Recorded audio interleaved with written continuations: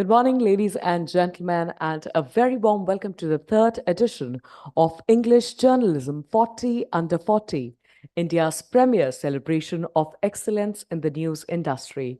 My name is 𝒕𝒓𝒅𝒊𝒔𝒕 and I will be your host for this fine day. This prestigious event is brought to you by 𝒕𝒓𝒏𝒂𝒍𝒊𝒔𝒎 Group with the vision of recognizing and promoting brightest talents in English journalism. The theme for today's conference is Rebuilding Trust in Journalism, a theme that underscores our focus on the vital role of integrity, transparency, and accountability in the media.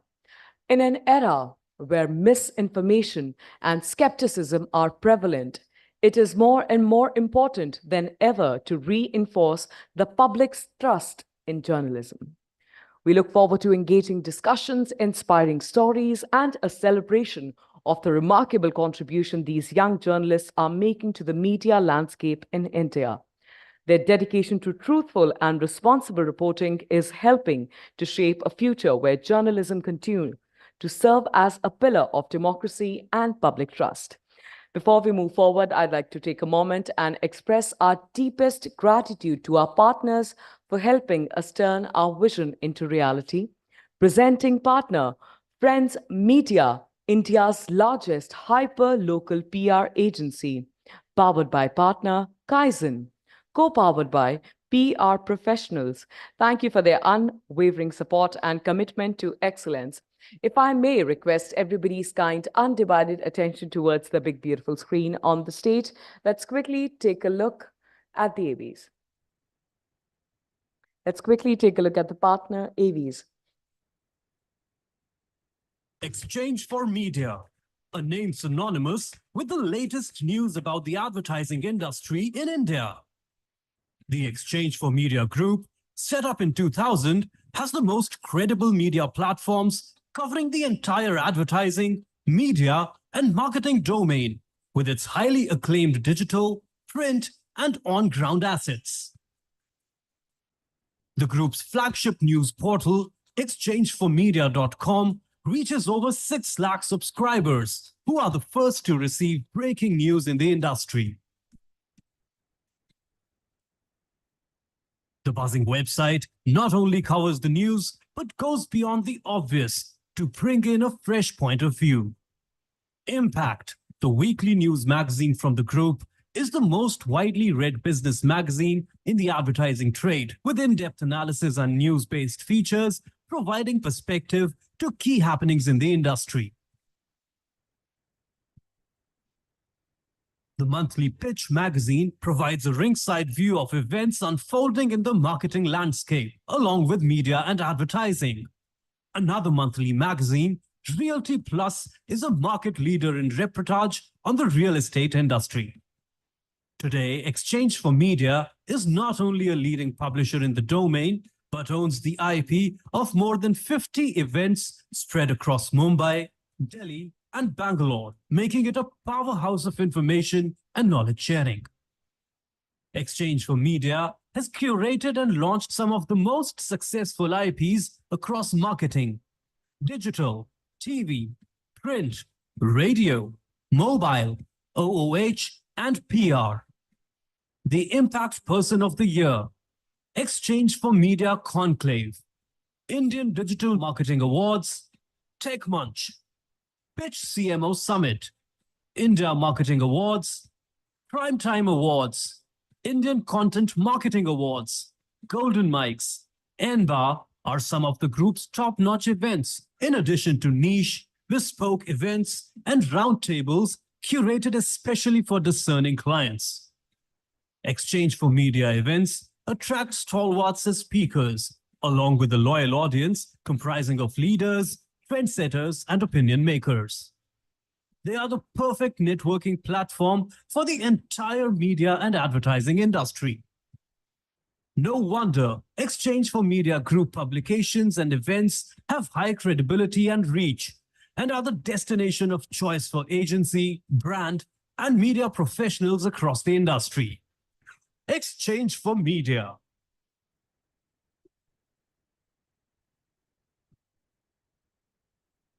पिछले एक दशक में media ने जबरदस्त बदलाव देखे हैं। Digital media का बूम, सोशल मीडिया का डोमिनेंस और सैकड़ों नए न्यूज चैनल्स और पोर्टल्स, इस बीच पीआर भी पूरी तरह बदल चुका है। अब हर छोटे बड़े उद्योग को एडवर्टीजमेंट नहीं, प्रमोशन चाहिए। हम पीआर को लास्ट माइल कंज्यूमर यानी कि छोटे छोटे व्यापारियों और उद्योगों तक ले जाते हैं।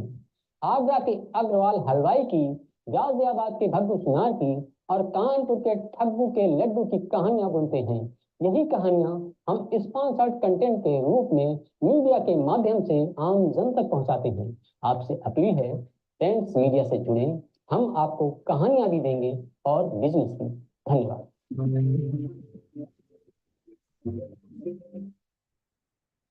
PR Professionals Group, a global communications powerhouse operating from 16 offices across India and overseas.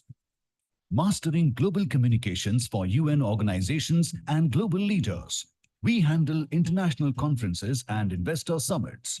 We manage 360-degree communication, crisis, and public affairs for government and corporate clients across industry. Our 90% client retention and rapid growth make us the fastest growing firm. We are not just about business, we are driving national progress. We played a major role in amending the Juvenile Justice, Motor Vehicle and Child Labor Acts. At PR Professionals, we believe in giving back to society. We fight for justice for women, support families of martyrs, and care for children who have lost their parents. We promote para sports for the specially abled. Our CSR initiatives are driven by the belief that communication can change lives. Join us on our journey of growth, innovation, and impact. PR Professionals, where your success is our mission. Exchange for Media, a name synonymous. Well, I'm certain that throughout the day, most of us will be taking pictures or taking videos. In case you're planning to post any of these across any of your social media platforms, please do not forget to use the hashtag E4M English Journalism. Now, I might be an unfamiliar face up here trying to talk your ears off, but it's time for a familiar personality to give you all a warmer, happier welcome. Ladies and gentlemen, for the inaugural keynote, please welcome Dr. Anurag Batra, Chairman and Editor-in-Chief, BW Business World and Exchange for Media. How about a big round of applause? Come on, everyone.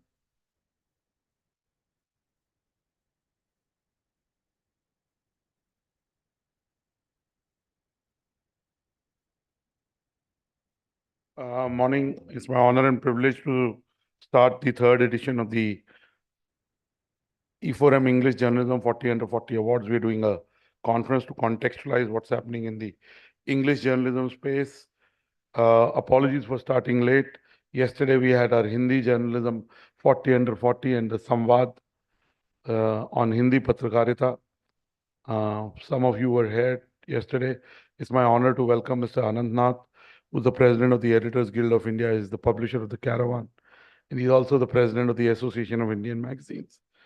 And I just made Anant happy by telling him something that may or may not happen in the future. More likely it will happen, but that's on a personal note. This year's 40 Under 40 will be in the evening, and Mr. Gurcharan Das and Mr. Ravi will be our guests of honor. Both really don't need introduction. Mr. Gurcharan Das at 80 is India's best-selling non-fiction author. He was a corporate executive who in the last 2 decades has built a career as a top-notch author. He has a point of view on what the Indian media professionals and journalists should be covering. And, you know, I don't want to steal the thunder from his talk, but he believes that the way to solving India's problems is through jobs. So I'm sure he'll talk a bit about that in the evening. Mr. S. Ravi is the former chairman of the Bombay Stock Exchange, chairman of Tourism Finance Corporation of India, founder of Ravi Rajan and Company. He'll also talk about, from a business journalism standpoint, what are the issues that India is facing and how journalists can help, and the coverage in English media can help in building the right kind of narratives in this new India. Yesterday, The Deputy CM of UP was the chief guest. And out of our 40 winners, 39 winners came themselves. One winner was represented by his family member because his father was in the hospital. The kind of energy and the kind of enthusiasm I saw in the winners. And there was a particular winner who covers health for a leading Hindi daily, covers health for Dainik Jagran, and his enthusiasm in making sure that a story he did was followed up. He also made an appeal to the Deputy CM to hire temp professionals that were used in COVID because they understand the hospital and it would be prudent to employ them. So I saw the zeal of the journalists. I spoke to some of them.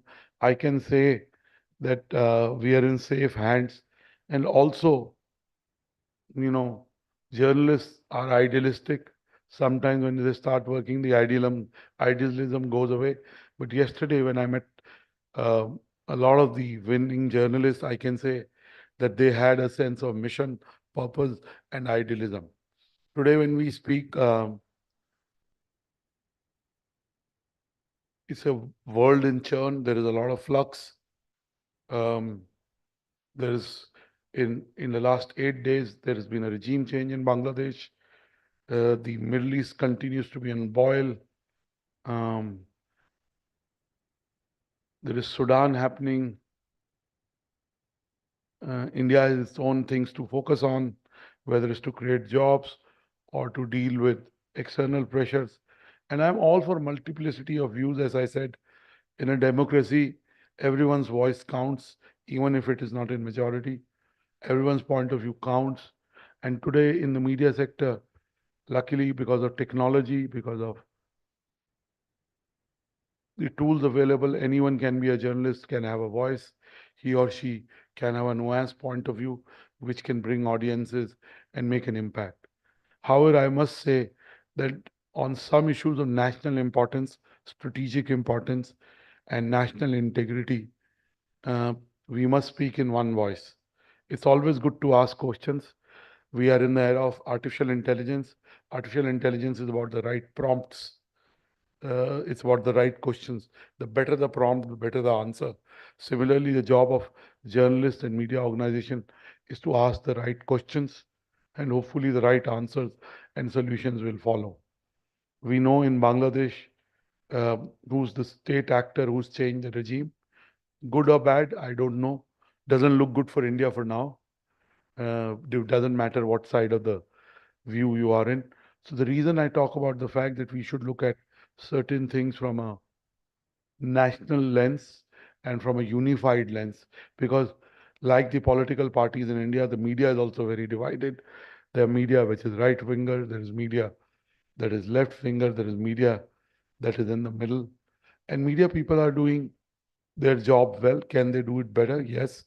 And I would say that the media needs to focus on three issues that I spoke about yesterday. First is the quality of our life. And let me define. 10 days back, it rained in Delhi, and we knew the mayhem it created. There were 3-hour traffic jams.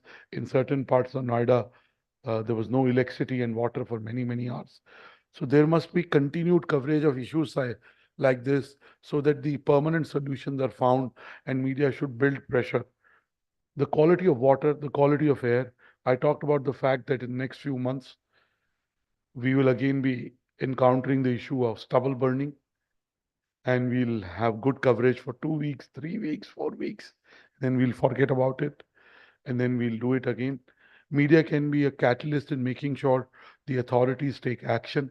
So there is continued coverage. And as a journalist put it aptly yesterday, khabar nahi samadhan. So we have to get to solutions. We have to hold the public, uh, opinion as a catalyst to be able to create a change. So whether it is the drainage system of Delhi, or it is a permanent solution to the stubble burning in Punjab and hence the air quality in Delhi, or it is the increasing difficulty of mobility. I mean, the question to ask is, we are becoming affluent, but is our life better? Is the quality of life better? do we get from a point A to point B fast? Even if we live in a premium condominium in Gurgaon, it's an island. What about the connectivity from there to the world, so to say? So clearly, these are questions one must ask. So one is the quality of life, whether it's the quality of water, air, electricity, drainage, the non-sexy things we should focus on. Second is sustainability in a deep way. You know, I saw Shantanu's comment in my editorial group in the morning.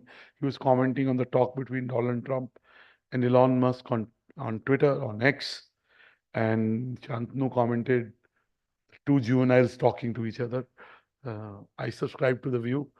And the reason I bring it up is because Donald Trump has famously said that climate change is a hoax. Climate change is real. You know what's happening in various parts of the country, the rising temperature. I will not go into the bushfires and the fires in the forests in the world, but look at the rise in temperature. Then there is a study, if the temperature continues to rise in the next 10 years, we will have issues inhabiting the earth. So clearly, uh, as media, it's a responsibility to be able to focus on sustainability in a big way, in a deep way, how sustainability can be brought in daily life. Of course, corporates and large business entities have taken to ESG and sustainability in a big way. But as leaders in the media sector, we must press on to make it a individual movement and keep the focus on sustainability and sustainable practices. And India is keeping its commitment to bring the carbon footprint, whether it's through advances in solar energy uh, or it is incentivizing companies that in the sectors which are very heavy on usage of natural resources are adopting sustainable practices and bringing down the carbon footprint. Third thing, just before I came, I asked Ruhail how many people, and he said audience is weak. And I left home at 10:15. I don't live very far from where we are. And I went to the temple. I go to the Sai Baba temple, Lodi Road. I went to the Ram temple. I'm a Hindu, and I believe in whatever rituals the Hindus have. In the past, I've gone to dargahs, I've gone to mosques, I do go to gurdwaras. And I'm sure most of you sitting in the room, and I must give you a secret, Ruhail is a Muslim, grew up in Kashmir, regularly goes to the temple with me, sometimes with me, we're returning from office, and you know, I must have done it 10 times with him, maybe more. I think we need to focus on developmental issues, jobs, and this journalism which divides, the journalism that creates chasm, the journalism which misleads youth, that journalism has to stop. I think enough of it. Clearly, it doesn't help any one of us. It doesn't help the country. And Karl Marx famously said many years back that religion is the opium of masses. Clearly, while I respect my own traditions, and as I said, I follow them, but I think to me, it is very clear that God is one. Whatever route you take, God is one, and religion should be there to unite and not divide. The coverage around religion, the coverage around divisive ideas has to stop. So I don't want to go on, but I just want to say that we must pedal on to cover quality of life issues, to cover sustainability, to cover stories which unify people, and to be able to be on certain things that are of national importance, have one voice up in spite of the differences we may have on different thoughts of view and ideologies. Tonight, we will award 29 winners. The jury chaired by Mr. Sukumar, who's the editor-in-chief of Hindustan Times, and co-chaired by the, she's the editor at large at editor projects. She was the managing editor at NDTV. lots of editorial leaders, some of you during the course of the day have chosen, though it's called the English Journalism 40, but the jury has chosen 29. And last year, the Royal 19. So Mr. Rajiv Dubey is also here from also here. Both of them were on the jury. So they have attested on the list of 29 that the jury chairs and the jury select arrived at.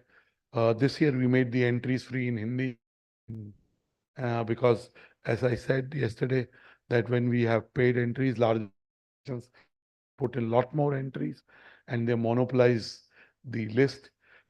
And out of the 40 winners, 17 organizations were represented. So good. There's diversity of organizations and viewpoints in the 29 list. And like in journalism, we have lots of leaders. The list have lots of women leaders. However, I would like more women.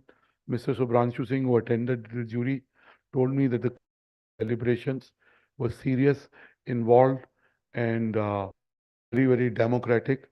So I'm happy that the winners that are chosen are honest, transparent, jury-led process where we at Exchange for process, but don't have a brief for the jury. I wish you luck in your endeavors to contribute to Indian media, and we at Exchange for Media get the four reporting policy, people, trends, and in the Indian marketing, advertising, media ecosystem. Thank you. God bless you.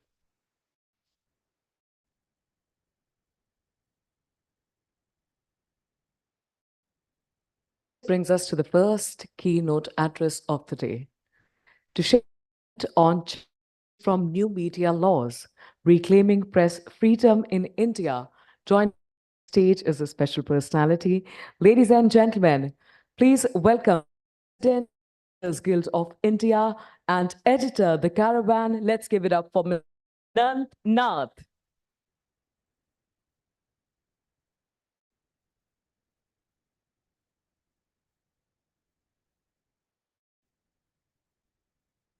Thank you, Anurag, for inviting me over, for choosing a subject which is at the heart of every journalist here, reclaiming or rebuilding trust in journalism. I think because I think there can be no more word. The fact that we have to have this as the title of the conference itself explains where journalism, the dangers of journalism, and some of them Anurag touched upon. We are peddling with how journalism is divided, journalism that is fighting a very strong battle of nationalism, fundamentalism, religious divide, where we don't know behind a certain media organization what is the ideology that is informing their journalism, and whether the ideology, it is one thing, I always say that it's all right for a media organization to have a bias. In fact, it's important that a media organization has some bias. It will naturally have some bias. You are a product of a certain political, social thinking. And the reason why you are in this line is because you have a certain voice, you have a certain belief system as to what political system your country should follow, what societal setup your country should follow. And you want to use your journalism as a means to express that voice. We all know that journalism is not a career that you join to make money. I mean, I don't know whether that was ever the case, but definitely not today. So it is a place for the passionate one. It is a place where you come with a certain commitment to social causes. And so therefore you will have a bias. But does that bias reflect in the pages of your publication in a forced manner, or whether you foreground objective journalism and let the underlying socio-political thought be a foundation for that? That is what differentiates a more ethical publication from a not so ethical. The one that force fits facts to fit a certain narrative is engaging in a certain propaganda. The one which is doing journalism, reporting with a certain starting foundational, view, but then let's the reporting take over, let's the fact take over, and then let's ensures that what they are publishing out there or what they're speaking out there in television is informed by the facts, is the model that we need to sort of move towards. And that's a question that media per se has to answer, because clearly I think the fact that there is a lot of deficit of trust amongst the people is a reflective of for problems that we have created for ourselves. And the answer has to come from within. The answer cannot be forced upon us. And the reason I'm talking about answer being forced upon us is because the government, irrespective of political lines, let's be very honest, it's very convenient to say that whatever problems we are seeing in journalism is a product of last 10 years. No, that's not the case. Any government will try and control media. That's been the case.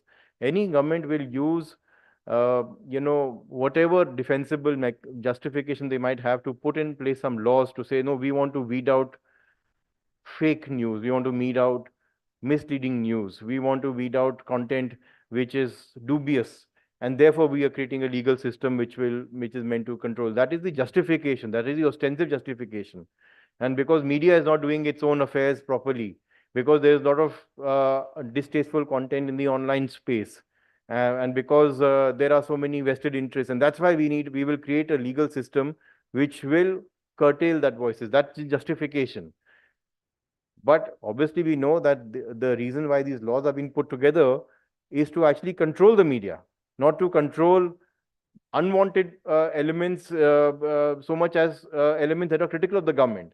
And because media is not doing its job properly, and because we have lost our credibility, it gives a handle to the government to say, okay, come, we will be the monitor, we will be the class monitor, and we will create a legal system where we will decide what is right and what is wrong.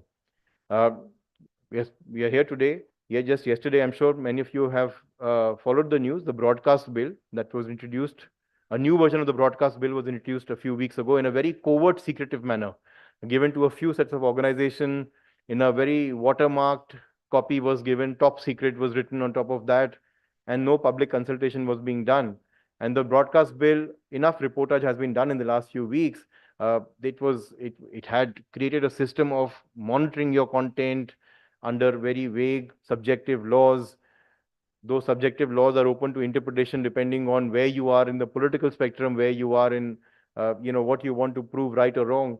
And the final authority in all of this, there was a three-tier structure that they have sort of put in place, two tiers being self-regulation and the third tier being a government-controlled, board, broadcast advisory council, headed by a government servant, government secretary. So the ultimate power to decide what is right or wrong on very subjective questions was being given to a government officer. And we all know who will the government officer answer to, what are their interests. Not only that, and that was the provision of the broadcast bill that was introduced in November last year as well. Now they've come up with a new bill.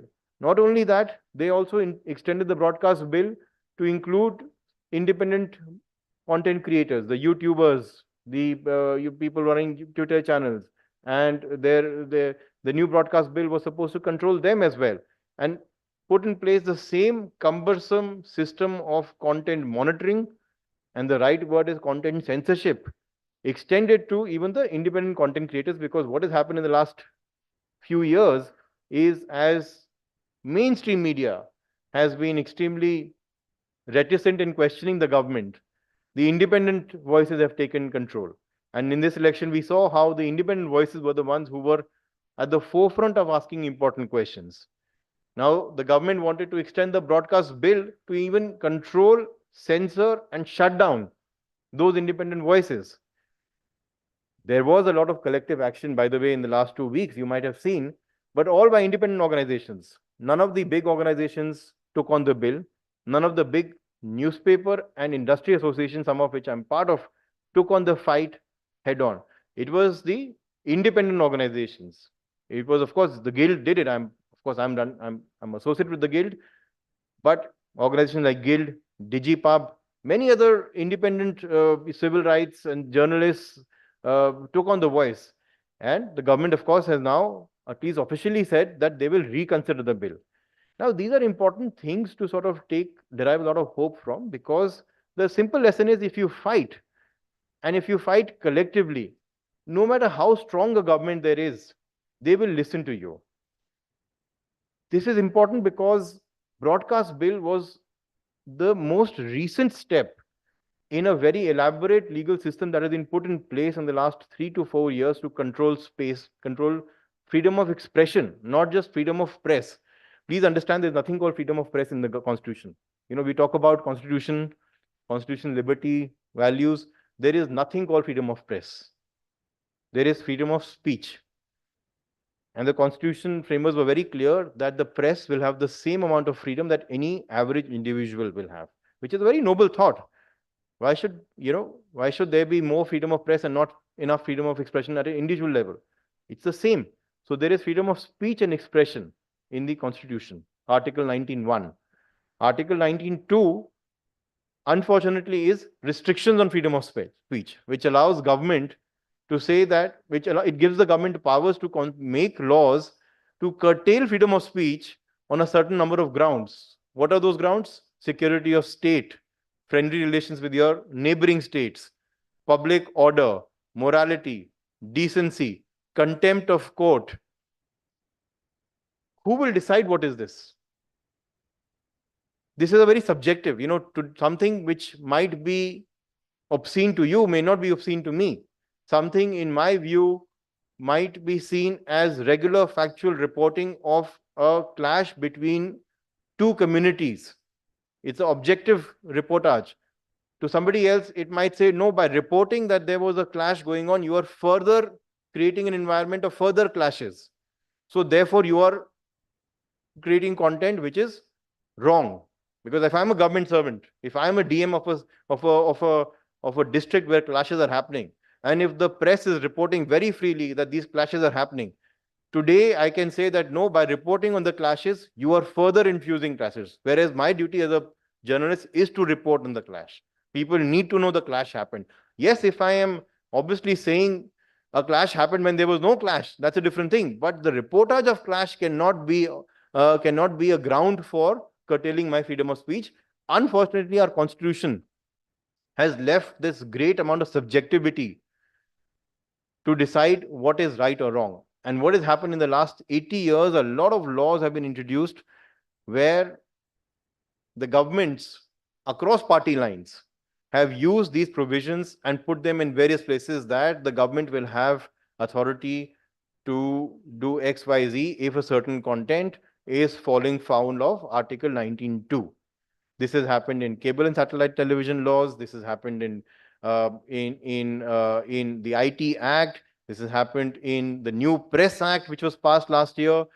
3 years ago, the government introduced something called the IT rules under the IT Act, in which they put in place this 3-tier structure that I was talking about in the broadcast bill, where again, the same provisions that if a content is liable, if it creates enmity between two communities, if it's obscene, if it is against security of state, so on and so forth, the same 8 or 9 provisions that they are there, then the government, then if somebody has a problem with such content, that content can be pulled down. So it is censorship, subjectivity. So IT rules were put in place in 2021. There's something called fact-checking unit that was introduced as an amendment to these IT rules last year in 2023. The Guild challenged that fact-checking unit because the fact-checking unit was very simply saying that if the government thinks that any content regarding its own affairs is fake, or even worse, misleading, then they have an authority to block that content. Now, the government is saying that us as journalists, if we ask them a question and if we report on a certain version of their policy which does not conform with them, then they can flag that as fake and they can order the internet service providers to block that content. So I am being a judge in my own case. I came out with a policy, or not even a policy. I came out with an announcement that last year they were just, the number of hate crimes in the country went down from 100 to 20. And a certain newspaper does an investigation and say, no, actually the hate crimes increased from 100 to 150. I can say that actually because you have contradicted me, your content is wrong. Your content needs to be pulled down. That was the essence of the fact-checking unit. We approached the court. We approached the Bombay High Court. Bombay High Court had a split verdict. We went to Supreme Court. Supreme Court has said, okay, fine, let the Bombay High Court decide finally. But in the interim, the fact-checking unit cannot be instituted. So imagine the amount of control that the government was trying to put in place by a simple, amendment to the IT rules. The Press Act was passed last year. There again, they have introduced the Press Act. Actually, by the way, replaced the erstwhile Press and Registration of Books Act, which was set up in 1867 by the British. Now, we all talk about the colonial laws. We all talk about how, our laws are supposed to be more democratic than the colonial laws. Now, there was nothing in the PRB Act, the original PRB Act, that did not allow anybody from publishing a newspaper. You could be anybody in the country. You could be charged with any crime, sedition being the biggest crime in the British India. I mean, Gandhi was imprisoned under sedition. Lokmanya Tilak was imprisoned under sedition. They both were convicted and imprisoned under sedition, and they both were, by the way, publishers and editors. Gandhi of Young India, Tilak of Kesari. The PRB Act did not allow the power to the government of India, run by the British, to ask them to stop the newspaper. That is the amount of press freedom that PRB Act allowed. It was only meant to catalog the newspapers in the country. It was not meant to control the newspapers. You could be convicted of any crime and you still had the right to express your views. The new Press Act says that if you are convicted of a terrorism activity defined under UAPA, you cannot be a publisher. And UAPA has been used against journalists in the last 5 years. It has been used against some independent media organization. It was used against a guy called 𝒕𝒓𝒄𝒄, who was under jail for reporting on that rape incident. So to say that we are replacing a colonial law with a more liberal law is, of course, factually not happening. It's not correct. On top of that, the government came up with a Telecom Act last year, where again, content which is same Article 19(2) can be blocked by telecom operators. The broadcast bill has the same provisions. Criminal laws have been replaced by the country. We all know about Bharatiya Nyaya Sanhita. We have, the law to replace the CRPC. Now, these were laws. The IPC, the original IPC, was put together in 1860. The new criminal laws have far broader provisions to control free speech. Something called sedition was there in original IPC. The Guild challenged sedition law because sedition has got no space now in this modern world. The country that introduced sedition to our legal system, the British, have removed sedition long ago. There is probably hardly any big democracy where sedition as a crime is there. IPC still had it. We challenged the court. We went to the court. We challenged the law. The Supreme Court called the government. The government said, we are reconsidering the sedition law. So the Supreme Court said, very well, we are putting the sedition law under abeyance. This was in 2022, which means that no new fresh FIRs, complaints to be lodged under sedition. We are very happy that, okay, we have won a small battle. Now the new criminal laws have come back and they have reintroduced sedition without calling it sedition. They are calling it treason. And whatever was the scope, and it's a very technical details, I have the details there, but I won't bore you with the details. The scope of sedition, what could be called sedition, actually has been broadened in the new criminal laws. And how is sedition done? Sedition is done by words spoken or written, including in electronic format. So whatever we are writing, if it is not to the liking of the government, whether this government or any other government, can be called not sedition, can be called treason. And it carries the same penal provisions. There's something called, and this is all in section 152 of the new criminal code. There's something called section 197, which is called promotion of national unity. And there again, any word spoken or written which goes against national unity and national integration is a criminal offense. Now you think of the country, the kind of country we are living in, where there are clashes, ethnic clashes going on in where in Manipur there's clashes going on, Kashmir there are going on. Obviously, Anurag was talking about how religious conflict gets flared up by media. Now, reporting of any kind of a clash, again, what I was talking about earlier, can be perpetrated, can be argued that by reporting on clashes, you are creating a division. You are against national unity. So on one end, there are laws like IT rules, the new broadcast bill, as and when it comes and becomes an act. The Data Act, by the way, Data Act also was introduced last year, which also has implications for press, and the Press Act. These 4 acts in the civil domain have provisions that can allow a government officer to block your content. At the criminal end, they have given the same powers to police officer to file an FIR against you or to register a FIR against you on a complaint which says that your article or your whatever content is falling foul of treason, falling foul of national unity. It's very easy to argue that. I can argue that in a moment that what you have written is against any of these 2 things. Who will decide? The police officer. The police officer is answerable to whom? The Home Ministry of that state or the center. You can go and challenge in the court. Finally, in most cases, you will find that the courts will come to the right side. Generally, I've seen that. But the process is 2, 3, 4, 5, 8 years. You may be imprisoned in that. Even if you're not imprisoned, you have to fight it out. If you're an independent news reporter, do you have the wherewithal to do it? Do you have the wherewithal to take on the legal expenses? Do you have the wherewithal to spend your time? So the system has become extremely elaborate, both in the civil space and the criminal space. And that's the important thing we have to sort of keep in mind, that how do we fight it out? The broadcast bill, by the way, is one such example, but I want to end it by giving another example. The British had put in place an act called Vernacular Press Act in 1878, which was meant to control the Indian press at that time.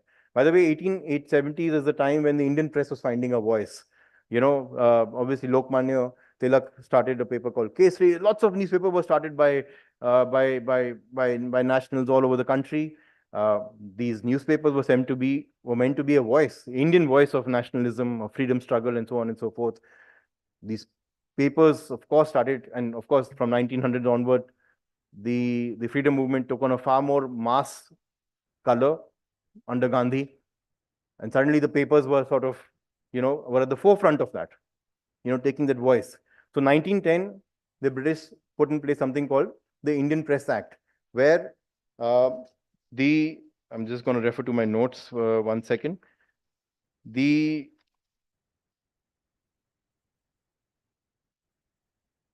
Sorry, 1 second. Yes. The idea was to control the press and the means of publication, to exercise control over publishers, suppress seditious content, and exercise control of content that was coming in from India to the UK. And basically, that it had a very elaborate procedure where powers were given to detain content which was objectionable. The Indian press owners had to furnish some security to be able to run their press. And if your content was found, seditious or objectionable, your security could be sort of usurped. The district magistrates had powers to, arrest you, seize seditious literature. So a lot of control, a lot of elaborate control that we're talking about right now, were there in the Indian Press Act. In the next 5 to 8 years, about 1,000 such cases were registered, where publications were banned, fines were levied, and apparently, according to some data I found, within 7 to 8 years, some 5 lakh rupees of security was collected by the British government. Now, I can imagine 5 lakh rupees in 1910. I don't know what inflation you can do, but it will be definitely a few hundred crores right now. So imagine the amount of penalty that was levied on Indian press was sizable. The Indian press rose to the challenge. There was a lot of objection. There was a lot of fight against this law. Obviously, the freedom struggle was there. This entire debate reached the British Parliament. And finally, the Prime Minister in 1919 and subsequently 1922 gave an order to the Secretary of State of India to withdraw the law.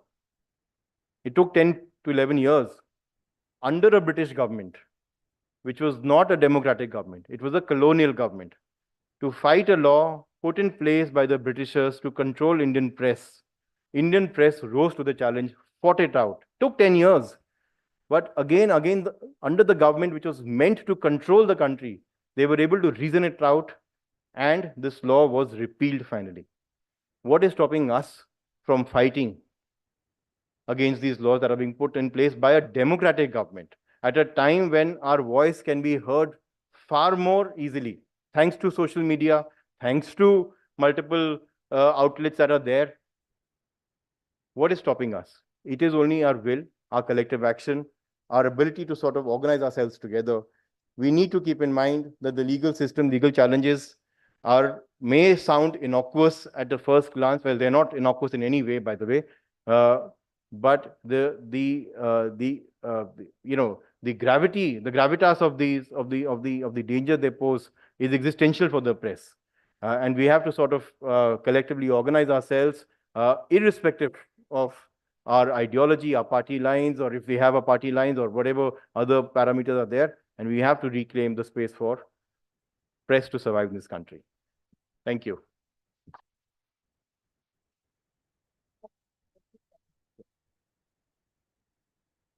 Well, that was quite a productive session. And to present a small token of appreciation on our behalf, inviting 𝒕𝒓𝒖𝒔𝒕 Join, Editor, Exchange for Media, on the stage. Let's welcome the lady with a big round of applause. Come on, everyone.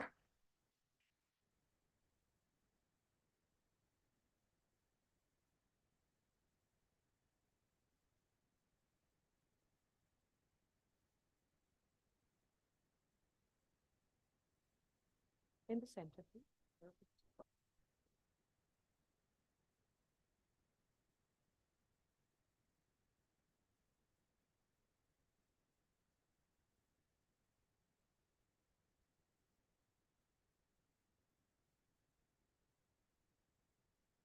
It is my distinct honor to introduce our next speaker. But prior to that, ladies and gentlemen, I just quickly want to run this through the room, that the format that we are following for the next couple of sessions is standalone address followed by a quick fireside chat. Our next speaker will delve into the crucial topic, future of traditional media in India's advertising ecosystem. Join me as I welcome the head of media at Dabur India. Please give it up for Mr. Rajiv Dubey.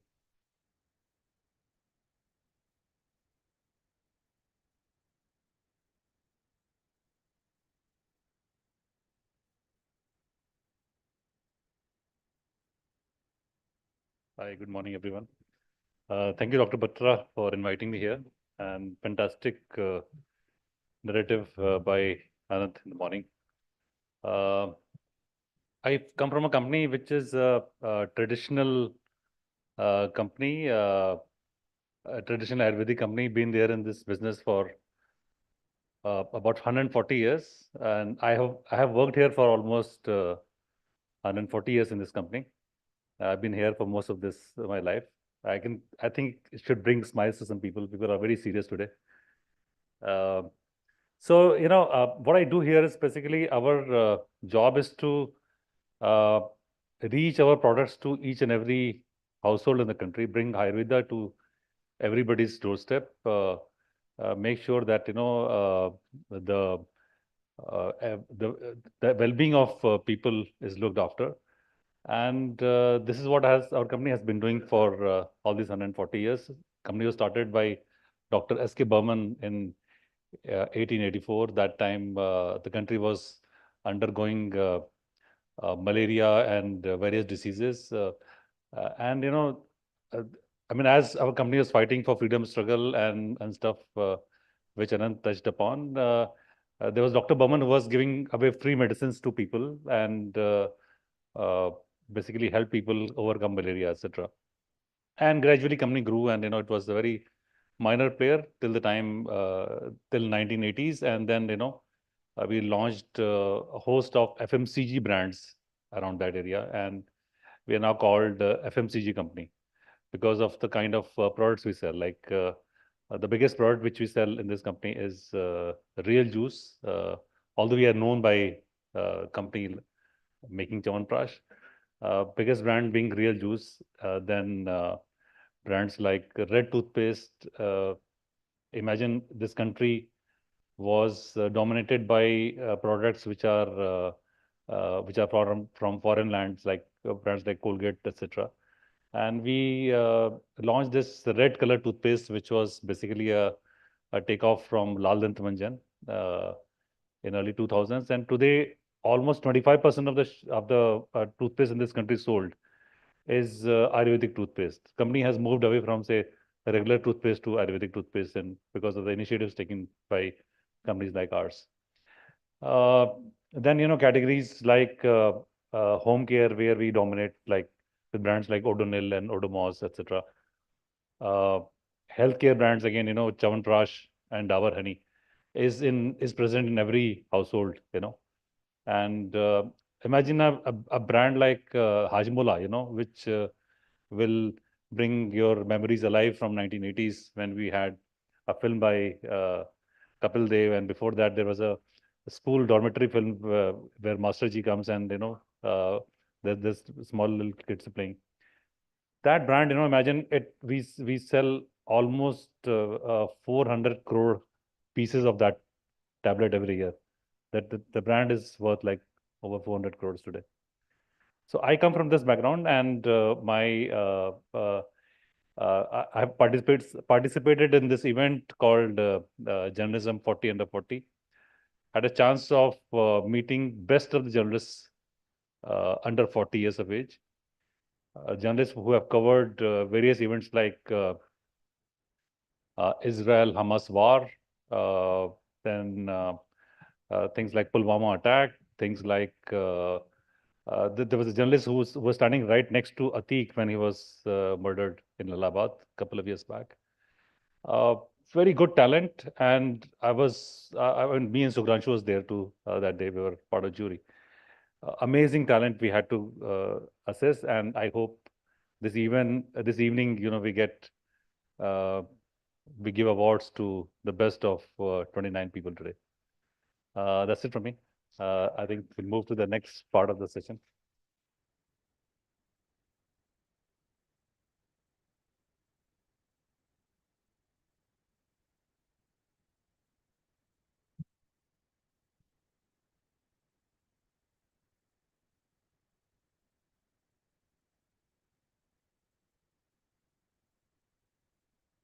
Good morning, everybody. Elated to kickstart the first fireside session of the day with Mr. Rajiv Dubey.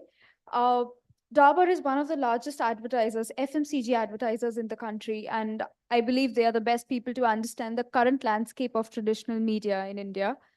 So my first question to you, I'll dive right in. How do you think that traditional media has been able to expand its pie?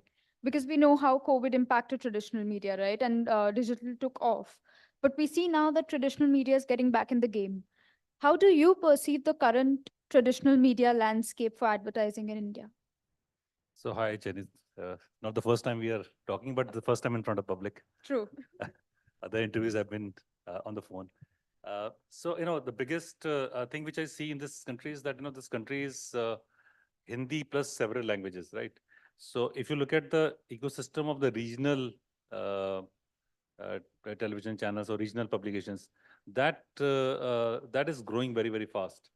If you were to divide the country in languages, and in terms of how many different languages are isolatable in terms of for advertising, you'll find almost 8 or 9 are there, right?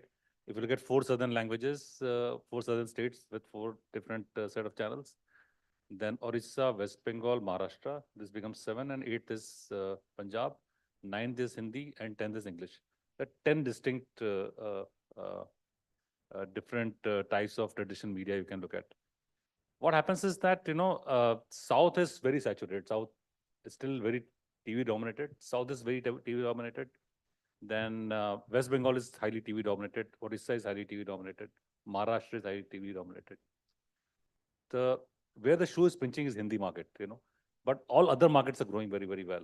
And the consumption of, say, traditional media, be in television or say in regional vernacular newspapers or say OTT, that's on the rise.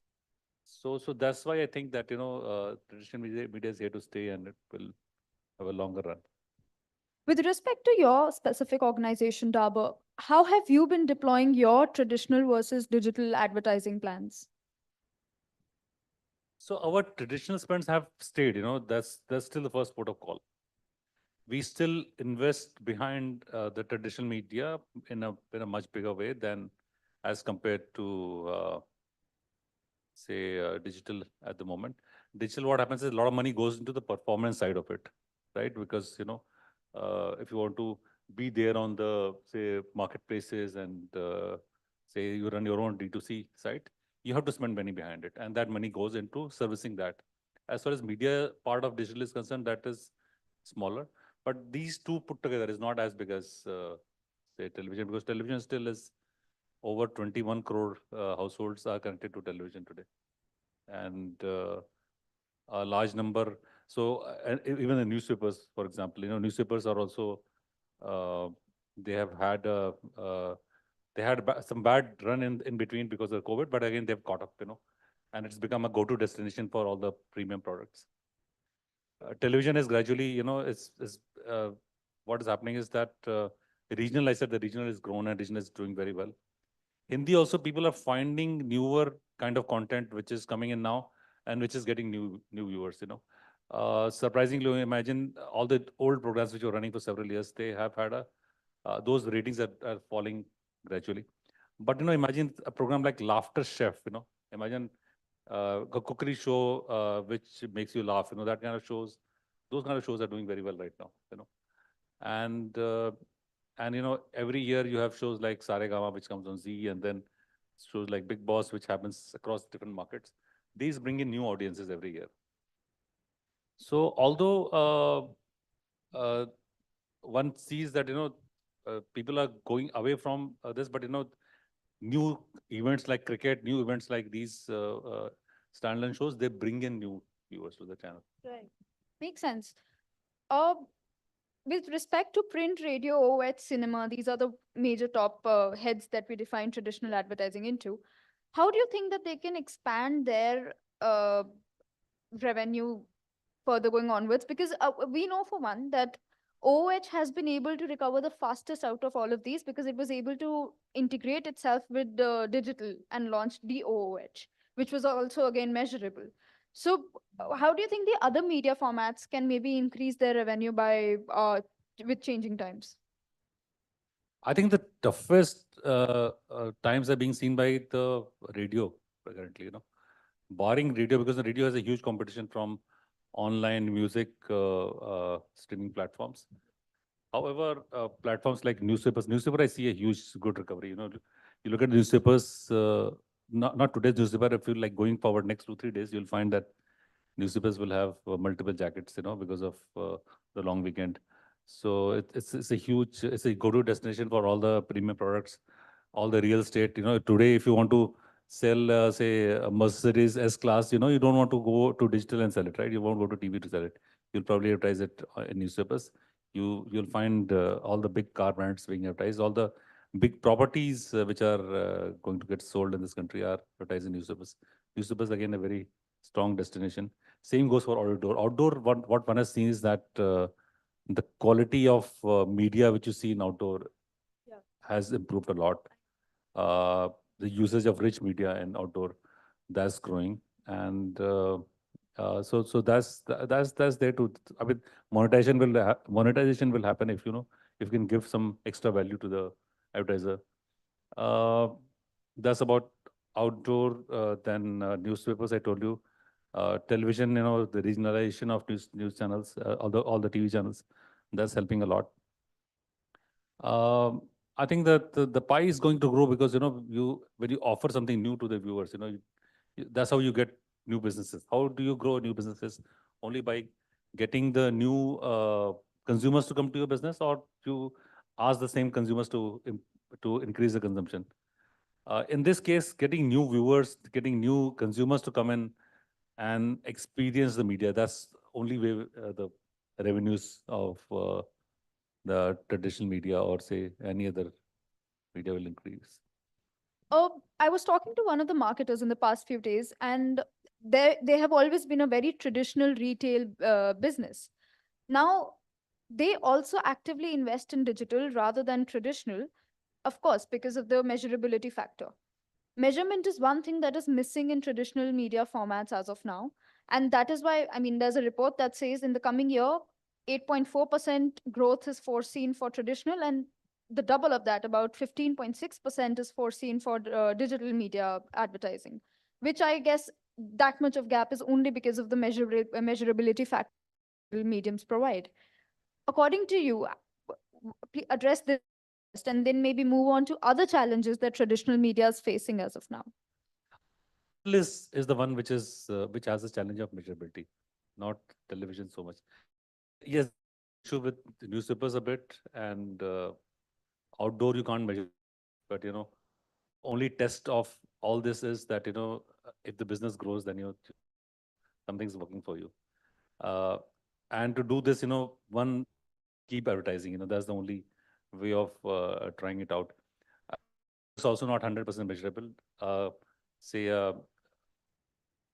were to look at a say comprehensive measurement for a brand across different mediums, that is not possible to.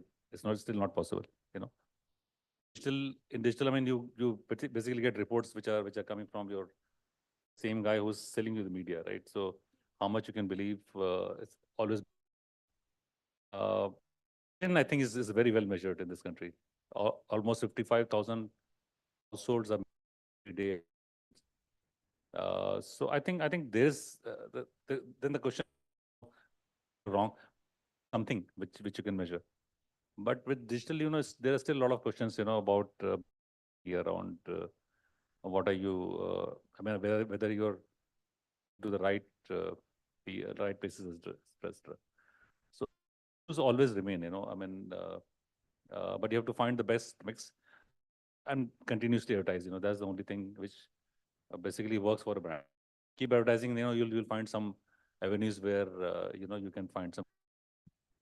I'm just trying to kind of balance out the discussion here. I don't want discussion law either or traditional, but you see the measurability issue is there with TV, and we've seen rated numbers in print since a few years, and TV had that whole bar where channels of it, and then maybe some of them came back. All of that fiasco.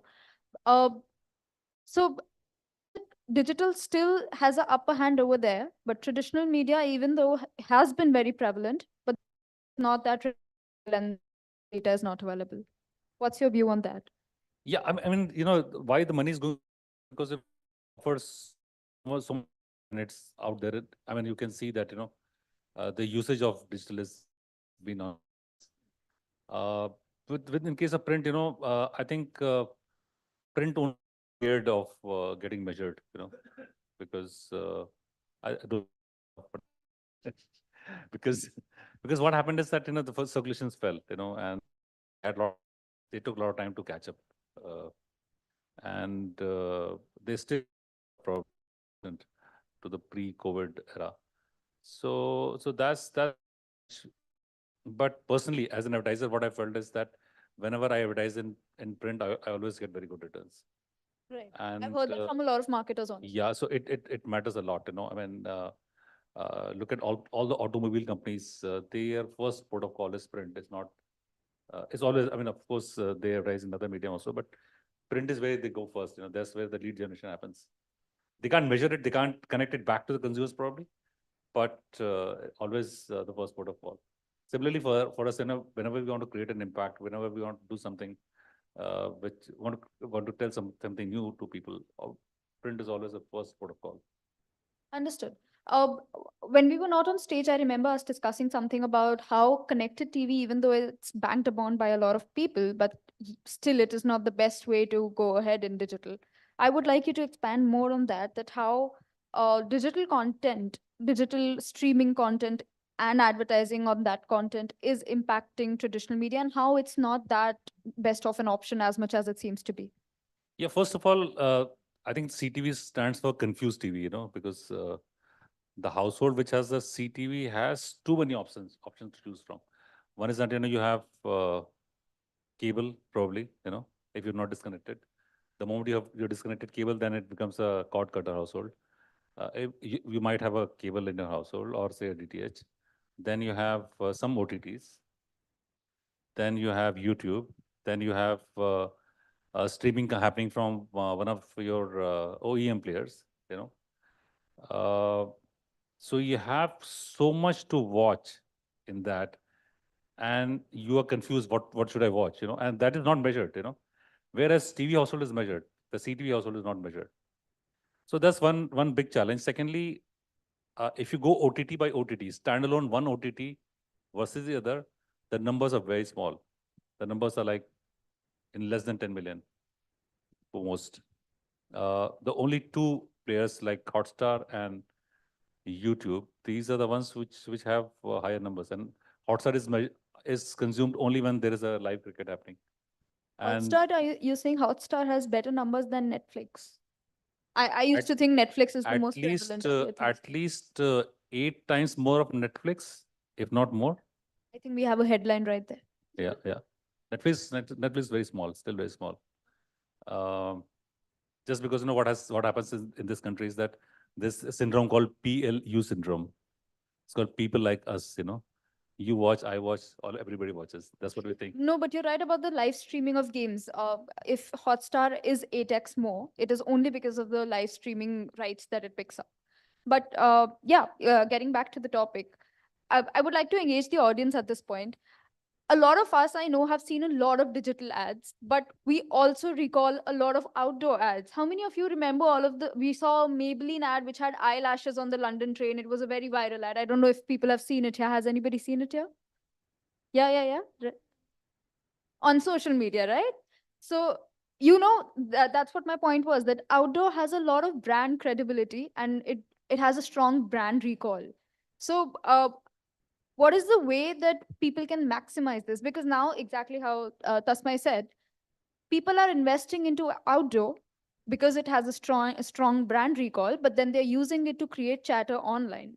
So there's an integration that is happening right there. Can you expand a little more on that? What's the scenario there? It's a very interesting take. You put something on outdoor and then you create something and, it goes viral, etc., etc.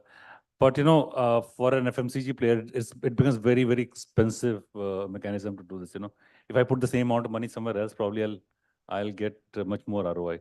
But however, for a brand like Maybelline and say London, etc., and I mean, those guys have a lot of money. We don't. We have very small little money. So I put outdoors in very strategic locations and make a nice 3D out of it.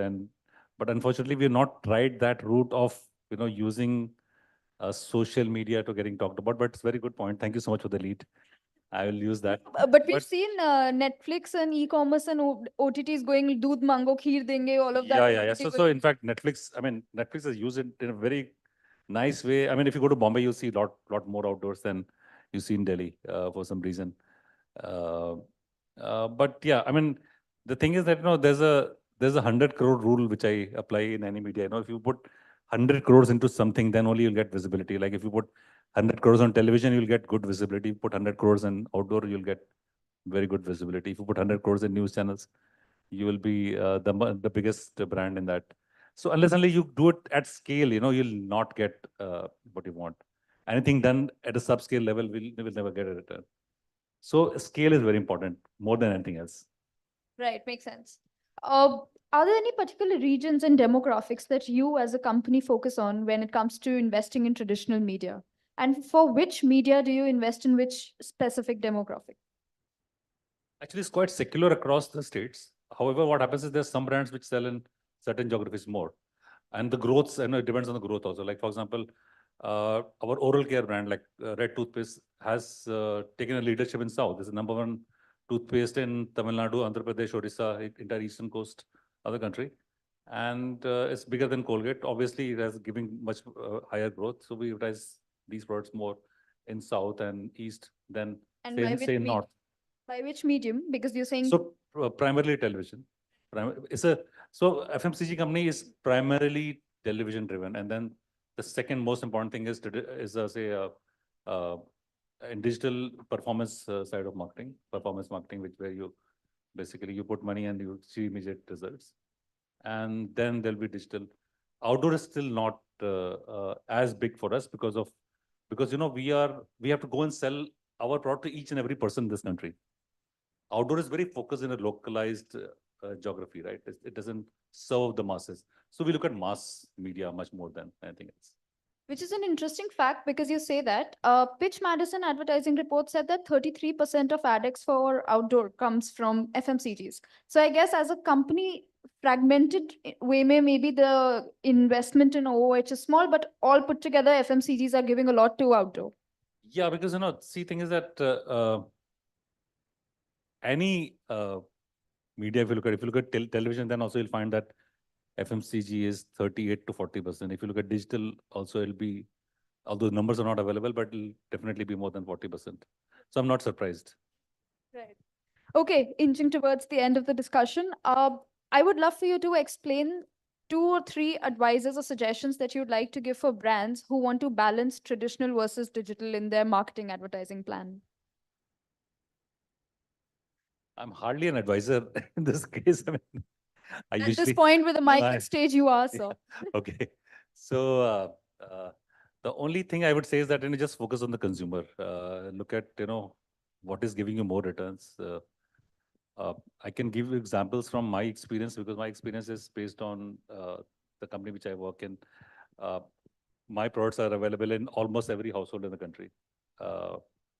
My idea is to retain my consumers and get the current consumers to consume more and probably buy more products for my company.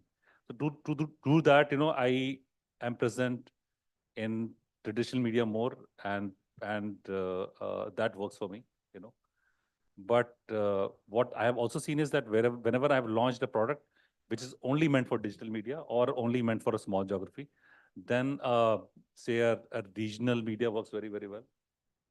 And if you want to target certain geo and you have multiple cuts in your advertising in terms of say targeting, then digital media works very, very well. So it's not one size which fits all, depending on the brand, depending on the product which you're trying to sell, depending on the geography you're going to go to, depending on who's the consumer, you have to devise your media choices. Right, makes sense. Okay, thank you so much, sir, for your time. I hope you people enjoyed the discussion. Could I please request both of you to kindly come forward for a picture? We'd like to present a small token of appreciation to Mr. Dubey for his time and the valuable insights he shared with us. How about a quick round of applause? Come on, everybody.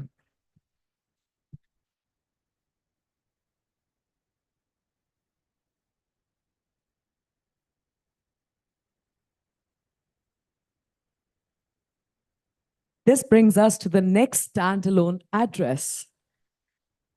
The topic at hand is the convergence of broadcast and digital, how to harmonize traditional TV with digital growth. Join me as I welcome our next speaker. Please put your hands together for CEO IDPL, Dr. Idris Loya. Let's welcome the gentleman with a big round of applause.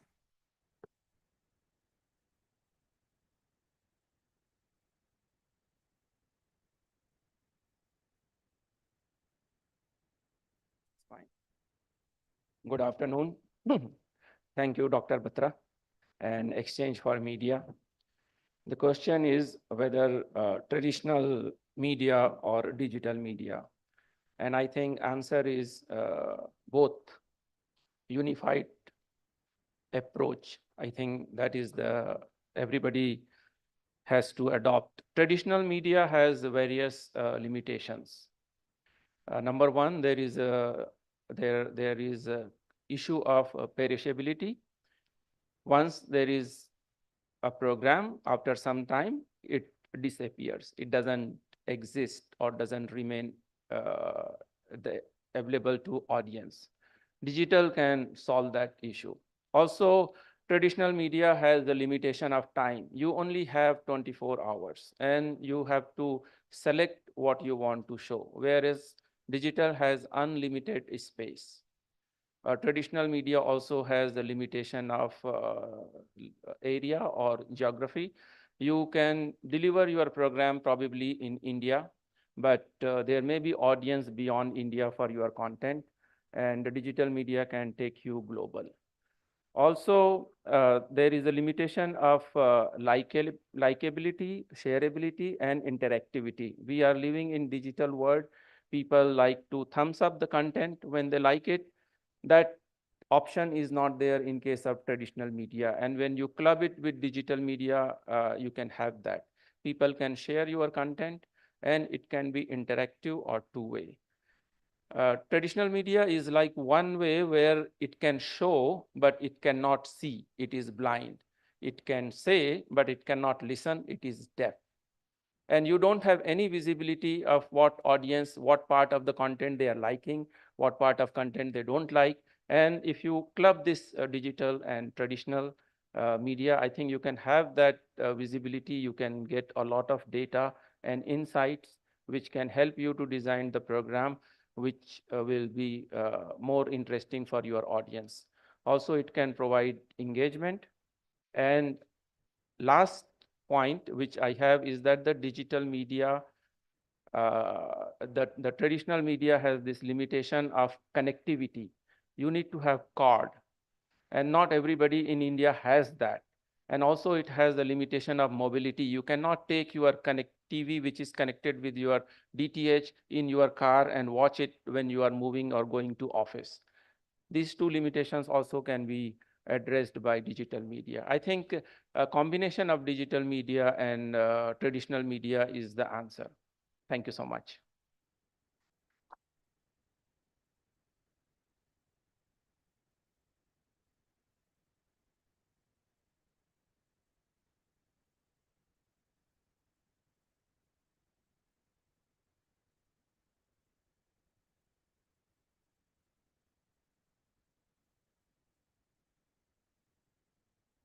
Propose to stand and talk. We can. Okay, I can just. Either, yeah. If they fix the table, let's stand for a while. Okay, for a change. So, I mean, just want to briefly understand, since you do digital, you handle the digital piece of a very large network. What does the future look like for a traditional medium like television in a digital first scenario, according to you? The future is challenging, but this challenge also opens a lot of opportunity. Earlier, what traditional TV could not do, now it can do with help of digital. So I hope, or I would like to see it in a way that digital is not challenging the traditional, but supporting the traditional if you have an innovative way to converge both things. Okay. And what strategies should broadcasters adopt to stay relevant to diverse audiences? Because digital can do it. Digital can make tailor-made content in that sense. But how can broadcasters? It's okay. I think we have 5 minutes. Yeah. How can that be possible? How can that become possible? So digital media also has weakness. It's not that the only traditional media has weakness. One of the digital media, the biggest weakness is the trust. Mm-hmm. Because there is a low entry barrier. Anyone with a mic and phone can become a media. Now, when that kind of thing is there, then there is a question of whether you can trust or not. The traditional media has an entry barrier. There are big brands over there. So when you have a digital which is backed up by a big brand, that brings that brand value as well as trust. People know the name and they have a lot to lose if something goes wrong. So they would be much more responsible and careful. So, a lot of people are consuming, the connected TV way, What are the broader things that we see wherein a digital piece and the TV piece kind of work together for the brand in a better way, to leverage the brand in a better way? Are we doing enough on that side? Answer is no, we are not doing enough. That is true. Yeah, what can be done on that So side? I give you one example. Suppose we have a travel show and you are showing the destination and other things. There is a limitation of time, and there is a limitation of the screen because you have 2D or 3D screen for your traditional media. Whereas after the show, if people would like to have immersive experience of that destination, you can have a backup or secondary content, which is the featured content, which will show AR, VR, and people can have immersive and that kind of experience as a follow-up program. This is one example. Second example is, let's say there is an event, and after the event, you have a talk show about it. There is a news, you have a news, and then you have a talk show. And there are many people who would like to participate and provide their comment. But that is not possible in traditional media. You can open up, link that chat, and the people can comment about it. And that is user-generated content. Later on, if you curate it, it will provide a very valuable content maybe for people who would like to see it. Also, long ago, when I remember there was a time when people had this radio program and people could write postcard, to request a song. The audience was participating at that time. Can you imagine? By the way, I There was still an heard a engagement. program that had a similar format recently. Yes, but now after TV has come, the participation of audience, rather than increasing, has reduced. When digital has come, it has once again opened the door for it. Now you can have a live program where people can comment, people can provide questions, and you can attend it. I have seen that you can increase the viewability of your audience, of your traditional TV content. I have seen many anchor who start first on Facebook, discuss that this is what I'm going to do today, and what is your feedback, what is your opinion, people engage on it, and then right after that, they go for the program. And right after program, they come back on Facebook and then discuss again. That kind of interactivity and exchange is providing you a better, connectivity with your audience. So also the treatment of content, say you have a same story, for example, what is happening in Bangladesh, for example, is a story and the television part is showing it and the digital part also has to show it, for example. So how do you treat it, from a digital point, which is very different, and also you leverage what TV is also showing it? I mean, how do you approach content that is similar in a way, but for two different mediums? So the content, should it be similar or should it be different? That is one of the big challenge with all media company has to address. People for linear or traditional media, they like long content, they like in-depth, and they like linear. Whereas the people who are on digital media, they typically prefer short content, very short content. They would like to have on demand. That means whenever they have time, they would like to watch it. And perhaps they would like to see something which you cannot show on your traditional media because of the limitation of time. For example, there is a movie and then we have the footage of off-screen activities, right? Something similar to that, those kind of content may find a good viewership in digital. That you have a program where a guest comes, but that guest, whatever he discusses on a screen, there is a many thing which is off screen, and that may be interesting for audience. Okay, let me ask my final question. What innovations in tech do we see at IDPL? Because a lot of AI in newsrooms and all of that, is a buzzword now. Give us a sense of that. What all is happening in the newsrooms from a tech standpoint? I think everyone is now utilizing Gen AI for generating the script, generating voice, generating video, and there is a virtual anchor and those kind of things.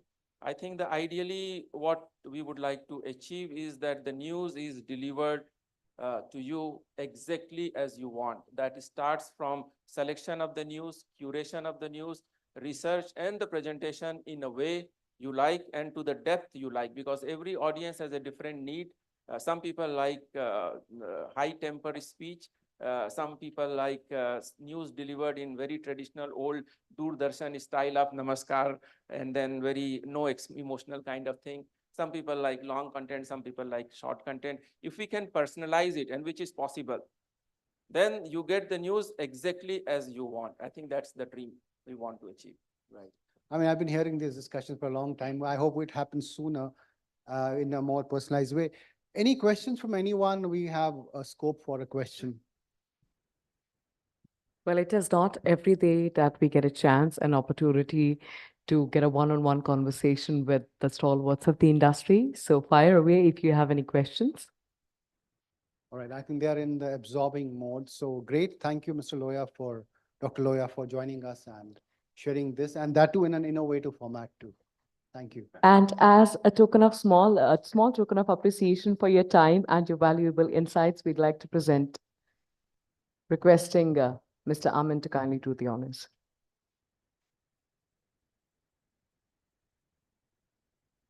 Thank you. Quickly towards the next keynote, followed by the fireside chat. Ladies and gentlemen, the next topic of discussion is media and culture in the age of artificial intelligence. Joining us on stage is Mr.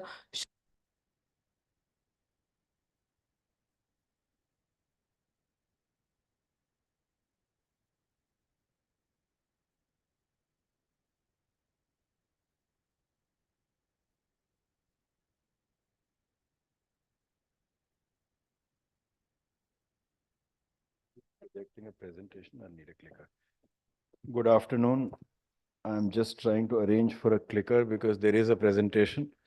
Just as a disclaimer, I'm neither a journalist nor a politician, nor anything interesting like that. I am a corporate manager. Thank you. All my life, more than 26 years, I have been in direct customer-facing marketing roles. I began life in '97 with Hindustan Lever. I was marketing head for various categories in Hindustan Lever, and then I have been a CMO since 2011, various stints at Visa, the card and payments company, followed by Star Sports. I was global head of marketing at Royal Enfield, and now for 3 years I've been at Tata Motors. But this presentation has nothing to do with my formal role. As a good marketer, you need to also be constantly a student of the change that impacts the consumers' lives. I think earlier the point has been made that if you are in doubt, follow the consumer. That is usually the North Star in any navigation that happens in marketing. My presentation today, therefore, is less to do with what's happening in journalism and in the media narrative, but more about recognizing the world that we live in. But before I get there, this is how mankind evolved. For about 250,000 years after we became Homo sapiens, this is where we were living as a species on the plains of Africa. And human life expectancy was miserably short, but within the first 5 to 7 years after you became cognizant, everything that happened was finite. Only the sequencing changed. Today I saw a giraffe, then a rhino, then a hippo, then a poisonous weed. Tomorrow poisonous weed first, then a hippo, then a chimpanzee, and so on. Mankind, by evolutionary logic, is not wired to encounter change. On the plains of Africa, if a bush was shaking and the curious amongst the lot went and saw what was behind the bush, there was at least a 50% chance that he became a protein snack for whatever it was that was lurking behind the bush. And so he was not coming back to the gene pool in the evening. He was not around the campfire. Over 200,000 years, risk-taking and curiosity has been evolutionarily, in terms of evolutionary progression, culled out of the species. But in the last 200 years, in the last 100 years in the manufacturing world, and in the last, say, 50 years in the domain of accessible technology, change has become bigger than ever in the past. So if you are unable to grapple with change, or if change has set about but you don't recognize it, it is not your fault. It is a limitation of our species. But you must embrace that change, because without change, you will not be able to survive. This is another truth about how mankind is equipped. We are not multifocal entities. As a species, we are used to being unifocal. Every time there is a group photograph, automatically the most important person is made to stand in the middle of the group, and then the next important people, and the next important people, and so on. any time that an organogram is made, have you ever seen an organogram that has the junior most bloke at the top? It is impossible. So both vertically as well as horizontally, human beings are focal. They need to focus on one thing. But in the world of accessible internet, in the world of the smartphone, in the world of the algorithmic filter, and in the world of artificial general intelligence, we are living in a multifocal world. In science fiction, they show you a room with blue lights where there is a collection of computers and people are sitting commanding the earth. But that's not the way in which the algorithmic world actually exists. It is so diffused that everybody's data is interacting with everybody else's data. There is no one room. If there was one room, trust me, we would be able to control the world better. But there are many rooms, many algorithms, from your electric iron to your refrigerator door, to the doorbell that rings with a MyGate application, to your Facebook feed, to your Spotify day list. Every bit of data about you is talking to every other bit of data. And you must therefore learn to live in a multifocal world. Now, AI has become the most perpetual topic I have encountered in the last 18 months. Anywhere and people ask about AI, like they used to inquire about popular songs, film stars, or politics in the past. But I want to let you know that artificial intelligence is not new. Artificial intelligence has been around practically for our entire lifetime. Anurag, of course, is very old, maybe halfway through his life it may have occurred, but for the rest of us who are young, it has been around our entire lifetime. Why? Because narrow artificial intelligence, when you type on Microsoft Word and it prompts you for the next word, when you leave your refrigerator door open and it beeps, when a lift says 10 people have entered and Anurag and I cannot enter because we are not slim enough yet, those are all instances of machine learning and artificial intelligence. What is new is artificial general intelligence in the wide sense, in the conversational ability sense. And that is what is giving us goosebumps. अरे, मैं कुछ पूछ रहा हूँ, वो ऐसे जवाब दे रहा है जैसे किसी से बात कर रहा हूँ. Because human beings have placed, as a species, have placed extraordinary importance on fluency, on ability to speak well. Actually, it is not a characteristic of intelligence. It is just a learned skill. But we think somebody who's having a conversation, fatafat, jawab, sawal, jawab, then that is wonderful. That is illuminating. And this ability, statistical ability, almost out of linear algebra, to pick a tokenized statistical option for what completes the word, artificial general intelligence, and anything I'm saying is very crudely generalized, so please bear with me, is actually a great fill-in-the-blank exercise, right? If you know that a popular name in India is Mohan, and you know a football is that round thing which you kick, then if I say Mohan kicks football, it works. If you say football kicks Mohan, that is incorrect, because commonly you have encountered Mohan to be a name and football to be an object. But there may be in Papua New Guinea or in Finland, the chance that Mohan is actually the football. It is referred to as a football. And football is actually a perfectly proper first name. But statistically, that will not throw up when you are conditioned in an Indian language or an Indian English environment. This is what artificial general intelligence is doing. And we do not understand this, and we are wowed by this, and rightly so. In 1950, Alan Matheson Turing, who was a deep genius, who was responsible for many projects besides the Manhattan Project, he gave what was then acknowledged to be the standard litmus test. If a machine can have a conversation with you, and you cannot perceive that you are talking to a machine, then it has acquired general intelligence. That concept of general intelligence has happened almost 20, 30 years ago, but it was not commercialized till November 2022, when ChatGPT came about, GPT-2 actually, first of all. And then everybody was like, wow, this thing is fabulous. It will change our life. And, you know, in the marketing profession, in the journalistic profession, as I keep joking, people are first of all obituary experts. Now print is dead. Now TV is dead. Now life will never be the same. There will be no jobs. everybody rushes to announce the birth of something new. And before that phenomenon is a toddler, everybody else who's walking the earth is dead and gone. Now, you're all familiar with this.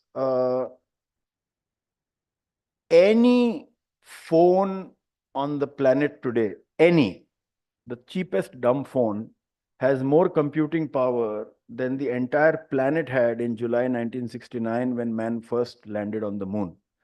And an ordinary washing machine or an electric iron, multi-switch electric iron, will have more computing power than NASA had when Neil Armstrong landed on the moon. And between 2014 and 2024, 3 billion smartphones have lit up on the planet. We've gone from 1 billion to 4 billion smartphones. 3 billion means 300 crore. If 300 crore times the multiple of what the planet had in 1969 or 70 has come about, how can marketing and media and our everyday lives be the same? When I went to engineering college, it was a privilege to break the line for the STD booth or to get a token at UCO Bank to withdraw money earlier than your turn. Today, no person on the planet who is born after the year 2000 will recognize that aluminum box which used to be a STD booth or understand the brass token that we used to get at a bank. Everything has been appified. So the pace of change is so rapid that even if you are conscious that it is changing you, you cannot escape it. So the best way to go about it is to make friends with it and deal with it with perspective and distance. And I will explain how. Now, another common fallacy is that artificial intelligence is a software. And क्योंकि रोजमर्रा की जिंदगी में हम इनको synonymously treat करते हैं तो हम उसको software मानते हैं, पर दरअसल वो software नहीं है. It is not. What is a software? A software is a predictable, repeatable code. So the simplest thing that you were taught basic was, 2 plus 2 is equals 4. Every time you run that code, it will give you a predictable answer, but you pick up your phone and go to any of the AI applications that you may have, and you ask who is Bhupendra Chaubey, who is Idris Loya, you will not get the same answer 3 times in a row, because AI is a neural net and it hallucinates. There is some Subhranshu Singh, who is a semiconductors professor in University of Indiana. Very often, artificial general intelligence rewards me with a PhD in semiconductor physics, which I have not earned, because it is hallucinating. And that hallucination, is a matter of deep thought, because what it's teaching you is it learns iteratively. NaCl, sodium chloride salt, is like software. Every single molecule of salt is exactly the same. But salt in a recipe, namak swadanusar, that is artificial general intelligence, because you can choose to put as much as you like, not put it at all.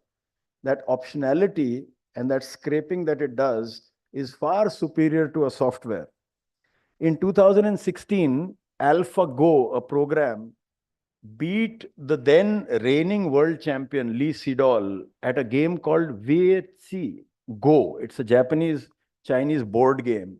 It is the most fluidic, unassignable game in the world. Till now, Kasparov was beaten by Deep Blue in the late 80s. But computer programming has not been able to codify Go because it is completely random. You can begin anywhere on the squares. It's a game of encirclement. But neural network was able to learn that, because what it does is dynamic instability. It learns the rules and then it plays itself at a pace that is inconceivable for the human mind. Just to put it in perspective, and I'm quoting a Deloitte research, if a artificial neural network, AI, taught itself chess, it would learn 2,500 years of chess in about 6.5 hours at quantum computing speeds, 2 hours if it's faster. And then the magical thing is it will play moves that no human has played in 2,500 years. Why? Because we are taught by a protocol. This is the opening. If this happens, then this happens. Human mind is learning by pattern, and this is learning by incidence. So it will break out of those 2,500 into whatever million permutations and play something which you and I have not conceived. So therefore, it is not software. It is, I mean, now I am crossing the boundaries of technical correctness, but it is alive like you and I are alive. It hallucinates, it learns, it iterates. And therefore, it is way more powerful than finite code. And that is why it is picking up. A year in AI is more than a decade in software. And as you know, a year in software is way more than a year in our everyday non-internet mediated lives. So what will happen now? Dial toneization, I call it. You know, in America till 1945, till after the war, phones were operator-driven phones. You picked up and somebody said, hello, where can I connect you? And you said, hello, connect me to Dr. Anurag Batra. And then they would plug in the PBX and you would get your call connected. After the war, there was a shortage of manpower. And AT&T, the telephone operators went on strike. So they realized that as the telephone network expands, it is impossible to have manually assisted phone connects. So A, they made an automatic exchange, and B, they said कि फिर पता कैसे चलेगा कि ये phone काम कर रहा है अगर कोई आवाज नहीं आएगी. Now today on our phone we pick up and see the bars. We don't need a dial tone. So they invented the dial tone. When you pick up and you hear a krrr, that means it is live. Now you can start dialing. So we are very fascinated with AI because it is a toy right now for everybody. When it sinks into the background, that is when it will be millions of times more powerful, when it becomes like a dial tone. It is present in your everyday lives, but you're not engaging with it out of novelty. The second thing is, अभी आपको अगर मेरी दो बात अच्छी लगी होंगी तो कुछ ने गूगल में जाके कौन है ये बहुत बोल रहा है. So, you know, the origination of knowledge is search. And search is the biggest advertising platform. Blue links search by Google. Last year, for the first time in the world's history, advertising reached $1 trillion. And of that, $700 billion, 1 billion में 100 करोड़ होते हैं. $700 billion of advertising was purely digital.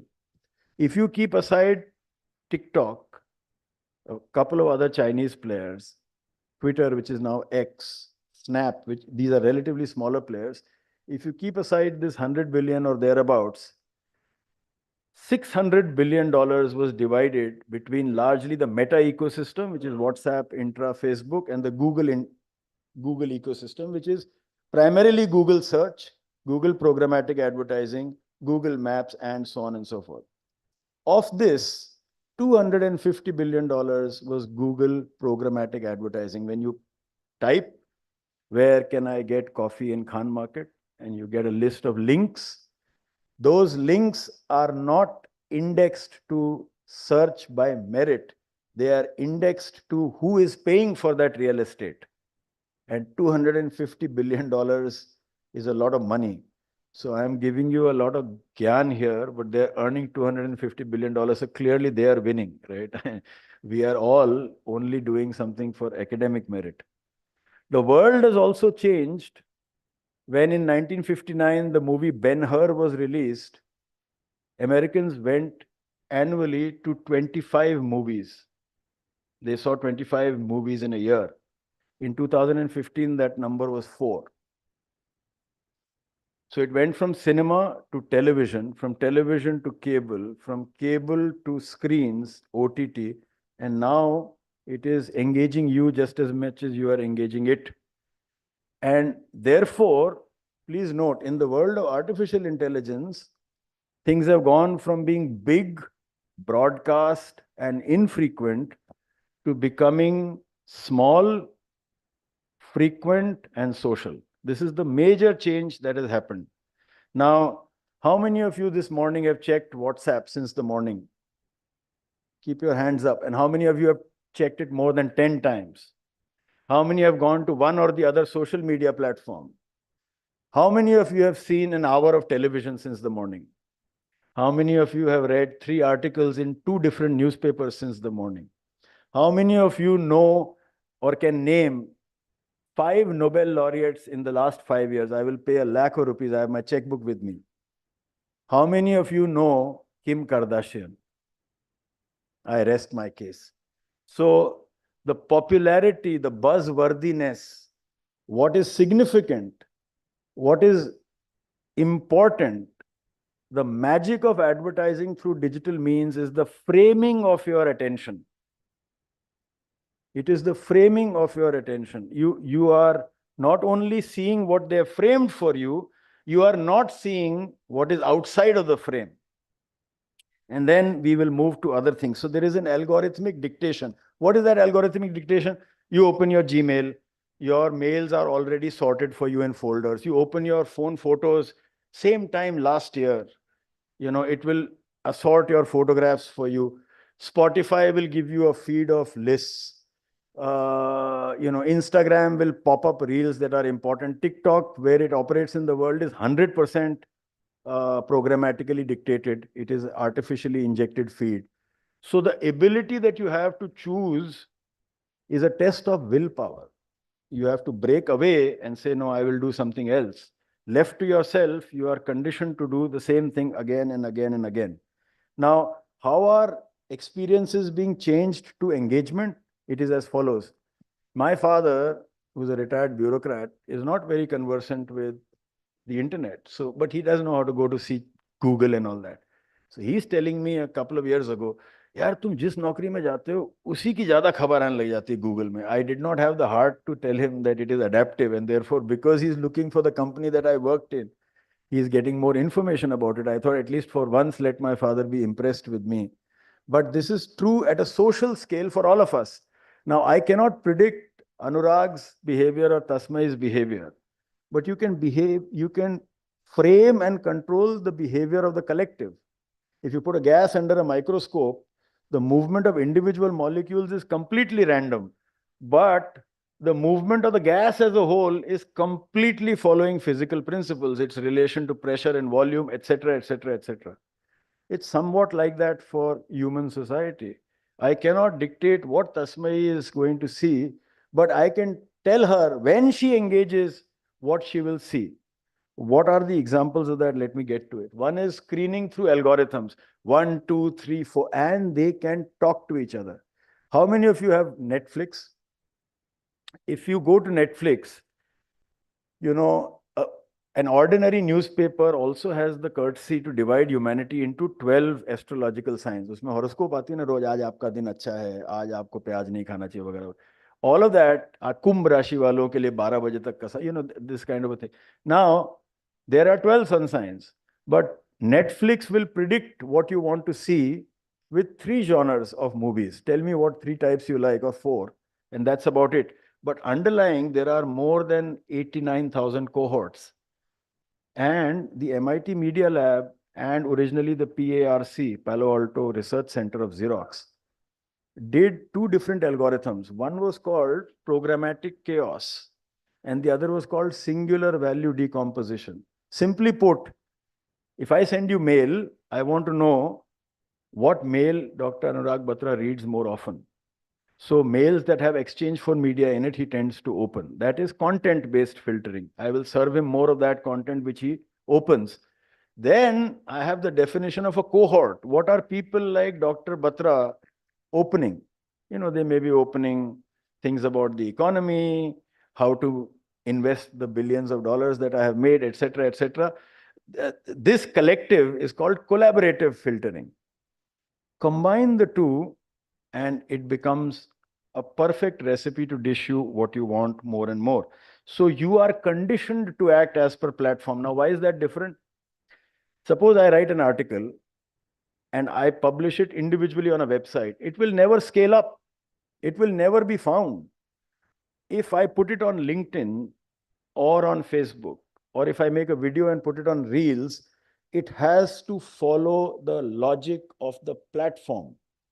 It will be successful only when it subscribes to the template of the platform. This power, economically called cloud capital, is only with the American ecosystem and then the Chinese ecosystem. Even the Europeans don't have it. We don't have it.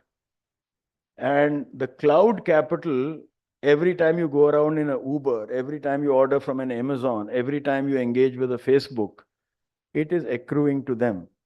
And remember this, the phone that is lying right next to you has all of your digital ecosystem on it. And this digital ecosystem knows more about you than your mom does, than your wife does, than your colleagues do, than your boss does, than the rest of the planet put together does. In fact, it knows more about you than you yourself know, because you have forgotten that holiday 2 years ago in Thailand, but this one remembers. You cannot tell me what latitude, longitude you're sitting on at this moment, but your app knows. You have forgotten what you paid Uber day before yesterday, but the Uber app remembers. You have forgotten what are your last 20 credit card transactions, but your app remembers. So you are actually, in a sense, directed to act as per this cloud capital universe. And I mean, I'm very much for it, by the way. I'm a mainstream corporate animal. There is inexorable logic of profitability, so there's nothing wrong with it. But we must recognize how this works. Now, in traditional logic, the opposite of a great idea is a bad idea. But in the world of artificial intelligence, the opposite of a great idea can also be a great idea, because you're living in that universe, that bubble, that filter, and you are not encountering noises or voices from the other end. So it is bad for culture building.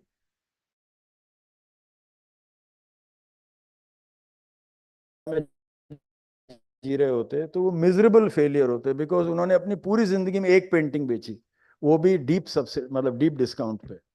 Moby Dick पहले addition में less than 300 copies बिकी, 10 साल तक फिर वो reprint नहीं हुई. Much later, Herman Melville became who he became. So in our clicking avatar, the programmatic logic is what you like is what is important. But what is truly valuable may not be very likable. And what is likable may not be very truly valuable. How many of us got vaccinated for COVID? How many of us can name even one out of the 4 or 5 scientists who actually led the vaccine development? But Virat Kohli's 3 centuries, you will give me very, I mean, I'm not ridiculing our passions. I'm just saying this is the conditioned environment with which that reality emerges. So there are lots and lots of works on this. I would highly encourage you to read this book in particular, Shoshana Zuboff's. Tim Wu has written several books, from Master Switch to Attention Economy. There is a very popular author called Derek Thompson, who has written about hit makers, what makes a hit in this world. Then there is the world of algorithmic anxiety. अभी आप देखिए, मैं इतना अच्छा बोल रहा हूँ, फिर भी हमको बेचैनी होती है हर 5 मिनट में.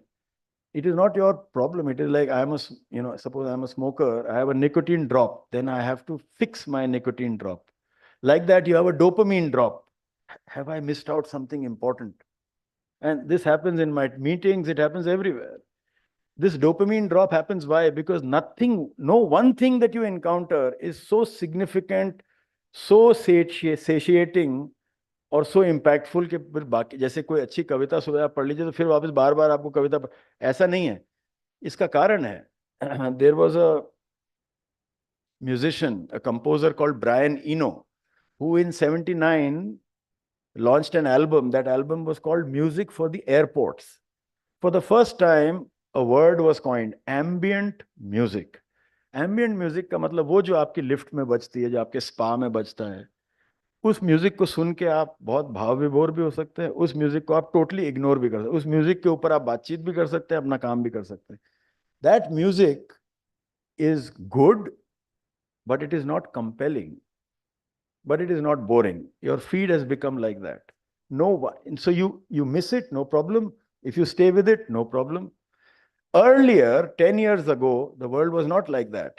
If I was friends with this one, and this one, it was a social network. I would get feed sequentially and chronologically. Then they said, "Saab, itne billions of log aa gaye, to possible nahi hai." In the name of usability, they said, you know what? We will tell you what is important. So we will start dropping this feed called For You. So it was done for customer experience. And how can, despite Dr. Anurag Batra's reach, How can he keep track of what 5 billion people are doing? So I will tell him. And we all then passively started receiving it.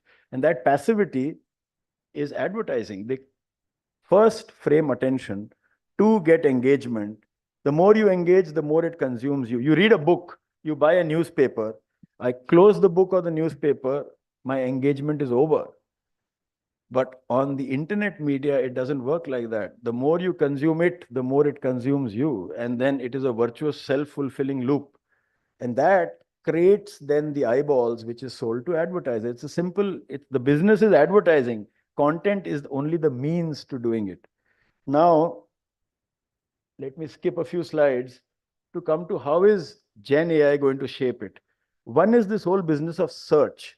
What do we call Google? Google is a search engine. And now Meta has put on WhatsApp, you must have all encountered it already. It is not giving you links, it is giving you answers. So we are moving from the era of search engines to answer engines. And that between these two positions hangs about $300 billion of advertising. Because right now, when you asked a question, you were being given links or destinations. It's like going to a potato field, pulling out the aloo, going home, making French fries. Now you're being given a box of Pringles. There's no need to exert. So therefore, on Netflix, again, coming back to it, have you tried search? Search is clunky. It doesn't want you to search because it gives you thumbnails. Your landing page is your destiny. You consume. आपने बता दिया ना ये इस तरह की picture पसंद है. अब हम आपको बताएंगे. People like you watched. This is what you did. So they are good or bad, not allowing you to explore. Certainly you can search for Al Pacino, but you can't say Al Pacino romantic, Al Pacino happy ending. That kind of algorithmic breakdown is not there. But it exists underneath. The 89,000 cohorts that they have has Amitabh Bachchan in a tragic role, Amitabh Bachchan in Angry Young Man without blood, Amitabh Bachchan Angry Young Man with happy ending without blood. This is the level of decomposition that it will have, but it doesn't allow you to search for it because each cohort is then profitable. So it dishes you whatever you choose to engage with. Now, so I told you this is the difference. Perplexity.ai, you should go and check it out, is an answer engine. It has a conversation with you when you ask, and it then makes a resume, kind of a breakdown for you. It's very interesting. Of course, like the limitations of AI, it can mix up, etc., etc. But Perplexity is less than 35 people working out of a shared office facility. It's not yet done its C round of funding, and it's already valued as a unicorn. I'm going to skip through all of this. Now, the other part is the role of brand and what is real and what is unreal. You know, अगर मान लीजिए आप मेरे घर आए और मेरे wall पे मोनालिसा का print है, exactly the same, right? But obviously, I don't own the Mona Lisa. It is a look-alike. When you encounter it in the digital domain, what is the distinction between the real? आपको पता है real तो Paris में Louvre में है, बड़ी भीड़ जाती है वहां पर ब्लू सी वॉल के ऊपर टंगी हुई. That is the real. ये तो इन्होंने print खरीदा. But that is because you are conscious of the physical world reality. When you are not conscious of the physical world reality, how will you guess? Now, the first and the last are machine generated, and the middle two are human generated. But our mind would have told us otherwise.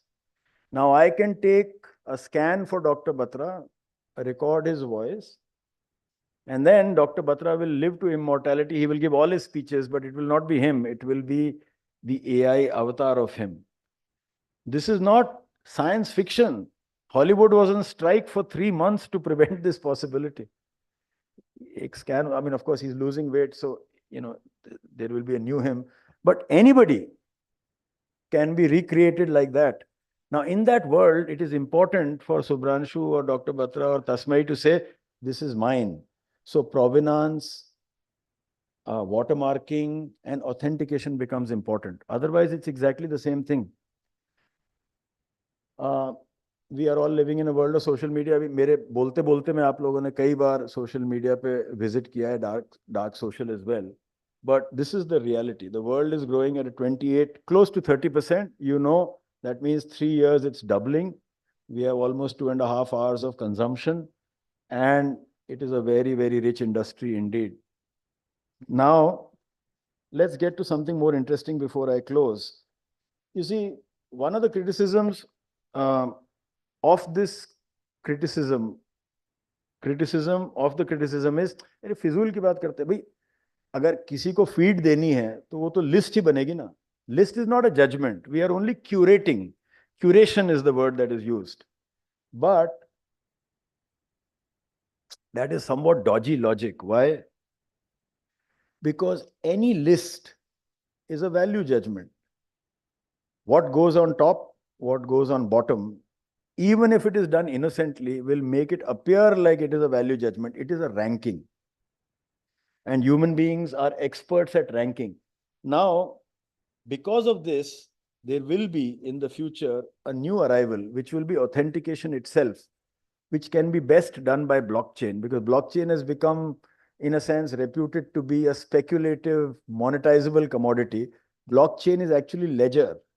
हाँ, मैं पहले ऐसे, अगर आप हमारी श्रुति और स्मृति वगैरह पढ़ें, उसमें ऐसा था कि उन्होंने बोला, ऋषि फलाना फलाना, उन्होंने सुना. So there was authentication. Yes, I vouch that Bhupendra ji knows, Anurag told me, and we three were there. That authenticates it. The ledger can authenticate, but the billions, and you know how many images are produced in a month today? $80 billion images. And when Kodak went bankrupt, the world had 1 billion images. And it used to rule the world. Or let's take another example, magazines.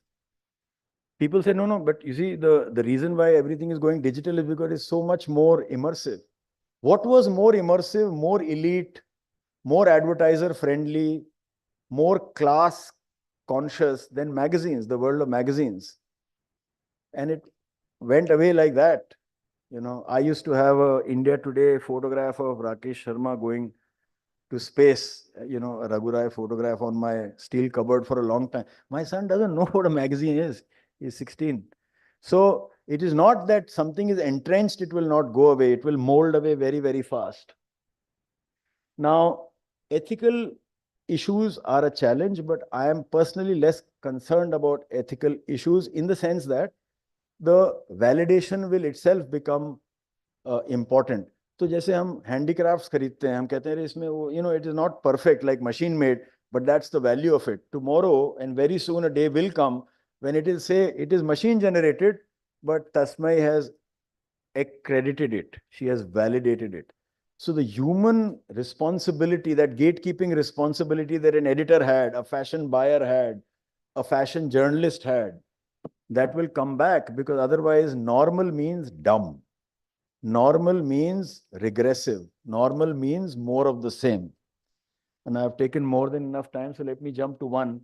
Lot more is happening. We know of only these 2 or 3 that I mentioned, but $50 billion of investment has gone into AI startups in America alone, and in data structures between Meta and Google and Microsoft.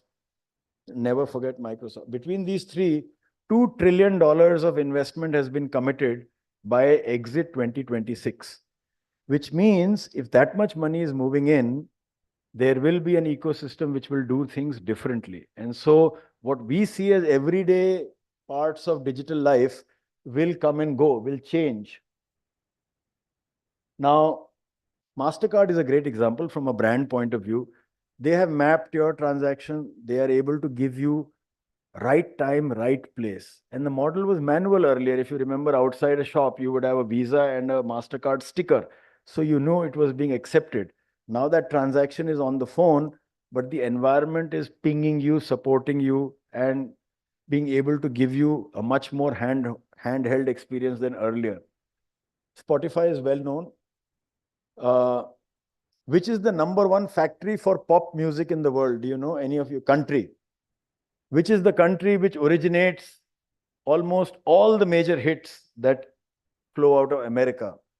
It is Sweden. Sweden has programmatically perfected the art of what works and what doesn't work. And they have realized that if you're 60 to 80% probability of a hit, then it's only a matter of platform and scale.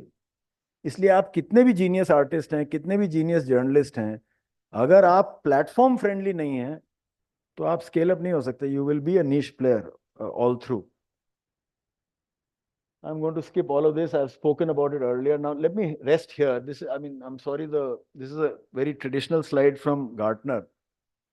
It says hype happens, and then from that peak of the hype, there is a trough of disillusionment. It falls down. And then people say, okay, been there, done that. And then from that decline happens consolidation. From that consolidation happens more meaningful investment. And then from that decline, we come to a plateau of productivity. And this is happening in our world. The present excitement around graphical processing units, NVIDIA, OpenAI, all of this has already started seeing a marginal to sharp decline in American valuations. It will probably go further. I can't predict. But the next lot will be smarter. Why? Because every AI that you are using is the smartest AI that has ever existed. Please note that. Every television program you are seeing is not the best television program that has existed. Every print magazine or newspaper that you pick up is not necessarily the best print magazine or newspaper that ever existed. But every AI interface, by definition, if you check it half an hour later, it will be vastly improved than what you had experienced half an hour earlier. This is the promising part about how it will grow. And last advice is to young people,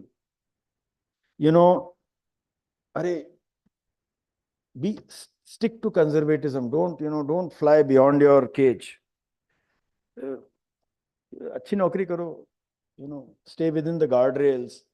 Because again, go back to the evolutionary logic, to fail means to die.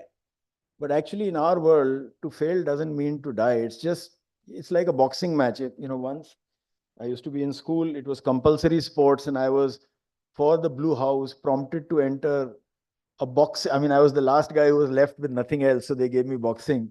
And the other guy made pulp out of me because he was an expert boxer. And I was trying to hide for 2 rounds, and then I nearly collapsed. But, I lived. So our engagement with technology in our professions as journalists, as marketeers, as students, as whatever, is a bit like stepping into the ring. Thodi maar pitai hogi, but you will emerge smarter the next time around. And hopefully, if you're doing that, then you will be like this. I mean, Muhammad Ali, the one who's standing, not the one who's on the ground. So I wish you all the knockout success in your careers, and engage with AI. Don't be wary of it. If you spend 5 hours with AI in a week, you will have a very different experience than if you engage with it for half an hour. And, generally people ask out of vanity, who is Subhranshu Singh? I will ask. And then I'll say, ye to sahi, ye to. That's not what you should be asking it. You should ask it to imagine a toddler in the slow and write a rhyme about it. Then you will see the true power of it. It gives you things which are in your blind spot. And if you do that, I think it is a better world, although we have to make good sense of it. So with that, I'll close. Thank you very much.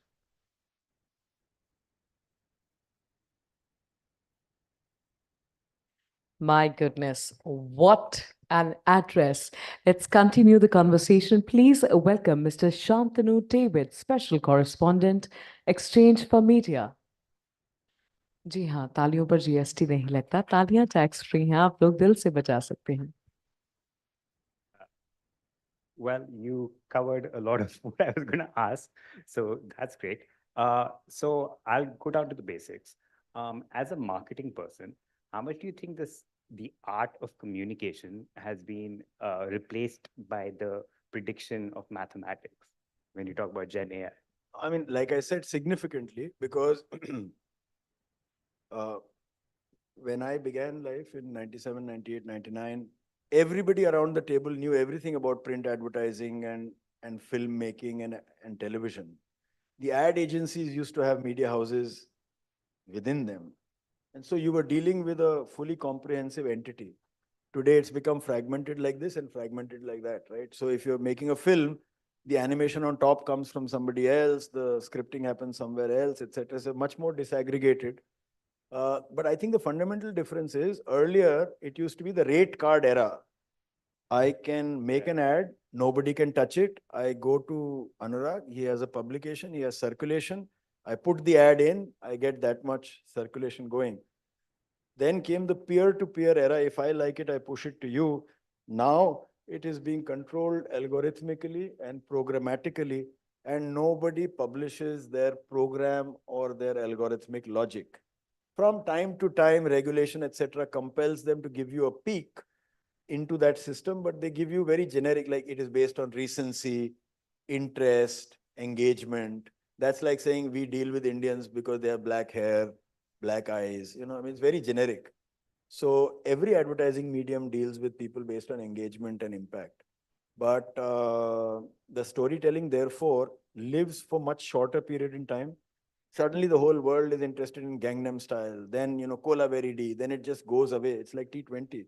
You make a lot more money and be famous, but, I think the generational, like Sachin Tendulkar, my grandfather knew and my son knew by the time he retired.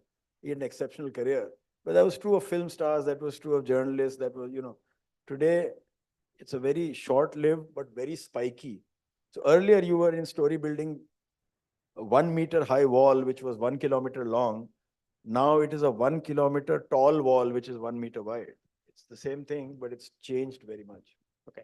And, as you mentioned, you've been in very senior marketing roles since 2011. And so instead of the headlines, can you give us the minutiae?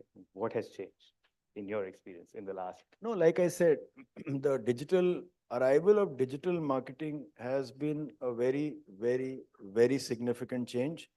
When I was marketing manager in Hindustan Lever for deodorants, used to have small budgets like 4 crores. We used to do everything else and then say, "Acha, itna lakh rupees bache, kuch digital bhi kar lo." It was like an interesting side thing. Today, your digital, your programmatic, your mainstream lead generation is on social media. What I spend, and I spend a lot of money on digital, it's 1/3 to the Meta ecosystem, say 1/3 to Google and 1/3 to aggregators.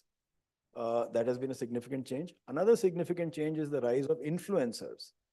Earlier, if you wanted to make a film, you had to go to an ad agency or a production house. Today, there are literally 1 million influencers online who do nearly as good a job.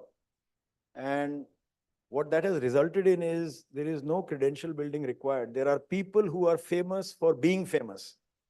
This is only possible in the internet era. Unke bare mein koi nahi janta. My son and I went to Qatar to see the football World Cup. And suddenly he broke away from me and he went running, and I didn't know what had happened. And so there was a tall, young guy, white man wearing shorts, and he took some name. Oh, he's the whatever, he's the feast or the beast. I don't know what his name was. And then, he was like, I would have been when I saw Amitabh Bachchan as a kid, And then he shook his, I was completely oblivious who this bloke was, and so he said, oh my God, he's there. And then he went onto his social media to prove that he had actually encountered him in a mall in Qatar. And I was thinking, मैं तो इतना खर्चा करता हूँ, मुझे पता भी नहीं कि ये शख्स exist करता है. That means people are tall and famous, but in segments of which I have no knowledge. Earlier it was not like that. Everybody knew who were famous, and there was common acceptance for who are famous. Now there are people who are, like I said, famous for being famous, and one doesn't have any clue about them, right? Till they, till you're told about them, or they attend a wedding or whatever. Yeah. And, now that you're with Tata Motors, which is a very, it's a legacy brand, but which also has a lot of trust, right? So how do you reconcile that with the fact that, like, any jackass could make a Tata Motors ad tomorrow and put it up on the internet, and it might perhaps be sort of viewed? Yeah, so I'm not speaking here for or on behalf of Tata Motors. Anurag invited me in individual capacity, but I can say it's a very powerful point you bring up, that the more Tata is a storied, trusted, loved brand in India. It's India's most valuable brand.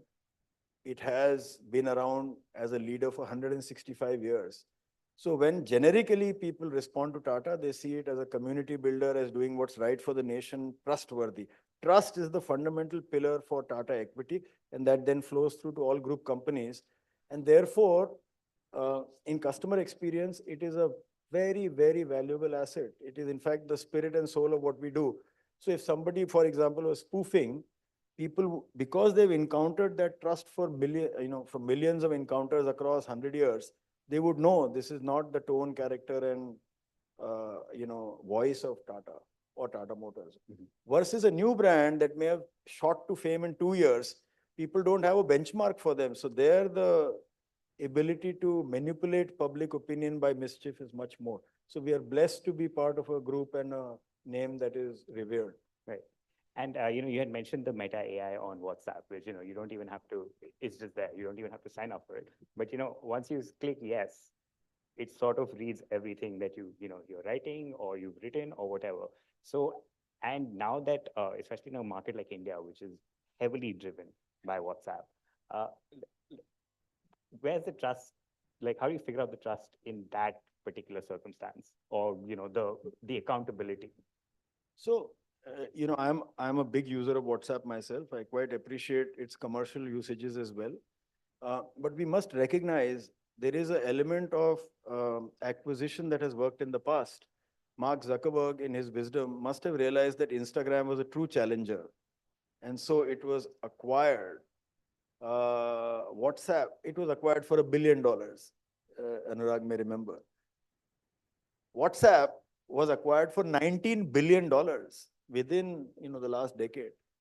And after that, nothing happened with it. It was left as is. So I think there is a criticism of very large tech players that it is a buy or bury strategy. Because the valuations that they are able to offer are so humongous that everybody is motivated to sell into that ecosystem. The other part which you asked me as a marketer, as an individual, my prescription for all is you assume that you live in 100% transparent world. कई बार कुछ मान लीजिए दोस्तों के बीच में मजाक हो जाए या कुछ ऐसी उटपटांग चीज निकल जाए तो हम दूसरे को कहते हैं अरे अनुराग आपने क्या भेज दिया, नहीं मैंने डिलीट कर दिया। अरे डिलीट करके कहाँ गया वो, ये तो किसी को नहीं मालूम। So you can presume that delete doesn't mean gone. Delete just means it's not on the device. And if you have done nothing wrong, if your motives are clear, then I think this transparency is not something to worry about. There is a very large movement in Europe and in America conscious about the demand for the right to be forgotten.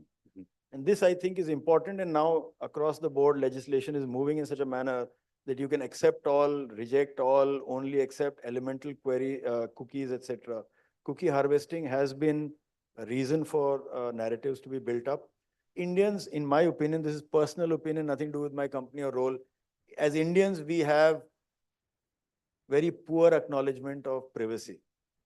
Lollipop free mein mil raha ho to sab accept all, doesn't matter. But you see, once you do that, then the system, you have accepted it. All of us use email of one sort or the other, are on multiple social platforms.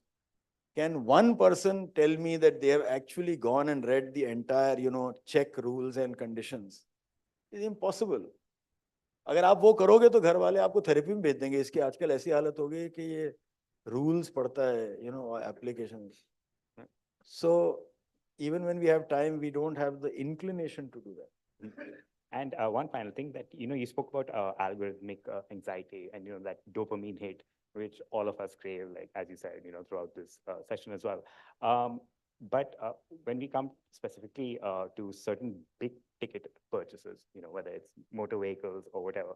So that's a polite way of, actually not so polite way of saying, shut up and get off. How do you bridge that gap? Because it's not immediacy, but. So in the world of advertising, the world is divided half and half. In one half of the world, consumers are looking for advertising, which is high involvement purchase. In the other half, advertisers are sending information looking for customers. दंत मंजन में ऐसी कोई विशिष्टता नहीं जिसकी वजह से एक मिस हो गया तो अरे तुमने ये खरीद लिया, like the gentleman was saying about Dabur Lalman, frankly. But there are, you identify more with deeper involvement, deeper purchases. Where your son goes to university is also a branded decision. That's a highly more involved decision. So you will ask people, you will look for opinion. There will be an information network that will equip you for that decision. So I think the role of high involvement purchases becomes more valuable in the digital era. But one thing I can tell you, language is also changing. मेरा बेटा अभी 16 साल का हुआ है. वो क्या अंग्रेजी लिखता है और बोलता है अपने दोस्तों के बीच, मुझे समझ नहीं आती है. Dad, you're savage. So I thought, what did I do? Or whatever, and lol and roll and all. I don't get it. It's my business to get it because I'm also marketing to youth. But that is the more concerning part, not concerning, that's the more relevant part, is that tools lead to habits, habit leads to culture. So, we say, oh, culture will assimilate that, but our culture I land out in a plane. आप सभी ने देखा होगा. The moment the plane lands, Indians have three itches. One is that मेरा overhead, पता नहीं जैसे जादुई तौर पे वो गायब हो गया होगा. So अगर एक Olympic medal होता just to open the overhead, then we would win gold every time, because three people will stand in funny postures and open the overhead baggage compartment or whatever it's called. Second thing, they will now come alive with the screen. Even before, on this flight, the guy sitting in front of me said, "Nahi, abhi land nahi kari, abhi पहिए नहीं लगे हैं, land कर रहा हूँ." But he was having a conversation while the goddamn aircraft, so we are, anybody, you go to a metro, and everybody's on their screen. So our primary relationship is with the screen, and it's not one screen. There are 5-6 billion lit screens in the world. That is the world we live in. You can keep critiquing it. Best is to, like I said, look at it from different vantage points, and with that perspective, build a better life for yourself. Okay. Yeah. Perfect. Thank you so much. Gentlemen, could I please request you to kindly join me up front? For your valuable insights and for your time, we'd like to present a small token of appreciation on 𝒕𝒓𝒄𝒏𝒂𝒍𝒊𝒔𝒎 behalf. I guess the following applause should include our excitement and all the knowledge that we grasp from this particular session. Quickly on to the next one. For a keynote session, followed by a fireside chat on topic of authenticity in a post-truth world. How does media determine what is authentic?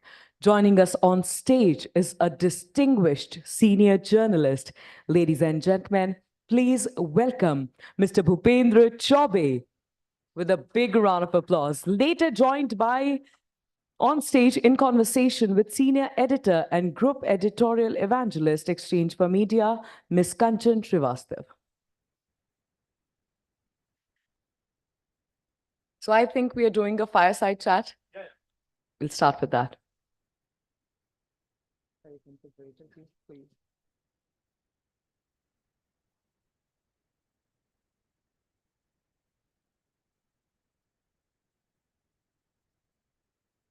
Hi, good afternoon.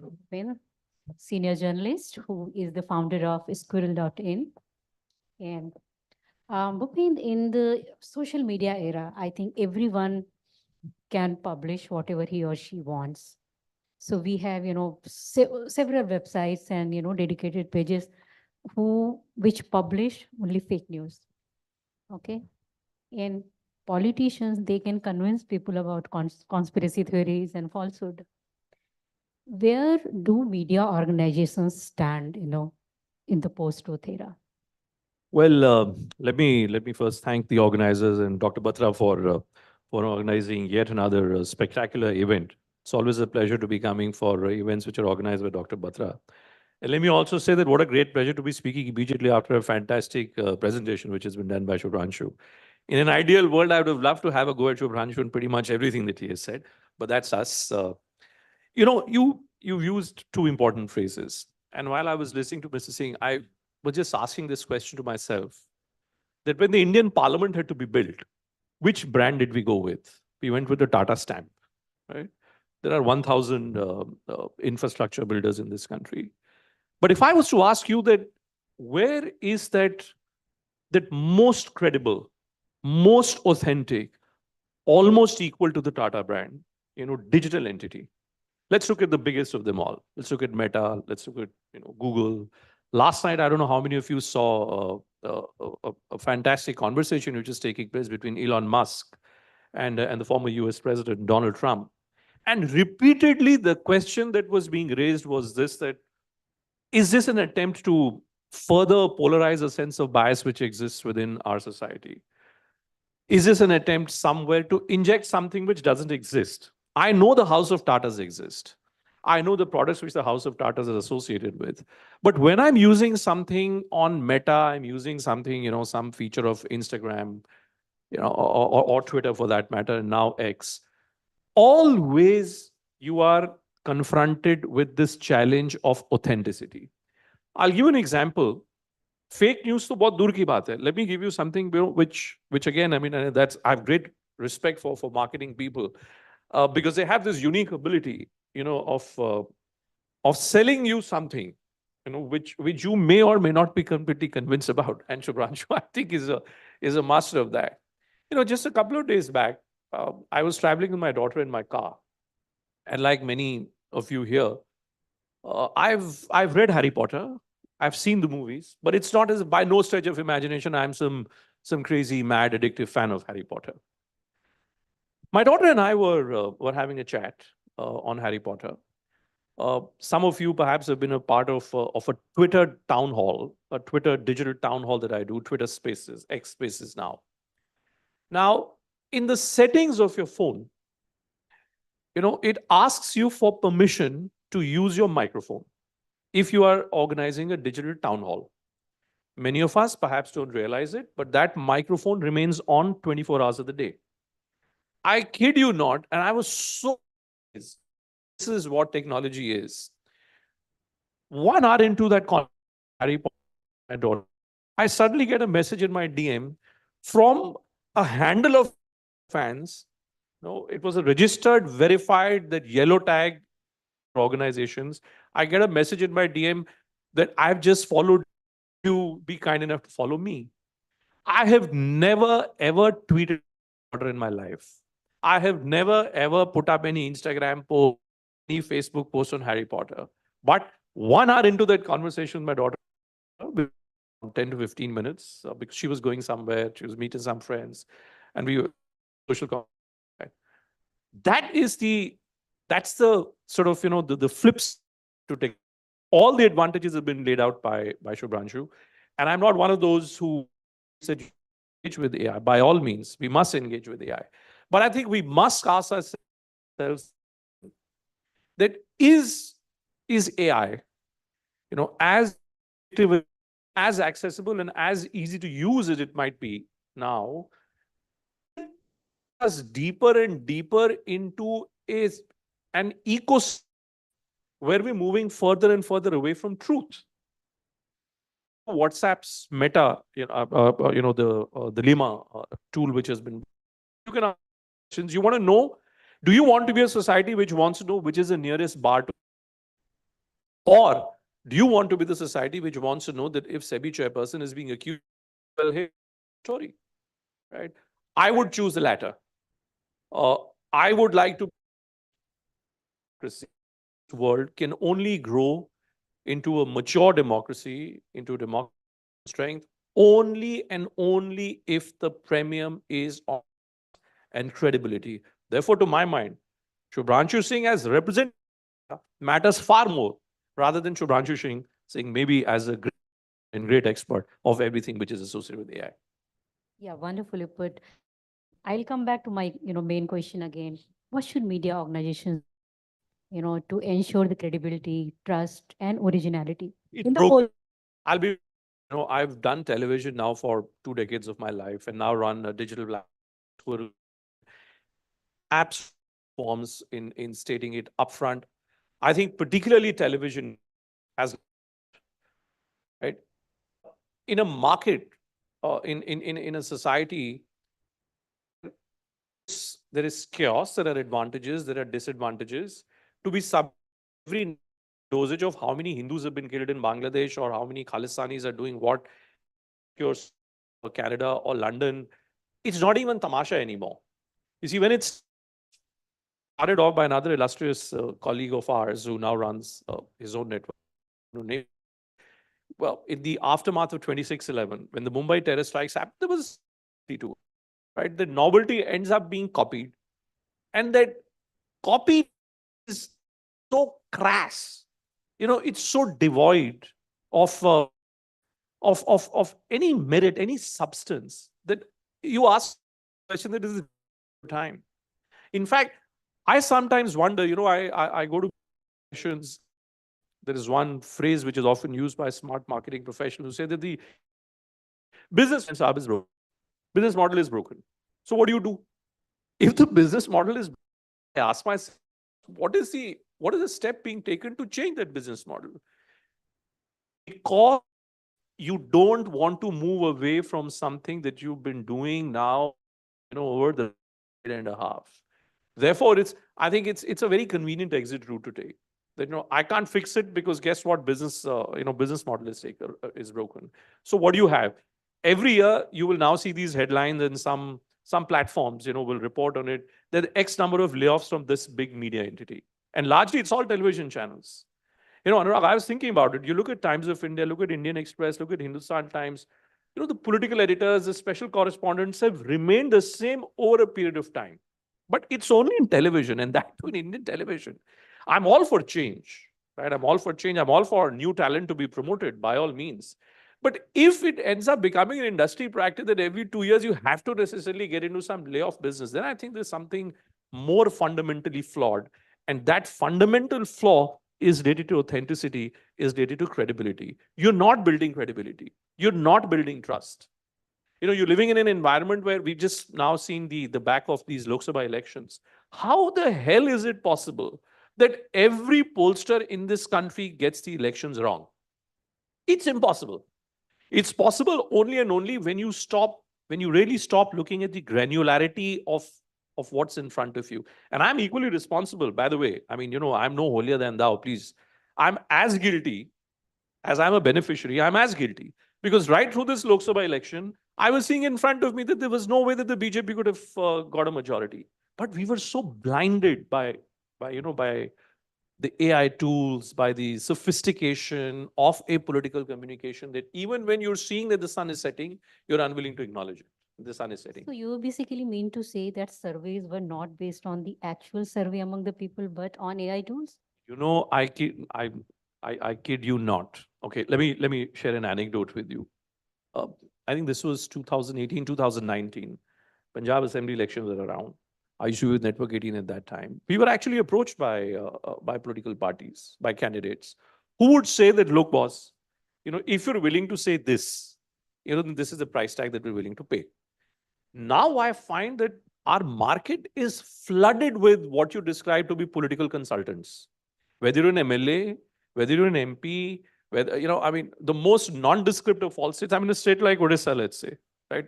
I mean, there are people who'll come and they'll say that I run this political consulting company, I can do this survey for you, and I can get X number of platforms to be publishing your survey. And hey, guess what? I can use these AI tools to buy a certain number of views, to build a certain degree of believability. How can trust be bought? I don't think that trust can be bought. And that's why I keep going back to the starter stamp. When the Indian parliament had to be built, you did not go to any of the contentious companies around with very fat profit margins, maybe. You wanted someone because you believed in that trust, right? When you had to sell Air India, as contentious as it may have been, and you ultimately, who did you go to? You went to the House of Tatas. Because you believe that अच्छा कोई कर सकता है तो ये कर सकते हैं. आप दे दीजिए ना, आप दे दीजिए कोई. Why is it that these edtech platforms, which have which all rose to multi-billion-dollar valuations? Look at the state of Byju's. Look at Paytm today, right? Digital ecosystem in India and across the world, according to me, is it's a punt. It's a great, delicious bet to take. But when it actually comes to you feeling very comfortable, you being absolutely certain कि हाँ ये ठीक है, यही चीज ठीक है, the touch and feel philosophy, you want to go back exactly to what we say is pure old form conventional models. So you basically think that House of Tatas, like, they should do a pre-poll or post-poll survey, right? Well, I mean, if they were doing it, I'm sure there are bodies, in these private companies who do it. I'm not suggesting that the House of Tatas ends up becoming a 𝒂𝒊𝒔𝒎 institute. That's not the point. Point I'm making is this, that in a mature democracy, which is based on trust, which is your digital ecosystem is a challenge to that trust. Because a digital ecosystem backed by smart marketing tools has the potential of pulling you away from a direction. Yeah. And Shubhranshu has given multiple examples. Netflix, Amazon, you're in the era of predictable algorithms, right? What is X doing? I mean, I only have to, quote tweet 2 tweets of a particular political bent of mine, and I'll be flooded with everything. I can wake up every morning and I can say, acha, yehi ho raha hai duniya mein, right? So is that adding? I mean, so what I do, I try and play these games with these AI tools. So every morning I'm on Instagram, I'm on X. I pick up 4 tweets, 2 on left, 2 on right, and I tweet both of them. And I put up a comment on both of them just to see how the algorithm then plays with me. And I can see then for the next 3-4 days, my reach will get restricted because the algorithm is also trying to play with me. Algorithm wants me to subscribe to a particular bent of mind, and I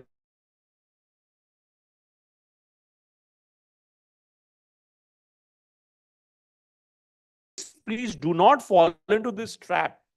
Mr. Singh is a great communicator. He's a great marketing man, but please do not fall for this lingo. It is jargon. Authenticity is not coming from the AI sophisticated gadgetry tools. Authenticity is coming from the House of Tatas. If the House of Tatas is willing to bless an AI platform, by all means. There was this guy, this Bombay guy, I forget his name, generic Aadhaar, right? Mr. Deshpande, if I remember his full name. He came to meet me. And he came to meet me with the authority of the House of Tatas. And he had come to meet me 6 months before that also when, when he was looking around for something. 𝒕𝒓𝒖𝒔𝒕, Paytm, House of Tatas, decides to invest in him, and suddenly he becomes this big guy.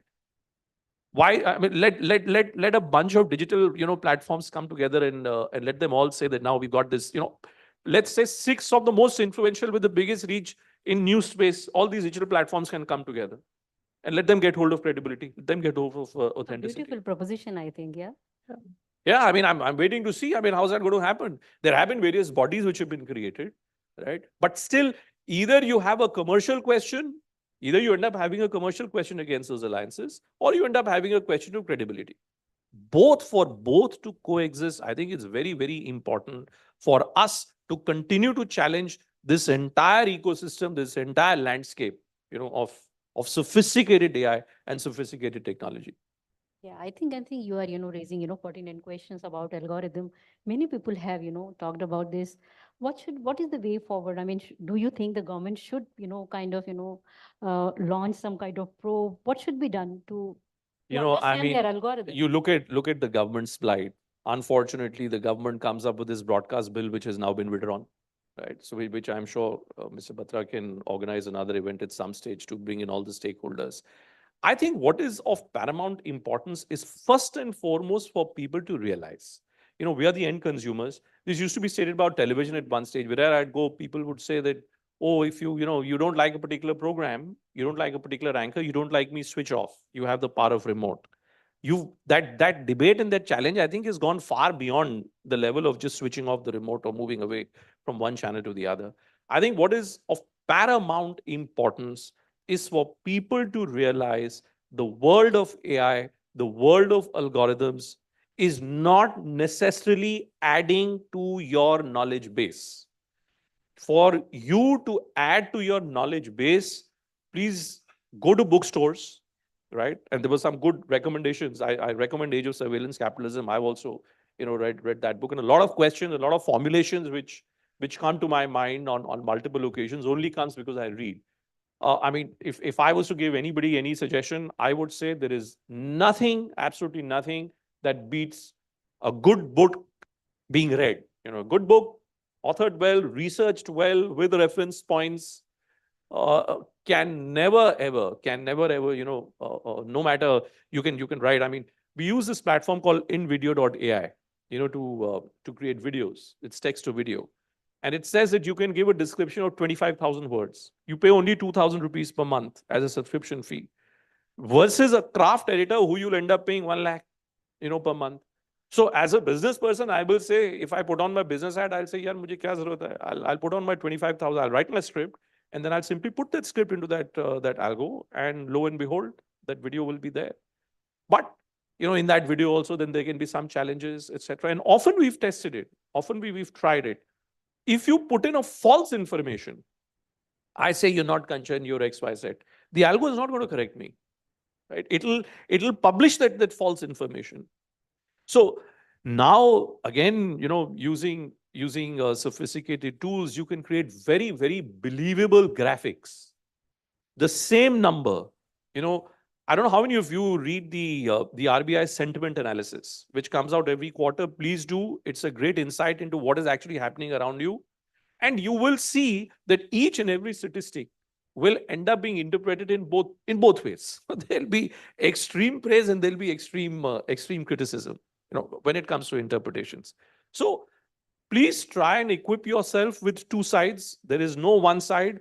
The world of algos wants to push you on one side.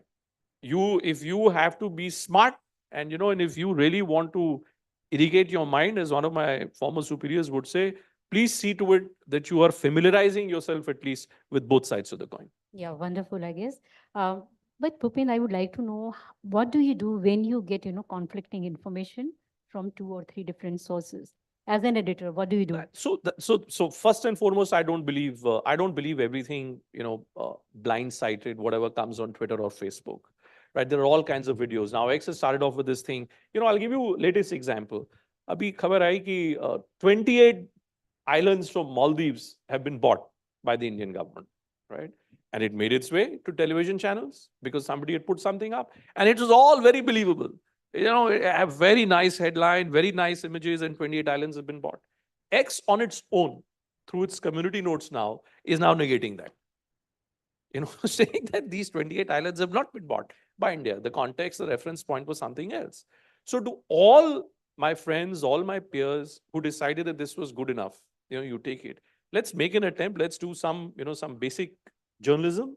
As you'd say, if I want to publish something, my thumb rule is simple. If I want to publish something which is associated with a ministry, with a specific genre, with a specific vertical, I make 2 calls.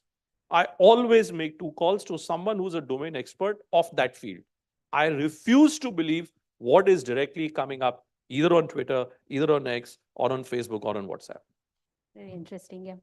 And Bhupen, although TV is not your domain as of now, but have you gone through the draft broadcasting bill? And why do you think the government has withdrawn it now? Well, if I was to tell you that I have, then I'll have to reveal the number also, because all these copies which are circulated with the stakeholders had a specific number. How many copies, by the way? Well, there were quite a lot. Okay. Let me just say this, I think the reason why it's been withdrawn is as much the content of the bill itself, because it led to a lot of criticism, as it is that this is a government which is not a majority government. If this was a government where the BJP was a 303, I don't know, maybe this bill would have, been pushed. This is a different political ecosystem, and therefore great time for journalists like us, and great time for fact checkers who are also, completely polarized left or right, because fact checkers are also dependent on all these AI tools. So I think that the reason why, in bullet points, if you ask me, firstly, in a complicated, diverse, complicated country like India, this one size fitting all does not work, right? What is working in Tamil Nadu may not necessarily work in Uttar Pradesh, and vice versa. So there were a lot of recommendations which put the entire exercise as a bad exercise, as something which needed to be relooked at. And I think that's a fundamental reason. Freedom of expression in our great country, no matter what, is sacrosanct. You go to a pawn shop in Banaras, where I come from, or you go to a swanky restaurant in Khan Market, or in Tamil Nadu, or Bangalore, or wherever, we all love chaos. And chaos, the biggest strength of chaos, the biggest points of chaos comes from if you have more knowledge. If you can't counter-argue, what I'm trying to say, then how are you really building yourself to be a mature democracy? Thank you so much. Thank you very much. Thank you, Bhupen. Thank you. Thank you. Could I please request you to kindly come forward for a picture? and a small token of appreciation on our behalf for your valuable time and insights.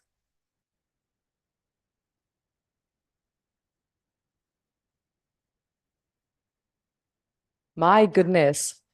It is at this particular point that we rely on our wits to understand what is exactly good for us. But for now, I must request everyone to join us exactly right outside this hall for the lunch break. Please set your timers and your clocks to kindly join us back in the hall at sharp 2:30 p.m. for the next session to resume. Thank you very much. Please enjoy your lunch.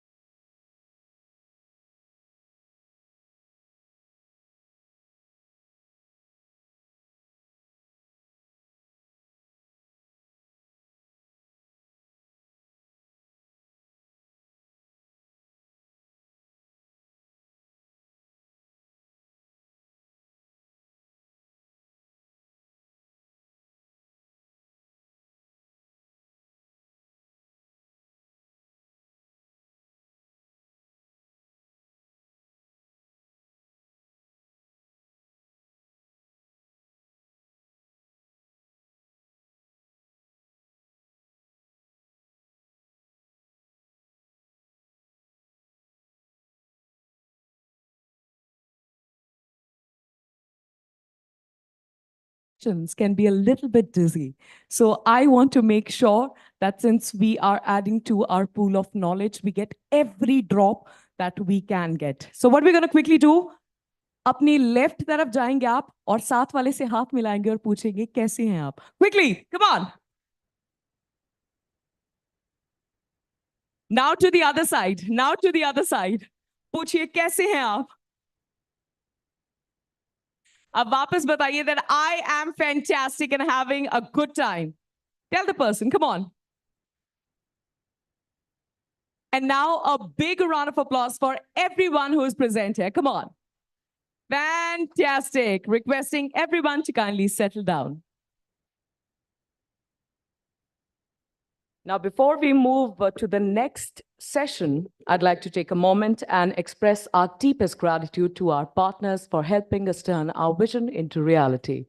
Presenting partner, Friends Media, India's largest hyper-local PR agency, powered by Kaizen, co-powered by PR professionals for their unwavering support and commitment to excellence. And as I see mobile phones in each and every hand in this room, I'm certain that you'd be clicking pictures or maybe taking videos in case you're planning to post them across any of your social media platforms. Please do not forget to use the hashtag E4M, English Journalism. Quickly, about the next keynote address, our next speaker will provide valuable insights on the CTV story, overlap, linear plus CTV consumption growth and projections, audience transition. With a big round of applause, please welcome founder and CEO Chrome Data Analytics and Media, Mr. Pankaj Krishna.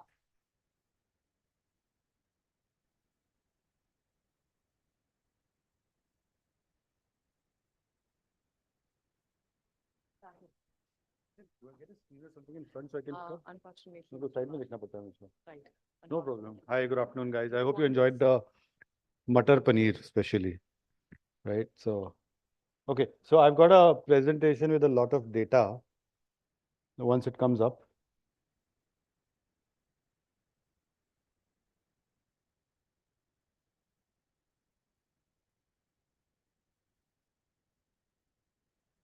Just to get a reference check, is anyone from the industry part of television or newspaper or digital? Anyone? 1, 2, 3, 4, 5, 6, 7. And the rest of you are students studying somewhere? From where? What do you do? Anyone can speak up. So the guy in the blue check with the specs.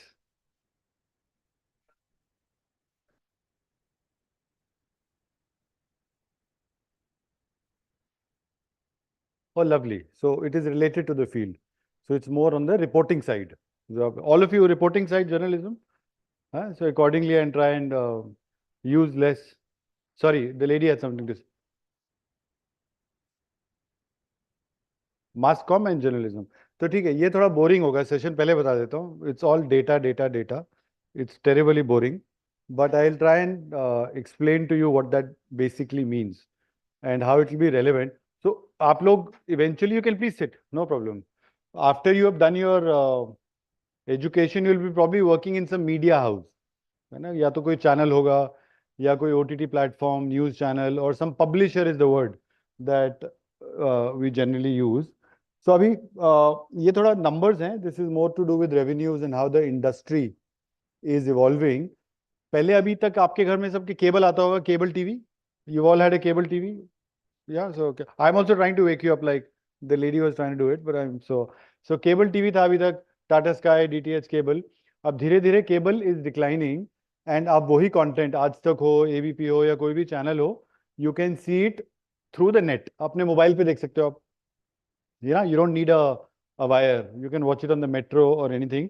So that consumption is all called digital consumption, right? So everything is happening digitally. और digital का दूसरा number is also something called OTT, over the top. Over the top मतलब it can go directly, right? So that also is quite a way to look at it. Just give me 1 second before I start. Yeah. Regarding work.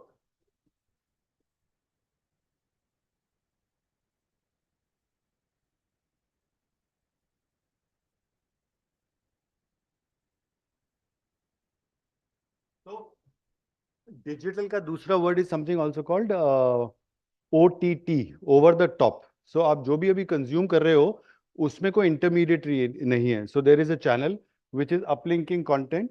It goes to some server somewhere and you are downloading it. That's all digital. So what is happening over the last many years, till about 5-10 years ago, digital था ही नहीं. सारी consumption cable के through होती थी. Has anyone heard of World Space Radio? Who has heard of World Space Radio? Okay, World Space Radio was a big endeavor where they're trying to give you radio through a satellite, right? लेकिन unfortunately फिर internet आ गया. जब internet आ गया जरूरत नहीं, so it died a natural death. For example, like a camera, you've seen cameras which have a film. This generation, the front generation would have, right? Sir, आपने तो देखा होगा. आपने तो देखा ही होगा. You still have it. Okay, so पहले cameras होते थे. In the camera, what did you have to do? You had to insert a reel. उस reel में 20 photo, 24 photo, 36 आती थी, 2 dozen or 3 dozen photos.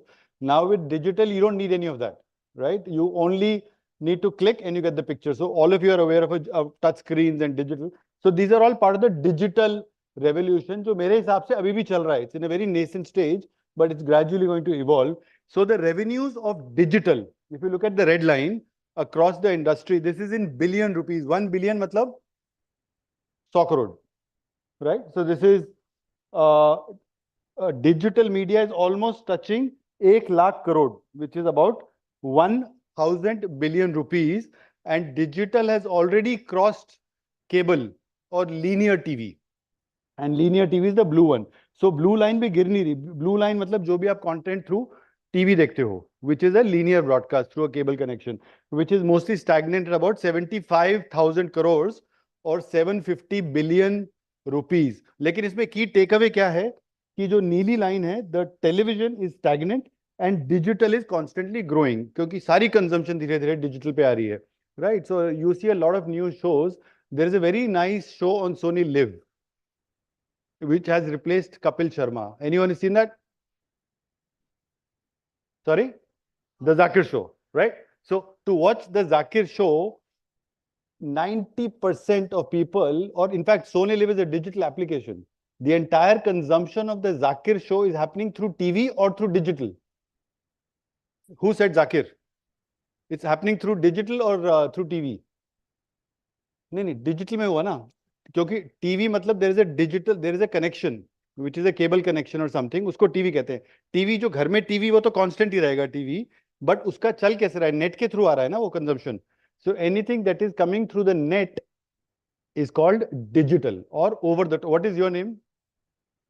Amrose. Okay. So Amrose, anything that happens through the net is called over the top or digital.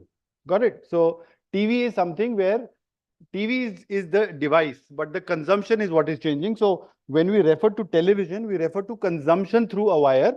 And when we refer to digital, we refer to consumption without a wire broadly, which is over the top, internet. So internet is gradually growing. Now from 4G, we already moved to 5G, right? So eventually it's growing. Hopefully next will be 6, 7, 8, 9G, God knows how many Gs, but it's going to keep speeding up. 20 years ago, one photo used to take time to send. हम SMS में भेजते थे. Now we are transferring videos at 0 buffer speed. So it's all digital that is growing. If you look at the trends, television versus digital media, which is what the consumption is about, because digital is primarily eating out of television. So television versus digital media, television is constantly growing and it has already beaten digital. So if you look at the red box, so digital is at about 71,000 crores or 72,000 crores vis-a-vis digital media at 75,000 crore rupees. Is that a big number? Lot of money, right? 75? No, not a big number. Okay, so television, right? You're actually right. It's a small number because television, media and entertainment देखने में बड़ा लगता है, but if you look at the rest of the industry, it's a very small industry. If you go to Bombay, ये जो amount है 75,000 crores, ये 4-5 building में cover हो जाएगा. If you go to South Bombay, the cost of a building is some 10-15,000 crores. So it's a very small industry, but it's very impactful. That's why you see the most powerful people in the country will want to or already own a media house because it's the voice. It's something that you communicate with. Politics as well. I'll come to Q&A in the end. Politics as well. the primary objective of politicians or politics is to remain in power.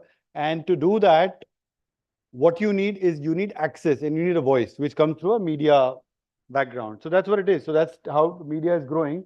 Looking at segment within digital television, digital is mostly, आप लोग जो applications लेते हो, mostly are they free or are they pay? Mostly.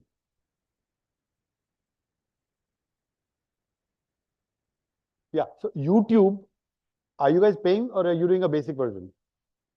Basic version. So the biggest, YouTube has about 2.7 billion average monthly users, and all of them are free. Once you pay a premium, which is called a freemium version, you get into a pay model.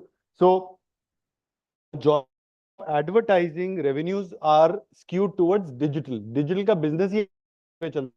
Television subscription पे चलता है. If you had a Tata Sky or a Hathway connection, sir, which part country?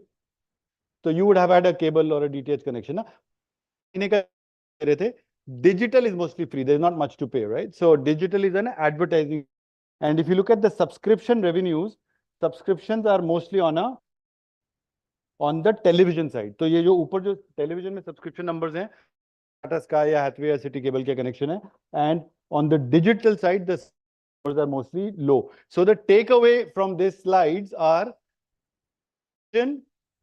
or linear or analog consumption is mostly subscription driven. आप पैसा देते हो, आप subscribe करते हो.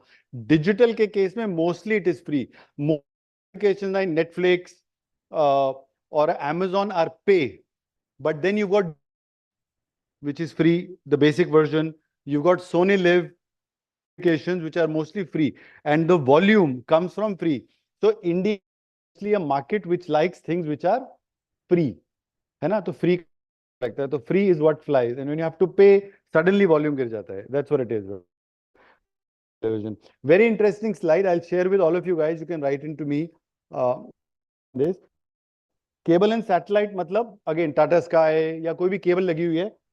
Versus that's on the left side. 725 million. एक घर में average कितने लोग होते हैं? On an average, 4. So the national average is about 4.2. South में कम है, North में ज़्यादा है, कई pockets में कम है ज़्यादा, but national average could be about 4. Yes. Then it is not कि एक घर में 4.25 लोग हैं. Average है. किसी में 5 हैं, किसी में 4 है, but you do a simple average is 4.2, right? But that is a good question. I'm glad you asked it, right? So you don't have 0.2 people in every single house. So the national average is about 4.2. If you take the total number of people in the country, simple average divided by the total number of homes. Metros में average ज़्यादा होगा या कम होगा? Delhi, Bombay में कम होगा. Nuclear families, you know, people are staying alone, one husband, wife, and one child, parents alone. If you go to rural areas, the household size is big because it's a joint family. So if you look at the total number of cable and satellite individuals is 725 million divided by 4.2. So about 200 million or 180 million cable and satellite homes. Internet users are much higher, at about 888 million. Who does not have an internet connection in this room? So let me put another question. Who has an internet connection in this room? Everyone has an internet connection. Everyone has a smartphone. आपके पास smartphone होगा, the camera guy. You have a smartphone ना? WhatsApp वगैरह देखते रहते हो, correct? So अभी WhatsApp ही देख रहे थे. So everyone has an internet connection. There is no one who does not have an internet connection. That is the power of the net, because everything is viable, and that's on the right side. So the right, your right side, which is the blue line, is fast hitting the red side. Incremental reach is what I was meant to talk about. मैं फिर भी समझा देता हूँ क्या है. Incremental reach मतलब news channel को देखता है आप में से कोई भी? Any news channel? Which one, sir? India Today. So you watch India Today and any other channel? Network 18. Which channel in Network 18? CNN News. Hindi channels भी देखते होंगे कोई, I'm sure. News 24. अच्छा, very good. So ये सब channels हैं. ये जब पहले आप केबल पे देखते थे, अब धीरे धीरे you are watching them on OTT. इन सबकी अपनी applications हैं. Plus they are also available on YouTube. So you can watch them on either way. Now what is incremental reach? You know the meaning of incremental? Incremental का synonym? Extra. Right? So incremental reach माने अगर 100 लोग cable पे देख रहे हैं तो आज की डेट में 21 लोग उसी कंटेंट को ओटीटी पे देख रहे हैं, या तो यूट्यूब हो या थर्ड पार्टी एप्लीकेशन हो. And there are basically 3 ways of watching digital. So if you watch a News 24, so you will watch News 24 either through cable, or you will watch it through its native application, the News 24 ki application hai, or you will watch it on YouTube or a third-party app. Third-party app could be Samsung or could be a distro TV or multiple applications. So these are the sources. The additional reach that you are getting out of digital is almost 22%. For example, News 18, someone mentioned News 18, right? So Network 18, News 18 gets about cable pe 235 million people watch it in a month. And digital is at about another 50 million, which is about 25%. Incremental reach for Aaj Tak, for example, is almost 48%. So 195 watch it on cable, which comes from BARC, which is the TRP agency. My company Chrome gives the digital reach, which comes at about 94 million. So 94 divided by 94 plus 195. Total is 195 plus 94, right? So uska jo percentage that comes to about 48%. Republic ko nahi dekhta. So there are people who watch Republic and all, right? So Republic gets about 38%. One of the fastest growing promoter-driven brands, Arnab, right? He just made a big brand in the last 5 years, right? But it's doing phenomenally well. जितने भी legacy brands हैं 20-25 साल पुराने, आज तक, ABP, Zee, India TV, Republic is just 5 years old, right? It's reaching pretty much the same number of audiences. So hugely competitive. So one thing for all the fellow students is to take away, on an average in India, news is so heavily consumed, on an average in 1 month, some 250 million people watch a news channel for at least a minute. That is the volume. अब इतने सारे लोग देखते हैं, इससे उसमें ads आते हैं, इससे इसमें ads आते हैं, that's how the money gets generated. That's the entire business model. India TV, someone mentioned. So India TV gets about 29% incremental reach. Times Now, Bharat 37%. So these are some examples which will interest people from the industry. I was hoping to see some of my friends from the industry, but I think they're all napping after lunch. ABP News, for example, gets 34% incremental reach, which is 150 million ke upar, 51% more people watch it digitally. That's the digital number that goes out. Doordarshan, DD is again all digital as well. Does anyone know DD? No. Very good, yeah. Can you repeat your name again? Amrose. Amrose, you watch Doordarshan? Lovely, that's so cool. So where do you watch it? On YouTube or you watch it on what? Very good, yeah. So we have Doordarshan. I'm going to share this with Gaurav, who's a friend, who's the head of Prasar Bharati DD. But good to see there are people from the student fraternity watching Doordarshan. So DD gets consumed digitally as well. Now, what is very interesting for all of you to understand when you go to media houses is a lot of businesses, as per the regulations, if it is especially the news business, it has to be owned by an Indian entity for logical reasoning, right? Because if it's an Indian business operating in India, especially in the news, वो Indians के पास ही होना चाहिए. लेकिन अभी क्या हो रहा है, आपकी जो news consumption भी हो रही है ना, that is happening with the big four, which is called Gamma. You know what's the full form of Gamma? Okay, so Gamma is G is for Google. I'm saying global giants, and these companies are bigger than the economies of many of our neighbors, right? Without naming the neighbors, right? So, okay, so Gamma would mean G is for Google, A for Amazon, and M, Meta, and the fourth A, Apple. These are the big four, right? They're ruling the world today. Practically all of you spend a major chunk of your time and a major chunk of your money on one of the four, which is Gamma. That's how big they are. Uska result kya ho raha hai? Dhire dhire, even the news industry is getting dependent on them. Why? Because if you're watching News 18, someone mentioned, right? If you're watching News 18 on YouTube, the ownership lies with YouTube is owned by Google, right? So the revenue of your viewership comes from Google to Network 18. So it's not the dependency depends on Gamma, right? One of the four big players. So that's a little bit of a challenge which is happening. So foreign dominance is something which the government is also very concerned about. And you in the reporting business eventually might also be concerned about, because tomorrow the owner of the company you work for or your chief editor might tell you kya news carry karni hai, but Mark Zuckerberg will have a bigger say on what to say because he will be giving you the money to run the business, right? So that's a bit of a challenge. So that's the political side of how business is operating. Any guesses on the largest media company in India today? Okay, besides you, anyone else? Huh? Very good, very good. Times Group and who else? Take more names. So big companies in India, right? Right. Network 18, they're all big companies. Reliance. So the hint was in the previous slide. Pehle hua karta, the Times Group was the biggest till about 10, 12 years ago. Now, the biggest companies in India is Meta. Right? So Meta alone is bigger than all the big companies in India. So this is something to really worry about. The fact is we are one of the world's biggest democracies, the world's second largest population, yet we consume media on a third party owned platform, right? So Meta is there, Disney plus Star is gone behind. All Jio is still yet to take over, but Google India is bigger. Google, Meta, these are the big four. Gamma. Yeah, this is 2022. The numbers have gone even higher. Sorry. Top line, total revenue, right? So that's how the numbers are. So the numbers are only exploding. I'll share the slides with you. The key takeaway from this slide is someone said Times. Who had said Times? I think that was right. So Times tha, और अभी perception है, लेकिन अब वो time चला गया. It's just moving, you know, things are moving very fast. Cable and satellite माने all the connection of Hathway, City Cable, जो भी आपके घर cable operator महीने में 200 रुपए लेता था. That numbers are declining from 201 million. That's come to almost 159 million. So that number is declining, cable and satellite. Every day. Many of you had a connection or jo nahi abhi, koi hoga cord cutter. It's called a cord cutter. You had a connection earlier, you've removed that completely. Now you're on OTT. So yeah, so you guys are the cause for that number coming from 201 to 1659. And gradually it will keep decreasing because more and Popper will find you as well. Yes, Amrose.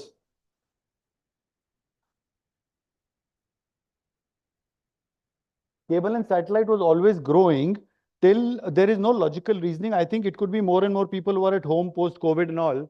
So they probably got more connections. So I don't have a right exact answer for that. But till 2019, the numbers were only growing and they kept growing till 2021. 2020 took a dip. I think the major dip that happened, the anomaly here is this one, which primarily would have happened because of COVID. So you would have seen a relative hike, but the drop happened. So that's how the numbers have grown. I'll just move back a slide. Am I operating it from here? Yeah. So the numbers would only go. Is this working?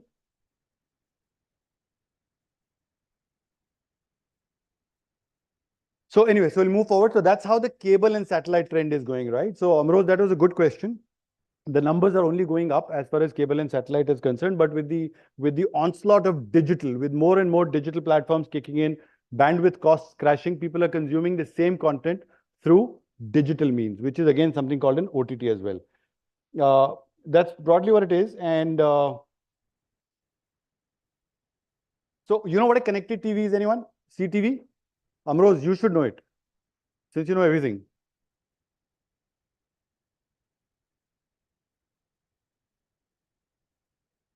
Right, so close, so very close. So I'll tell you what happens. So पहले TV होते थे, it was something called a CRT, जो डब्बा सा नहीं आता था, cathode ray tube. उसमें एक अंदर से internally there was a big डब्बा, and you used to have a projection, a small 10, 15, 20 inch. I was, I think, 6 or 7. My dad got a Sony TV from Japan. It was not even a color TV. It was a black and white TV. It was this big and it had a big white thing inside. And that was when the entire neighborhood had come and watched TV. That was called a CRT, which is a cathode CRT, and then you graduated to LEDs, LCDs, plasma screens. अब क्या हो रहा है is something called a connected TV. Connected TV is not only a smart TV. A smart TV could be a connected TV, which basically means any TV that can be connected to the net. So it does not need a device, right? So if it's connected to the net, you can watch your Netflix, Hotstar, any news channel or any form of content directly on the TV. So connected TVs are only growing, right? So from 5.7 million less than half a decade ago, currently we have about 70 million connected TVs in India, right? Which is a huge, huge number. And anyone who buys a TV today is connected. Why will you buy a TV which does not have internet access, right? So connected is constantly growing every single day as you move forward. It is projected that the number is gonna cross in the next 5 years. Every TV would be a connected TV. अच्छा, connected TV का एक बड़ा interesting fact है. Either the connected TV is connected internally, right? Or it is connected through an external device. And I'll walk you through the data. So you can use your phone to get internet. You have a hotspot on your phone, right? So a connected TV through a hotspot becomes smart. So 43% of people use hotspots for connected TVs. Wi-Fi's come at about 40%. Smart box and other external devices. But I'll give you a gist of that. So if you look at the left, on your right side, you heard of Tata Sky? So Tata Sky is now Tata Play, right? So Tata Play, Binge, Samsung, these are all internal. If you start off with Samsung, if you look at the right side, so right all the way from Samsung to Android, LG, Patchwall, Google, OnePlus, these are all internally connected within the system, within your television. So you have smart TVs, right? What TV do you have, Amrose, at home? Which one? What's the brand? Okay, any of your friends, anyone who has a TV at home, what brand of TV do you have? Sony. So Samsung. So Samsung has got Tizen as a software. So you'll have your own operating system, and the choice of channels that you get on your Samsung would be different from the choice of channels that I get on my MI TV. So broadcasters and news channels, for example, spend huge amounts of money to make themselves available across different brands. So the ones on the right-hand side, which is right from Samsung all the way till all the internal ones, which is OnePlus, are all internally connected. और जो TV internally smart नहीं होता, उसको आप externally you can add a device, and that device is something called like a Airtel Extreme or a Comcast or Amazon Fire Stick. So these are externally connected devices. These are huge numbers of data, but the bell is going, so I'll skip through that. Cord cutters. We had two cord cutters in the room, right? So the two of you, right? So cord cutters, people who had a cable and satellite connection and no longer do, that number is on the top. And then you've got pay TV plus CTV, which is connected TVs. You've got a huge amount of data. But the key takeaway here is we said India is a free market, right? But within the free guys, the North and the East guys to be fascinated by free. So 40% of North India is on free dish, which is completely free. 38% of, sorry, not 38% of North is free. 40% of East is on free TV completely. If you go to South and West, you see a different trend. People are on a pay TV, right? So pay TV would be a cable connection or something that they pay for. And connected devices, which is pay plus CTV, stands at about 25% all across the country. So that's how the trends are evolving on pay plus connected TV. Same data in a more tabular form, more detail, but that's the future. So we spoke about connected TVs. Connected TVs are only bound to grow. So the red dots is connected TVs. So by 2027, in another 3 years, you will have approximately 350 million TV homes, right? So on average, 4.2 homes, 4.2 people per home. So 350 into 4.2 comes to about 1,500, which is about 150 crore ki population. And everyone of them, most of them have a TV, and every TV is a connected TV because all the existing TVs will go obsolete as you move along. And that's what it is. So all the data that comes out tells you about the platform, but these are interesting data which we'll quickly zip through. Hotstar, for example, gets about 135 million unique viewers in a quarter. That's the number of people. And you must be watching some kind of platform, right? Top shows of 2023, you would have seen this content. That's broadly what it is. But I will just add one slide since we've got, we'll wrap up in a minute. Can you just go back on the thing? Just go back to the incremental slides. We're done this 1 second. Go on the incremental reach. We had individual channels. Okay, forget. I'll show it offhand. Let's forget it. So that's broadly what it is. And the future is all about connected TVs. And that's how it's going to pan out. So every TV as we move along from now onwards is practically connected. That's the power of internet. And I hope you found this interesting, especially Amrose, right? And your friends. You seem to be the group leader. Thank you, guys. Well, that was quite the productive session. We'd like to present a small token of appreciation for your valuable thoughts and your time. Please welcome Ms. Anushka Sharma, Business Head, Friends Media, to do the honors.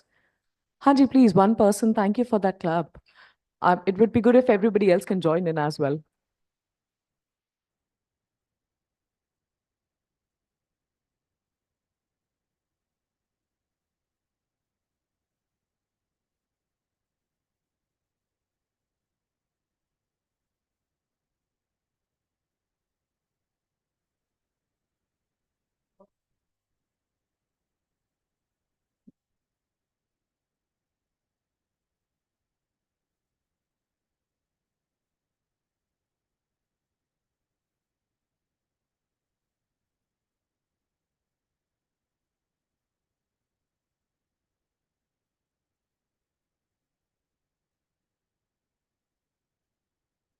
This brings us to the next session, the fireside chat. The topic at hand is the pursuit of objectivity, upholding non-ideological reporting in a polarized media landscape. Ladies and gentlemen, join me as I welcome on stage our speaker. With a big round of applause, please welcome the Editor-in-Chief, NewsX, Mr. Rishabh Gulati. In conversation with creative entrepreneur, author, and film producer, Dr. Bhuvan Lal.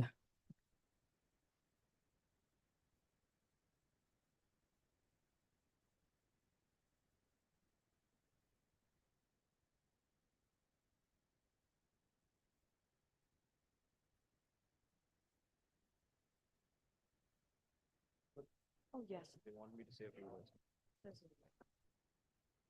Hi, all of you. And first of all, I want to thank Anurag ji and his team to bring all of us here today, organize these events for our industry, and literally make sure that we are all partaking and getting the most out of it. So I'm going to set it up and then have a conversation where hopefully Bhuvan ji, who's my super senior from school as well, will grill me and we'll have a TV journalist on the other side getting grilled. But let me set up the subject, both in theory and in essence. Because both the theory and essence of implementation of practicality is fundamentally important, especially to those of you already working in the media industry and those of you aspiring to. If you study the concept of what is objectivity, what is balance, and how pivotal it is for human life to exist, that balance be maintained. If the Earth was not in this particular orbit of not this particular size, not traversing on its axis at this particular angle, life itself could not exist. So balance is fundamentally important.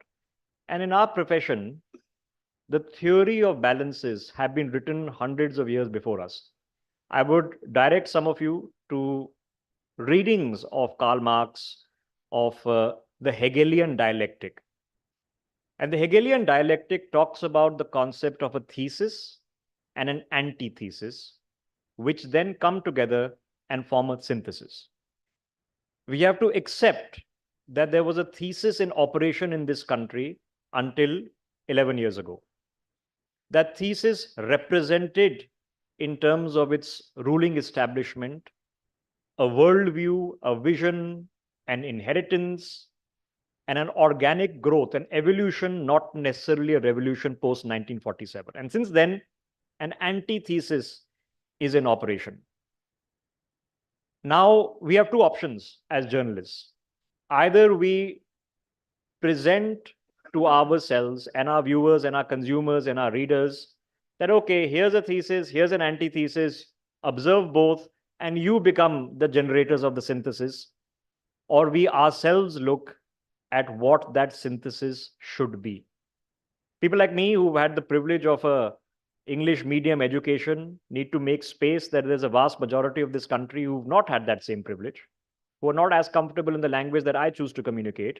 But there's an equally important large percentage of the country that finds that the English medium is the bridge. It's the communication platform amongst all the various languages in this country.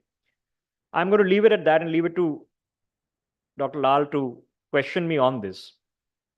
But ladies and gentlemen, the premise for non-ideological conversations, which means you're not from the get-go picking a side. The premise is going to have to be based on all of you, people working in the industry, doing the much tougher job of applying your mind. Thinking on the merits of what is taking place, rather than a preconceived notion that if A person is doing it, obviously it's all bad. And if B person is doing it, obviously it's all good on both sides. And a large part of us are consumed by the ease, the editorial ease of journalism, of not having to think, of just doing. And that is something we perhaps need to revolve. So hopefully I'll have a tough conversation with Dr. Lal on this. Thank you, Dr. Lal. Thank you, Rishabh. It's always fun to talk to you. So, Ladies and gentlemen, this afternoon you have an opportunity to hear from an actual practitioner at the business who has been in this space for a while, has carved a name for himself, is known worldwide now as the person heading NewsX. I watch his shows essentially because they are not shouting matches. And in a very restrained and a classical television manner, he deals with very difficult issues.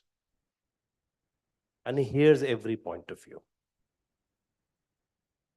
The roles of journalists have evolved.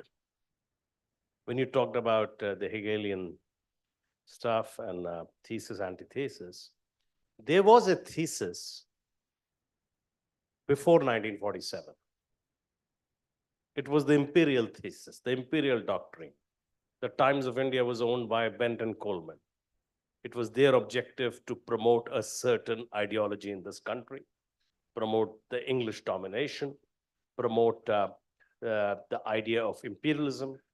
And then we created the freedom movement within that. And we had Indian newspapers, Hindi language newspapers, other language newspapers, which started the alternative versioning of events.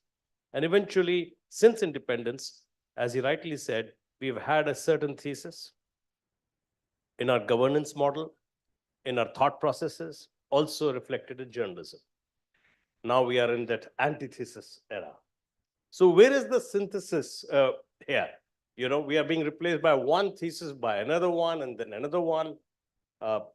Is this the job of a journalist to find the synthesis, or just to report the events as they are? We can't. We can't report the events as they are, because without context, the event means nothing. Was 1857 the Great Mutiny? Was it the first War of Independence? Is all about context and perspective.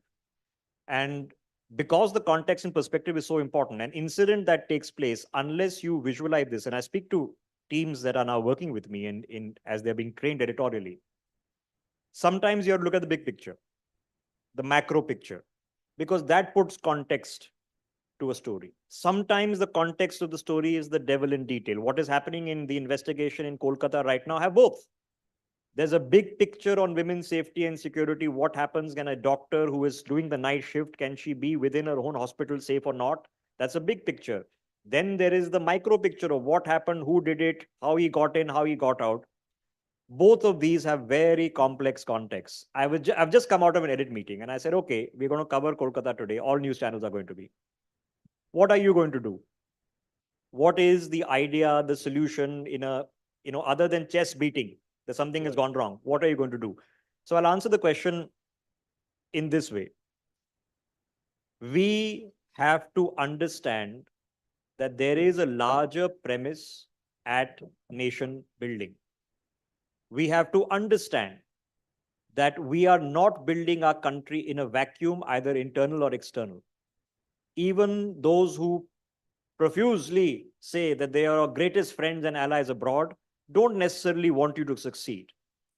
And it is but obvious that there are hoping that the president government fails, because that's the opportunity for them. Within this complex, we find that. So as I mentioned, Dr. Lal, it is through the of mind. An example is, if a Rahul Gandhi does anything and one comes out, newspaper comes, web portal comes and says hashtag Rahul with terrorists, there is another bunch of them that what clothes Narendra Modi as Prime Minister will wear, what he will say is a problem. We are stuck somewhere in between. And how do you solve it? Looking at every event that happens, and you do the difficult of saying, I will not do the easy thing. And when I was a young journalist, the easy thing in TV was you want tamasha. Why do you want tamasha? The reason you want tamasha is if all of them screaming at each other, no, all the security guards outside, the drivers outside, all the other people, okay. As children, you're taught the story of Cry Wolf. Okay, you people gather. What happens? People come. You try it again, they again come. You try third time, they again come. Fourth time, nobody comes. So we wanted tamasha, and the easiest way to do tamasha, as an editor, I have to do 7 debates, 40 guests per day. Okay. This is what's happening per news channel, right? You have a to do those debates, to set them up, to write everything out. So what are you doing? You're tamasha, saying, pick Pakistan. Okay. Pelo unko. Great TV. To get a Hindu person, ideally somebody wearing topi, get a Hindu person wearing tickle, जाएंगे हो जाएगा. Why? Because it was easy, and now a difficult road. It's a brave decision for a news editor and to path which actually doesn't get audience. When we watch television in India, specifically during the last, there is a deprivation of intelligence there. We see, rightly said, people literally wanting to have kind of a out session, a boxing match, verbal boxing match, and in some occasions, physics, but very rare, largely because the audience comes and they earned by an economic model in which the MBAs of the world and the people who run the channel work because we get eyeballs, and eyeballs mean we get revenue, and this is the way it should be done. But television, that's the worst form of television, in fact. Yes. Does the concept of a big fight on television, does the crosstalk between two, they call it, it's not really a debate, but does to those opposing parties, is that the way television should be consumed in this country? Can't they be just an interview, civilized debate, or understanding between people that we will have this view, there will be an, and then there'll be an investigative story which may contradict both the views done by a channel. I'll take it a step forward. So can it be done? Yes, it can be done. Okay. Context, because Dr. Lal Lottery writes about these things, but he's deeply involved in industry. You know, he travels to Cannes. He knows some of the best directors all over the world, not just not in an era of Karan Johar making a romantic film. There is still a room for a race film to be appreciated. Both is possible. Yep. Only the person who's trying a serious subject will then have to make sure that his Schindler's List level of articulation or filmography will have to be there. So if you try harder, it can be done. Can you have a conversation? Yes, you can. Problem in having the conversation. I'll tell you what the problem is. The problem is, I've already told you to do 6 to per day. I'm processing 40 to 50 guests per day. If you're a network, ours run 9 channels, hundreds of processing, so it becomes a machine. Okay. In the machine, to have object application is difficult. The secondary problem is that the guests who are also joining you, particularly political parties, not ago, 7, 8, it was the senior most people who sat on television. Correct. That has now been devolved to most people. The person starting off in politics who aspires to one day become a member. You know, I interviewed the finance minister recently. About 10 years ago, she had done her first television debate and she remembered. Okay. So we want people, so the quality of the guests in terms of seniority, and the second advice that is being given to the political party spokespersons. If they were to ask me, I have advice that regardless of what the question asks or what the subject is, you make a list of 3 or 4 things you want to say and stick. So it doesn't make a difference what question I'll ask you. It doesn't make a difference what subject it is. If you're Aam Aadmi Party, you're today, no matter what you've been called on. Okay. If you're the BJP, you're talking about A, or the Congress talking about A subject. You can't have a conversation. But if you try, apply the art of an editor, and we have tried the experiments, that the same guests, exactly the same guests who sit on news at different channel half an hour later, they'll be behaving differently with me and waiting their turn. Nobody will overlap. Everybody knows they'll get a chance to. Then 5 minutes later, they'll be somewhere else and screaming, shouting at each other. So it is possible. You can do this. You can do a telecast saying that I will not have a debate. I will interview Dr.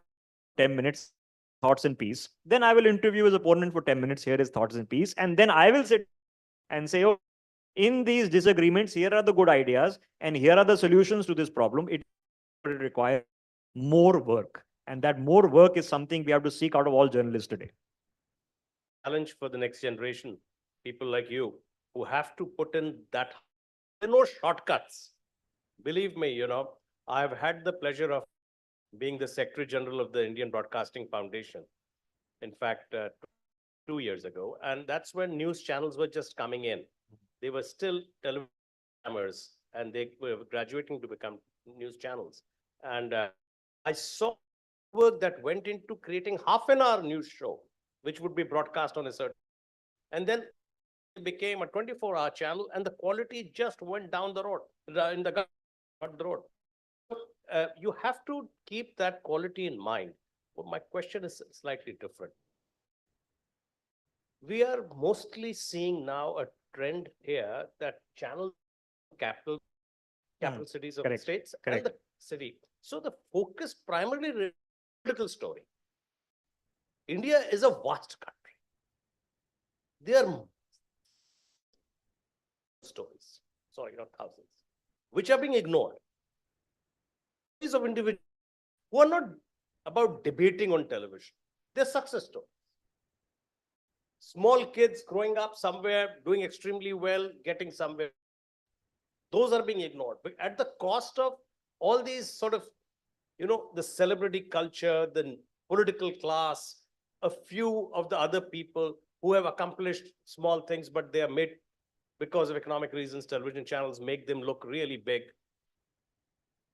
Many parts of India, when the leaves, we see a cruise go. I've been to Lucknow 12 years ago. The place is very beautiful, as remote as it is. Cruise don't go there and do shows there. There are parts of Northeast where I've been and people don't go there and do stories there. We are very Delhi-centric and we are very political. Does everything have to be versus every evening? We can't see something else somewhere else. And I have another to ask you to answer. Why do we have to have depressing news? Failure as the primary story. That 3 people died in accident. Of course, there are accidents in the country. A country of 1.5 people will have. But is it the primary story?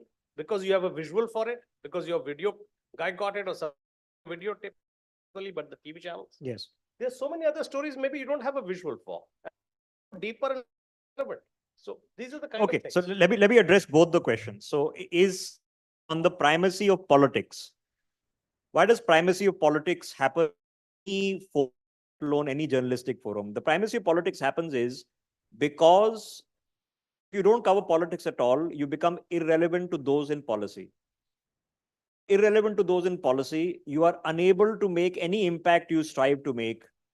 So there is a concept of relevancy. But can you break away from 24/7? Absolutely you can. I learned this lesson, ladies and gentlemen, a very practical example.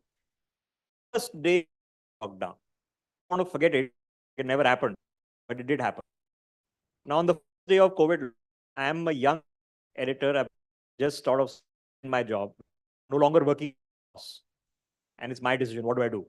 And I'm looking at all the running other news channels, and they're all sitting, former bosses, people I worked with. They're doing the debates, and somebody is doing a debate on the controversy over did you do the pot and pan bagging or not? Okay, or what Rahul Gandhi has he questioned the PM for the lockdown or not? So these are debates going on, and I'm thinking,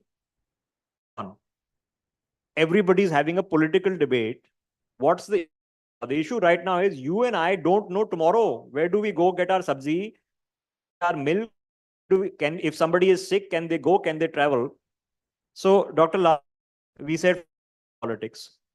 We are a large journalistic organization, 17 major bureaus. We, commissioner of police, the mayor, सब कार्य bureau में छोटे-छोटे town center में हम सब इज्जत करते हैं, हमारे पास access है. What do we do with it? For 6 hours, I was sitting there personally, just people calling in with problems. Called up, I'm the largest milk supplier in Bengaluru. Okay, how do I get to my milk? Can my boys go? Okay. Immediately, my Bengaluru resident editor does, he has got the commissioner of police on the phone line. Okay. Speaking on Dr. Lal, and I'll end with this example. There was a company called My Labs. Labs, if you beginning, we didn't even have the test kit, that swab kit. वो भी नहीं थी हमारे पास. It was developed in the first few months. So this company called My first. Press release मुझे studio में किसी ने पकड़ाया कि सर आ गया है. They've got it. They said they can manufacture the kit. उसमें from the person, I said, I'm so and so, I'm live on TV. Okay, can I speak to your CEO? He put the CEO and he said, you. So I said, what do you need to do mass production? He said, I have equipment and Bengaluru, I access them. Came a reporter, within 2 minutes was online with us. Within 1.5 hours, and was plane organized an airlift to get their equipment and all done.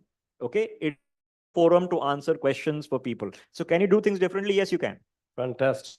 The example of where journalism kind of raises the bar and no longer is just television or journalism. It's problem solving on a nationwide scale. A lot of you have access to, because of your position, to power.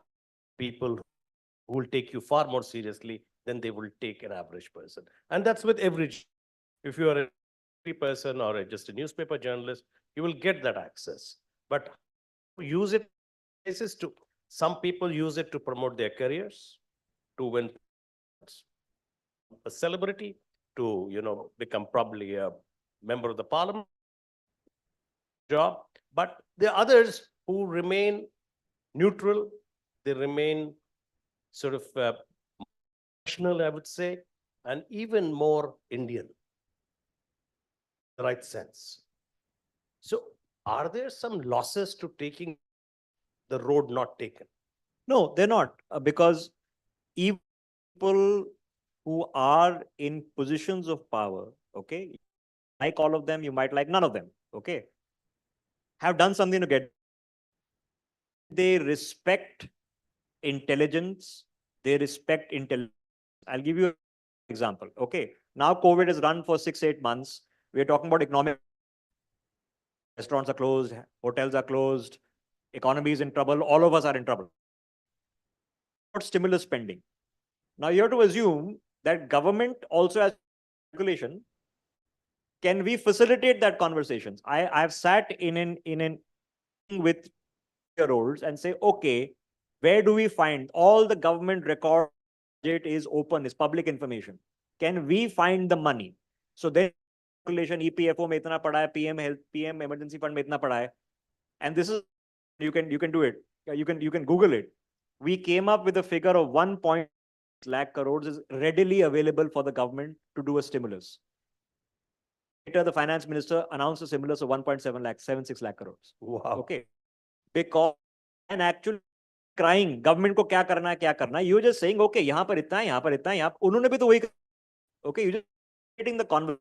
Of course, they might be watching you on air or through your privilege that once you've done the telecast and you're texting it to the nodal minister or secretary, भी हमने थोड़ा दिमाग लगाया है. Why don't you now go in much detail? They have large staff, they can do in detail, but you can drive an impact. Another example is in Canada right now. Okay, 2 weeks ago I anchor very less right now. I have more managerial responsibilities, but the Canadian Parliament silence for this Nijjar fellow. Okay, as you know, in 1984 we had the Kanishka. So I asked the question: if they can do a moment of silence, why do we? Why don't we do a moment of silence for the Kanishka bombings? Minutes for Kanishka. 1 week later, both houses of parliament did 2 minutes Kanishka. So calling someone or using something. Right. If you come up with the right idea and it makes sense, intelligent people will. That's what you, and you have a brand, and we respect you. Nothing. Most people here won't know my name. So, no, so I'm not. That's what you would say. That's fine. But I have seen situations which, for example, you know, there's a military strike by some country, and then there's some terrorist attack in our country or something, and night, the news anchors in some channels become strategic experts. They make a war room inside the studio, and they start discussing national security sort of plans and strategies and how we should do. Role of a journalist? Is it the role of the journalist to treat war as an opportunity? The answer is no, but oftentimes it happens. Okay. When in doubt, things blowing up in Ukraine, great TV. Okay, people watch. Happens. There are journalists who build their careers during coverage of wars. So one thing, coverage, I'm not against, that's fine. But turning the student to having some retired army officers who retired 20 years ago, they don't know what's happening today, but they overnight become experts in the subject and they start planning strategies of resolving. I'll give you an example. When there was a big attack on India in Pulwama, and there was a gap time actually responded to it with military precision. There was a period in which many studios started charting out various strategies for the armed forces. What is the base? How can they overnight become experts on national strategy? Concerns. It's just a sort of, it's not, it's a very... So the more complicated answer, because if I'm anchoring on television, okay, right now, and we win a hockey bronze. So now for the next half an hour, I have to be an expert. Then I'm told that ISRO is about to do a launch. Then for the next half an hour, I'm an expert on cryogenic. So you are forced, and that is the beauty of this profession, but challenge. Yeah. You are forced to become experts in many things. Do not decry people who at least try. What is a problem? And yes, and officialdom laugh at us. Okay, that what nonsense are you talking? Sometimes they don't even appreciate the people we are inviting to talk that nonsense with us. But ladies, if a larger purpose is being served, that you are not turning, at least you are trying earnestly. I might organize a conference and I earnestly to get the best people, the most intelligent people, to say the most authentic things, the most authentic voices. Yes, it can be a deeply educative conversation, but yes, the problem, Dr. Lal, is that that's half an hour, then I have to plan 7 other hours. So how much depth can I actually give to that? It's very complicated. Yeah. Shall we do some questions from the audience? Sure, happily. So we have so many youngsters here. Please raise your hand, introduce yourself, and ask a question. Try making it a question, not a comment. Yeah, go ahead. Lady over there. Lady over there. Even if there's no mic, we'll be able to hear you. It's a small room. Just go ahead. Oh, you are allowed to ask. Make a comment. Yeah. Can you just get up, ma'am? Yeah.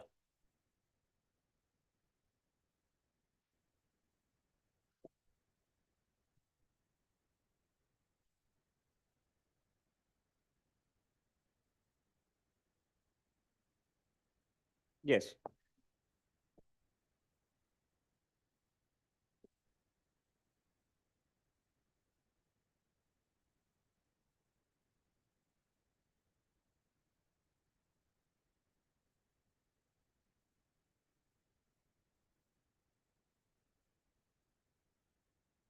Yes. So, I understand the feeling. My father's not from the army, but all my uncles are.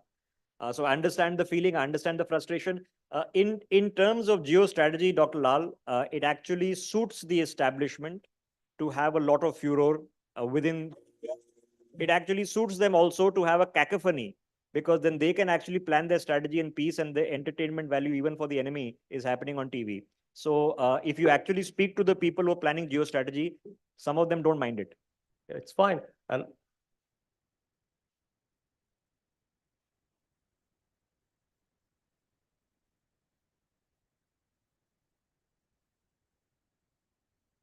they will. Yeah, they take feedback. Yes, they do.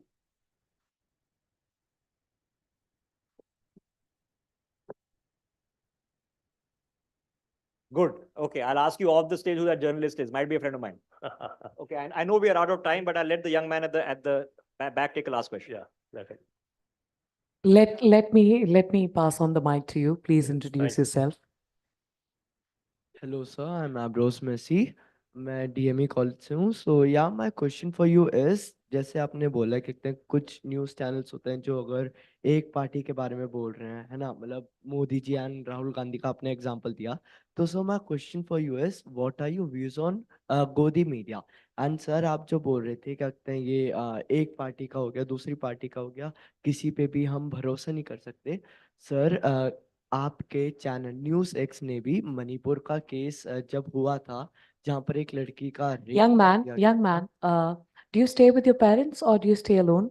I stay with my parents, With, ma'am. you stay with your parents, right? Yeah, ma'am. Then you have to follow a certain set of rules because पिता के घर में रह रहे हैं तो जिस आदमी के घर में रह रहे हैं Let him have his say.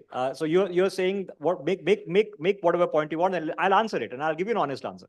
Alright, sir. So news x ने भी मणिपुर का केस, न्यूज़ चैनल्स कोई भी आप उठा लो इंक्लूडिंग न्यूज़ एक्स, उन्होंने मणिपुर वाले केस पे बिल्कुल भी उसको क्या बोलते हैं कवरेज नहीं दी, बिल्कुल भी कवर You're नहीं wrong. करा था। You're just factually wrong. You can Google अभी YouTube पे करो NewsX Manipur मिल जाएगा, ठीक है? So the problem is that it's not just journalists. No, when I talk about polarization, when I talk about we all have an opinion and we try to stick to it, and we want people around us agreeing with us. It's also in the audience, all right? You want to watch a channel in which you agree with everything the guy says, and you don't want to watch a channel, okay? So X number of people don't want to watch Ravish, okay, and his YouTube channel. X number of people think he's the best thing ever. Others will not want to watch Arnab. Some of them will be fascinated by him. So the polarization happens in the audience also. The challenge I'm putting to you is, I am forcing myself to think. When we say Godi media, okay, what about the other side? Whether the other side is abroad, CNN, who's Godi? Al Jazeera is run by a dictatorship, okay. Whose Godi is that? BBC. BBC is whose Godi? All right. I had this conversation with the South Asia bureau chief of New York Times, and I asked him this question, and I'll end it on this thought. That when a terrorist attack happens in Kashmir, you call it militant activity. But when it happens in Europe, you call it terrorism. So then he told me, he said, Rishabh, if an army target is attacked, it's militancy, but if a civilian target is attacked, terrorism. By that logic, the attack on the World Trade Center was terrorism, but the attack on the Pentagon was militancy. So whose Godi is that? There are problems that cut across the board. So I will beg you, okay, that you demean people from your own country by doing Godi, Godi, Godi. Ask the others also, na, kaun si Godi mein, kiski Godi mein?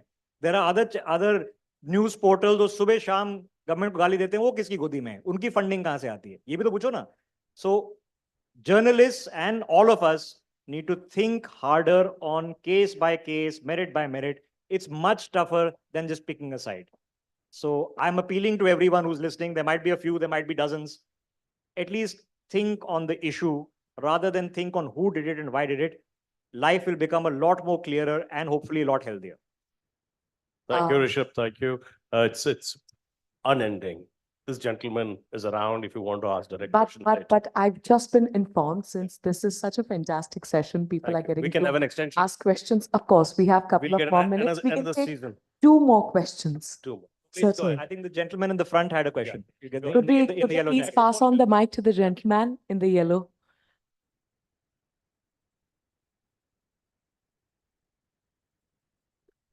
Good afternoon. Myself, Gajanan Mali. I'm the founder of the 10 News Network. My question to Lal Saab, you said that some of retired army officers, they are coming on TV panel and they are commenting on the issues which they are not well equipped to answer. So the media means editor in chief, they should follow some rule or regulation, some ethics, whom to invite. Number one. Now Mr. Gulati said, nowadays the political debate has gone down, and some 10 years back, some senior leaders used to come. Now very junior are coming. So I think there has to be some rule, regulation, some ethics. If the senior person is not coming, why invite junior people? Please. Dr. Lal, you want to take that thought, because he posed a question to you as well on the army thing, and then we'll take one more question before we wind up. Yeah. Delhi has a lot of retired people in every space, and they probably have an opportunity to go. Many of them are probably sitting in ISC as we speak. Yeah. So, but I think we should mature now as an industry and have really area experts who are probably close to practitioners of the subject that they are in to speak on that subject, rather than somebody who retired many years ago is clueless, but is a good television personality and makes a lot of noise. So and likes publicity and is a bit of celebrity hungry kind of personality, they get an opportunity. So that's as far as the military affairs is concerned. You go ahead. I'll add to that. मैं आपको practical जवाब देता हूँ, ठीक है? आप मान के चलिए कि 40-50 है नेशनल चैनल, ठीक है? 6-7 इंग्लिश चैनल है, 30-35 हैं, बाकी 300 और हैं, ठीक है? हर चैनल में एक ने 7-8 डिबेट करनी है, 4-4 लोग बैठाने हैं, तो हर चैनल में गेस्ट टीम होती है, ठीक है? उस गेस्ट टीम वाले बंदे ने हर दिन 50 लोग बैठाने हैं, ठीक है? और आपको उसको बोल रहे हो कि मुझे सारे क्वालिटी वाले चाहिए, डोमेन एक्सपर्ट चाहिए, कैसे मिलेंगे आपको? वो क्या कर रहा है, व्हाट्सएप कर रहा है, और जो बंदा पहले जवाब दे कि हाँ जी मैं फ्री हूँ, हाँ जी बैठ जाइए, एक हो गए मेजर जनरल साहब हो गए, ठीक है? दूसरी जो दुविधा होती है कि समटाइम्स आपके डोमेन एक्सपर्ट होते हैं ना, वो टीवी पे बैठना ही नहीं चाहते, ठीक है? वो यार कुछ मैं बोल दूंगा, ठीक है, फिर मेरे कोई वीडियो बना लेगा, मीम बना लेगा, मेरी इज्जत खराब हो जाएगी, मैं इस चर्चा में पढ़ना चाहता। फिर तीसरी कैटेगरी होती है जो डोमेन एक्सपर्ट हैं, बहुत पता है, बट वो are not the best communicators, वो पॉइंट नहीं रख पाते, ठीक है? तो डिबेट में जो बंदा ज्यादा अच्छा बोलता है उनको खा जाएगा, चाहे उसको बहुत ज्यादा पता हो। तो ये सारी चैलेंजेस होते हैं। हमारा I give you an example, यहीं पर बैठे आईआईसी में, ठीक है? हमारी I have 80% of my team is women, okay? सारी स्ट्रेटेजिक कॉन्वर्सेशन में रिटायर्ड जनरल, रिटायर्ड एम्बेसडर, ठीक है? रिटायर्ड जनरल तो सारे मेन, ठीक है? Most of the retired ambassadors also are men. Team ने ढूंढा कि अगर आप 4 गेस्ट बैठाओगे उसमें एक तो औरत बैठनी चाहिए ना। उन्होंने ढूंढा 6 महीने लगा लगा के। अब आप न्यूज एक्स पे कोई भी स्ट्रेटेजिक अफेयर्स पे डिबेट देखोगे, you will see one woman, either retired diplomat, somebody who served in the security forces, runs a think tank, will be sitting there. So अगर आप करो तो हो सकता है, बट हाँ दिन की दिहाड़ी में on a day to day basis it's not easy, but you can find quality. Okay, I mean I wish इनके बेटे ने अभी किताब लिखी है, ठीक है? 22 साल का लड़का है। मैं 2 दिन पहले यहीं ऊपर बैठा हुआ था और मैं कर रहा था यार, the kinds of people he has spoken to, the kinds of research he's done, जो ऑडियंस में साथ बैठे थे, मुझे तो आंसू आ रहे थे, आंसू आ रहे थे कि वो तो बता रहा था इन्होंने इस बैटल में ये किया, इन्होंने इस बैटल में किया, और आके वो सलूट मार रहे थे, आंसू आ गए थे। ऐसे हम ऐसा टेलीविजन कर सके ना, ठीक है? बट आई अंडरस्टैंड उसको वो करने में 3 साल लगे हैं, ठीक है? मेरे पास 3 घंटे भी नहीं होते हैं। So it's not easy. Last question, anybody?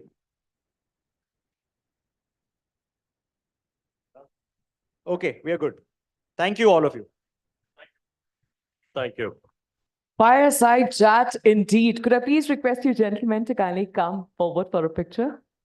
And requesting Ms. Anushka Sharma, business head, Friends Media, to kindly join us on the stage to present a small token of appreciation on our behalf to these gentlemen. And how about a big enthusiastic cheer for this very, very productive session? Come on, everyone. Let's put our hands together.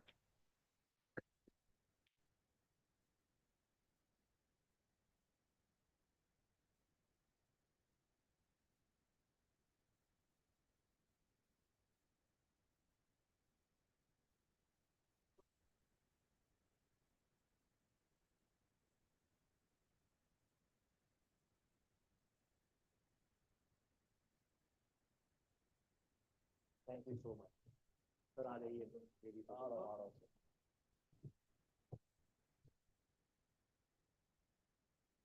Thank you so much. Thank you.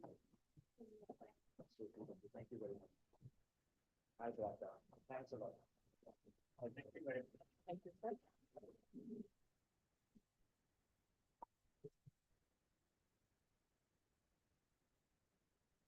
How are we doing so far?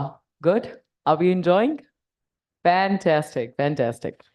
Let's move on to the first panel discussion of the day. Our panelists will be discussing on engaging younger audiences, strategies for media organizations. This discussion could focus on how news organizations can effectively engage younger audiences who increasingly consume news through non-traditional platforms like social media and streaming services. Just a couple of days ago, first 𝒕𝒓𝒃𝒂𝒍𝒊𝒔𝒎 Padukone gave birth to a girl child, and all of a sudden it became a boy child, and now there's no child at all. So in a world where misinformation kind of rules as of these days, this particular panel is something that I must encourage our younger audience to certainly sit through. Join me as I welcome the moderator. Please give it up for Sohini Ganguly, Senior Correspondent, Exchange for Media. Quickly, let's invite the panelist. Joining us on stage is anchor and deputy editor, ET Now, Miss Anisha Jain. Right, if you find one of your hands occupied with your mobile phones or any other activity, you can use the other one to bang on the table and welcome the panelist. Up next, please give it up for editor, Manifest, Chethy Narula, with a big round of applause. Come on, everybody. Welcoming marketing head, NDTV. Please give it up for Mr. Gaurav Barjatya. Well, you can see the enthusiasm in the audience, so I'm taking points and hoping that post this session, this will improve. Up next, we are welcoming the founder, Digital Mill Consultants, and former correspondent, Economic Times. Please give it up for Anu Sehgal. And completing the panel is the associate editor, Z News Digital. Please give it up for Aman Dwivedi. Now I understand why the enthusiasm was lacking. It's all for Aman.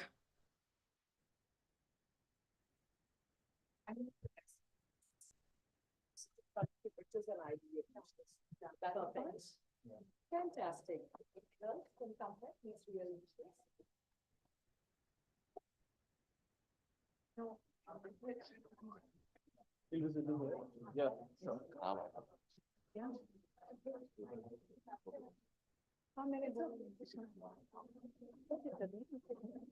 Welcome, everyone. And I've been quite excited for this panel, especially, and we have a fair share of young audience out of whoever is remaining here. And I would encourage the younger audience to sort of get like really, really into the session because we have a lot for you in this. Sohini, how about we quickly talk about the topic here once again so that they are familiar what exactly it is that we are discussing. Ladies and gentlemen, the topic at hand for this particular panel discussion is engaging younger audiences, strategies for media organizations. Once again, requesting everyone to kindly settle down. Over to you. Thank you so much, Sahib. Right. So before I start with the panel, I want to get a show of hands in this room. How many of you are there on Instagram? Superb. Twitter, you're all journalism students, are superb. So I'm guessing a fair share of you are there present on social media. How many of you consume news on social media over news channels? I think that's a good segue to our conversation right here, that right now younger audiences are on social media consuming news and consuming what's out there. I'll start with right from that end. So can you tell me about the change you've seen in the way the younger audience is consuming news as compared to, say, the last 5 years, if we can have a look back? Thank you, Sohini. Thank you, Batra Saab. Thank you, E4m, for calling me here. So, the topic of this panel discussion, as it states, it is how, how do media organizations must attract young audience? And the question you asked is, how is it changing? I believe it's changing every day, every second. More and more younger audience are now focusing towards gathering their information via social media. Social media is your question, if I'm not wrong. Why is this happening? Is because that is what has become their primary source of information. Students सुबह उठते हैं और सबसे पहले Instagram, that is their in their subconscious minds, अपने आप जो thumb है, अंगूठा है, it opens the Instagram app, and that's where they consume their information from. So first and foremost, I would say a large chunk of the younger audience, as we call it. पहले तो since I've led Z Digital for quite an year, मुझे कभी ये नहीं समझ में आया कि actual में younger audience है क्या? Is it the audience between the age of 18 to 35 years, as we used to state it traditionally? Abhi, now I am 31 and I find myself way too different from the, from my younger cousins, the interns and trainees that we see in our newsroom. So I'm not sure what exactly a young audience is. Yeah, young generation, we might say कि 18 से 35 साल वाले होते हैं. It's young at heart, right? So exactly, that's where I was coming from कि younger generation वो number वाली है या younger generation वो है that is young at heart. So if we are discussing about the number, I believe उनका जो information का source है वो सिर्फ और सिर्फ social media रह गया, and they are more interested in getting the information rather than getting the news. Now, getting information is different. Maybe कुछ एक JNU के IR students वाली जो एक lobby होती है, या lobby is not the right word, I mean जो एक set of students होता है, maybe they are the ones who are seeking news every morning, or maybe the IS aspirants, or maybe my friends at IIM or IITs. But what I believe is कि वो chunk जो है वो शायद 5% या 2% का रह गया है, जो actually जिसके back of the head ये है that yes, I really need to consume news, not information. And misinformation is also related, because rather than the source of information, we these days say कि social media is the source of misinformation. अब क्योंकि information वहीं से consume हो रही है, so there are lots and lots of players, political minds, parties, businesses that themselves are creating misinformation. So what I would advise, that the way your question was, is a younger audience को एक हिस्सा अपने दिन के समय का रखना चाहिए to consume pure news, and that pure news they should be mindful कि वो कहाँ से आ रही है, किस source से आ रही है, rather than knowing things in this era. I believe is not knowing things, not knowing the wrong facts has somewhere down the line become more important than knowing the facts. So this is what I believe. I think that somehow answers your questions, that how younger audience should consume their information. Thank you so much, Aman. I'll come to you, Chetty, now. So like Aman mentioned, right, the most of them, like almost all of them, are on social media and consuming news on social media. How would you suggest to then curate that sort of a news so, the younger audience feels like, attracted to read that, right? And as compared to, how the older generation is glued to a TV with a ticker going on or something like that. So how do you think news should be curated for the younger audience on social? Well, thank you for having me here, first of all. Before I answer how news should be curated for the younger audience, I must say that the younger audience that are tuned into social media need to realize the right handles they are curating for themselves. So if you're on Instagram, you need to follow the right handles which come with credible amount of information, and not handles which are there for propaganda, or there are some very obvious polarization that we see in news today. All of you would agree with me. Make sure that you understand where the funding of these news channels really comes from. So when it comes to news, you have to really be very, very careful where the funding of news channels really comes from, because that would then decide what you're consuming is biased or not biased.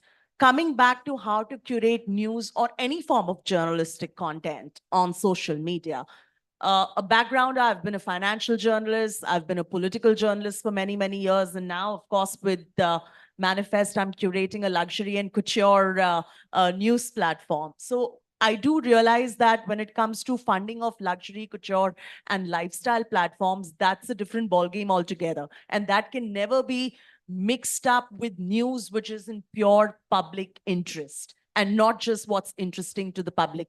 And that's a demarcation that all young journalist students should know. To curate news, to answer your first question, for the younger generation, first, you must understand how much their attention span is. There's a certain sect of audiences today whose attention span is becoming lower and lower, and that's more so with the Gen Z. And not all Gen Z, because we've done multiple focus groups before we launch Manifest to realize the consumer behavioral patterns as well. There are some who are getting up every day in the morning and opening Instagram as the first thing, or WhatsApp as the first thing, or Twitter, or any other social media platform that comes in handy. The minute you want to cater to the crowd that consumes news on social media handle, news channels, organizations, content providers need to make sure that the long form content that they are creating, whether on their website, whether it is on their legacy media channel as a TV show, or whether it is on print, needs to be bulleted, summarized, facts should be presented, and you can easily now do stories as carousel format. So what I'm increasingly encouraging my team also now is that there is a long form print story that we do that deep dives into the ethos of what the story really is. Then we do a shorter version of it for website, which kind of gives you an overview, news/feature-ish kind of a story. Then you trickle the same story down to Instagram in a pattern which becomes shorter, which means you create a carousel of the post of the ethos of what you're trying to say in terms of salient bullet points. So lot lately, you must be seeing many channels or many handles doing carousel posts with just information, and you just keep going round and round the carousel posts, and you will be able to tell what the story really is without reading the 1,500-word story which has been actually published. So that's one practice. The other practice I would say that media organizations can now do is hop on to this video trend. Videos today, through our focus group survey as well, we realize are a very big part of a news consumption pattern today. Videos are something that one can really capitalize on very well. And when you create these videos also, please remember that they need to be snappy. You don't have to go on and on and on and let the video breathe, because the attention span of the Gen Z today is something that you need to be very careful about if you're looking to put your point across in that sense. So videos is one thing, Instagram carousels is the other thing. And like I said, I would stick my neck out and say that print is not dead, and I'll come back to it later why. Thank you so much, Chetty. In fact, you've touched upon a very pertinent point, and I was going to pose this to the audience again, our young audience here, about watching news and reading news, right? So can you, again, I'll come back to the audience here. Can you show me a show of hands about how many of you like to watch news over read news? And how many of you are into just reading news? Yeah, we'll come to Q&A. We'll have Q&A, don't worry. So like we see, there are a fair share of more hands when it comes to watching. And I'll come to Gaurav next with this. Gaurav, how are you optimizing at your organization the use of social media and curating this format of news that they are more interested to watch? And how are you sort of optimizing social media to deliver news? Thanks, Soini.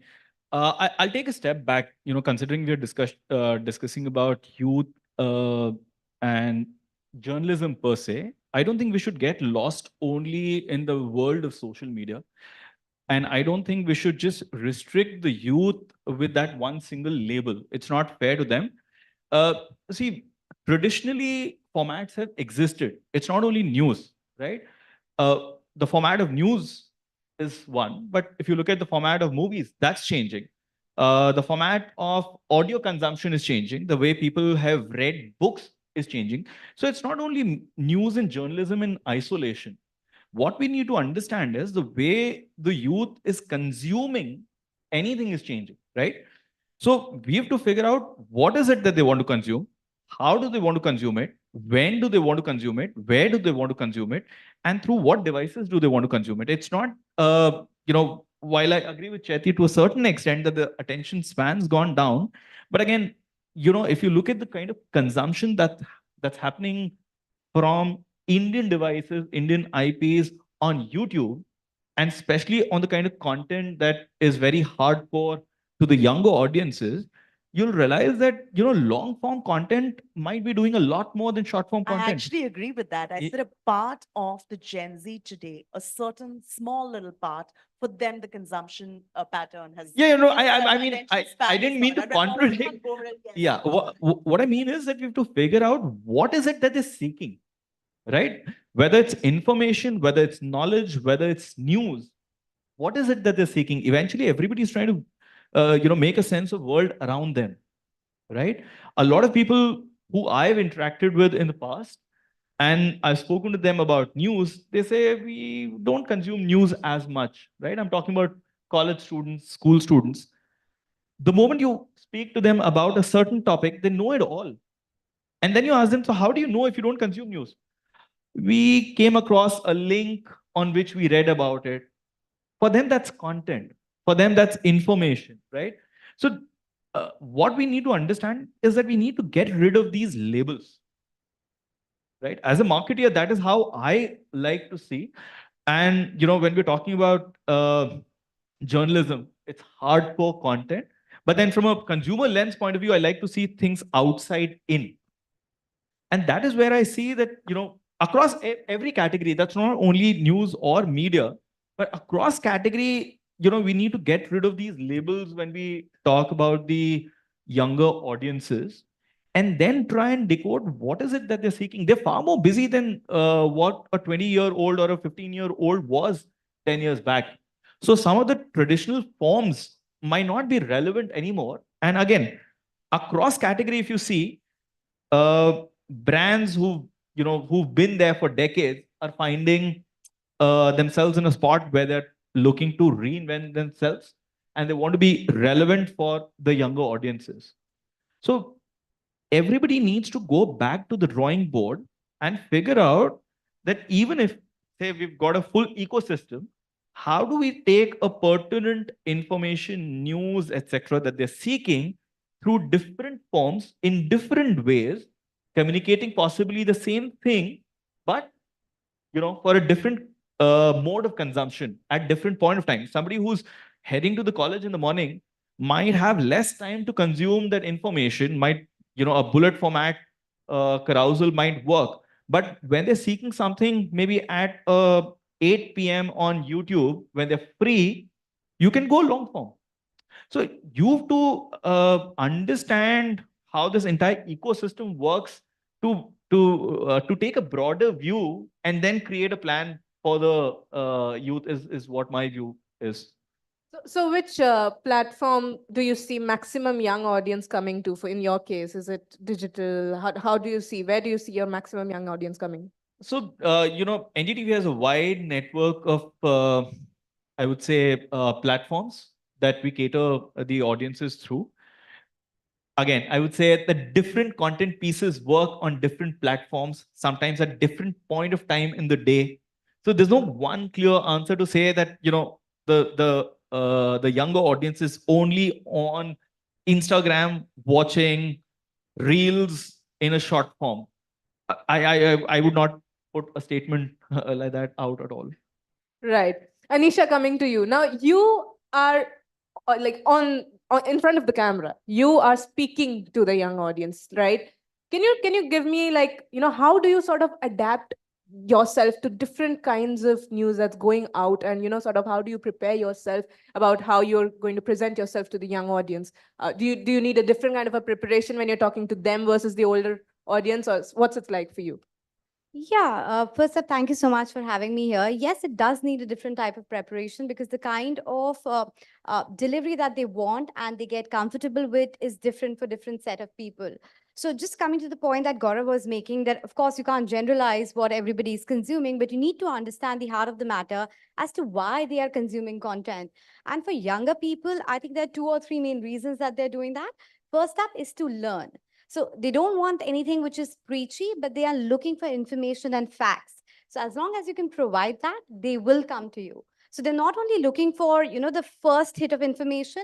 It's not like always the breaking news, but they also want to understand the subject these days. So it's not just only opinions, but also getting the facts right. They're also looking to understand a few things, and that's where the longer format comes, because I'll just give you an example at ET now.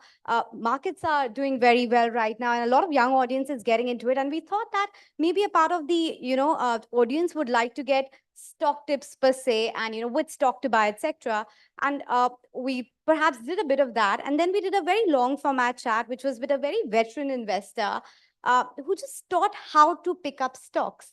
It was a long chat of 30 to 40 minutes, and we thought we have lost the audience. Actually, it got the maximum amount of views, because it's not only to get the answers, they also need to get the information and the learning. So learning is also important, and that's how you have to dissect as to what they're looking at for that point of time. And to the point that Chaiti was also making, I think the cheat code of doing this is to perhaps put the same information in different formats. And right now, with the help of technology, you have the backing of doing that. So the same content can be made into a long format article. A video could be broken down into certain pieces, and you'll put only the bite-sized information as each of the answers. You can perhaps do a podcast with the same, because there are a lot of users for that. So I think the good thing is that the catchment area has increased, because you have people consuming it via Twitter, LinkedIn, Instagram, and apart from the traditional mediums. So you just have to bait them into coming, and then perhaps you can kind of catch their attention by making sure that they're getting something out of the information and not just mindless debates per se. They are sitting through a long They are. video, As long right? as the information is something that is helpful to them, they are learning and they're willing to kind of understand. Superb. The next, I'll come to Anud right now about the emerging technologies, right? There's AI and whatever, so much of technologies coming into play. What are some of the, say, both challenges and opportunities that you're perceiving in using these technologies to reach this audience? So first of all, I would want to reach the audience which is present right now. Attention, please. So before I start off with this very interesting topic, I have to tell you something briefly about myself, that I started my career at the same age as you guys are. I was 23 and मैंने economic times में पहले अपना काम शुरू किया था as a reporter. तो मेरे बॉस ने मुझे क्लियर कट इंस्ट्रक्शंस हम सबको दी थी कि लिसन गाइस, 4 पैराग्राफ होने चाहिए जो इम्पोर्टेंट है, राइट? वो पढ़ते हैं लोग, उसके बाद का तो भूलते हैं, then they move on, right? So we learned it that the first 4 paragraphs have to be super crisp. उसके बाद हम लोग पुराना निकाल के डाल देते थे. So now what happened was, that was that era where the first 4 paragraphs were important. Then I left Economic Times, started my own digital company, and I realized अब तो वो 4 paragraphs पे भी कोई नहीं पढ़ता है, right? The youngsters, they're happy to have a short text, short video format. तो 3 लाइनों में उनको सब चीजें समझानी पड़ती हैं जो वो समझ हो नहीं सकती, because it leads to a lot of misinformation. So I keep on try to keep telling my team that, like, let's have something little longer. But at end of the day, what works? The analytics show that only 30-second reel jo hogi ya 30-second video hoga, that's what is selling out. That's what you guys are watching. More than 1 minute, it is not digestible to this age group. And now coming to the technology, I feel this generation, the Gen Z, is born in digital era. They know how to integrate technology in their lives seamlessly. I have a 13-year-old niece. उसको सब chat GPT के बारे में पता है. I mean, you guys know आज अगर कुछ presentation बनानी है, how to use chat GPT, क्या क्या डाला, keywords, and how to make it. So I have to learn from you and not the other way out, right? You guys are completely at it. You know how to make use of AI. You know what chat GPT is. So in my team, I'm looking for youngsters who can actually understand the new phenomena. What is the new phenomena? I have to learn from you guys. I mean, it's like that. So I feel there are a lot of challenges of the new technology. There can be a lot of fake information flowing. There can be a lot of misinformation coming out. But at the same time, there is no other way I see other than the short format text and the video, which goes into the minds and which gets the maximum viewership from the younger generation. So yes, there are complications, but I have tried every bit as a social media consultant, as a person who runs a digital company. Yes, in politicians, there is no way out. उनको लंबा लंबा लिखना है, उनको लंबा लंबा बोलना है. But आज की डेट में भी देख लो, राहुल गांधी के बारे में आप 30 सेकंड का वो एक निकालोगे क्लिप. नरेंद्र मोदी जी के बारे में भी निकालोगे, वो 30 सेकंड का क्लिप निकालोगे. So end of the day, what is working? The short clips. So पूरा घूम फिर के end of the day, duration is becoming very important to get the attention span of these people who are sitting at the back. But I'll interject there because I think while they go for these shorter formats, but if you embed a long format video for somebody who's really interested, that also works very well. I completely agree with you. So I am not against it. Since the question was what is working, what is not working, for me as a digital company, I know the analytics, this is working for me, right? But at the same time, I handle a lot of work of politicians. There, I cannot move with this 30-second video because उसमें आप message ही नहीं दे पाएंगे. So you have to have a long form video also. So we keep it like Chaiti also said, like, सभी अलग-अलग format का काम चलता है. So social media is not restricted to the small short form, but attention span is only that much. आप अपनी तरफ से सब formats देते हैं. Right. Thank you so much, Anu and Anisha. I can't help but notice this one point that I think all of you mentioned was of misinformation and how there needs to be due diligence. Again, coming back here, how many of you at the back, again, our young audience, after going through a news, say, or you're scrolling on Instagram and you see something from some handle, do your due diligence after consuming it? How many of you know how to do the due diligence? See, I think the problem lies there. So I would this is an open question to the panel. I'll start with Aman again. How do you think this due diligence needs to be done? Because clearly young audience is not aware of how they would know that the news they're consuming is right. So that's a very tough question, and the answers are tougher. As I have a 4-year-old son, so now we are in a age of transition. It's an age of media boom, and especially this past decade, and more precisely, the 5 or 6 years that have passed. Right, each and every day, the way information and news that was being consumed has changed each and every day. This is what I believe. As my fellow panelists rightly said, that some of us as publishers are making short videos. Some of us as publishers are making long form videos. Same goes for the text. We have a incredible company called InShorts that was founded few years back, and now they have a turnover of good 200 and 300 crores. But then they founded another company called Public that did not work for some reason. So, the confusion. Now, I am first speaking on my responsibility and my part as a publisher, and then I will come to the question that how should they do their due diligence, or the purpose of this question is कि कैसे youth तक सही जानकारी पहुंचे. This is what we all want as a common interest. Now, why I said I have a 4-year-old son, तो अब जब वो बच्चा बड़ा होगा, right?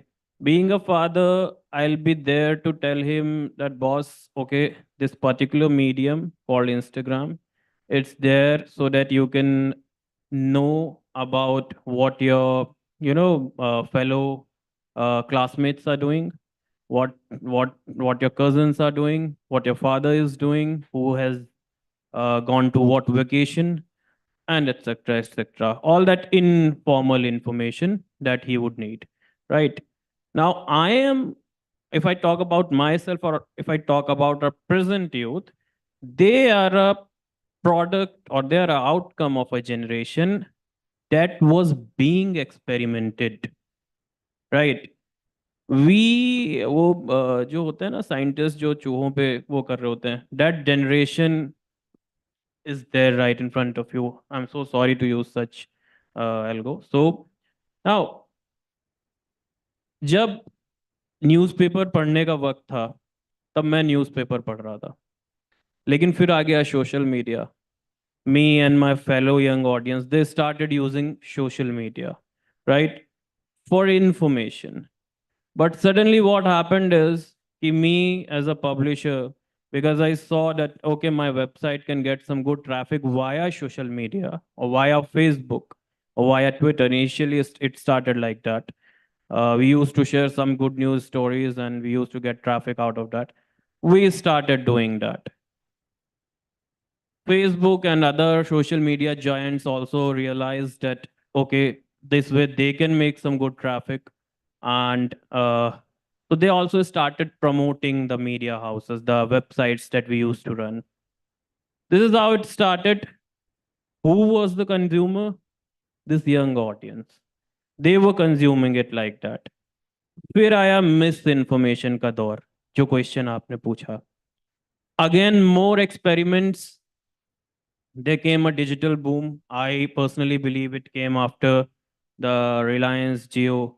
They launched a very cheaper, or you can call it कि एकदम free वाला internet pack, right?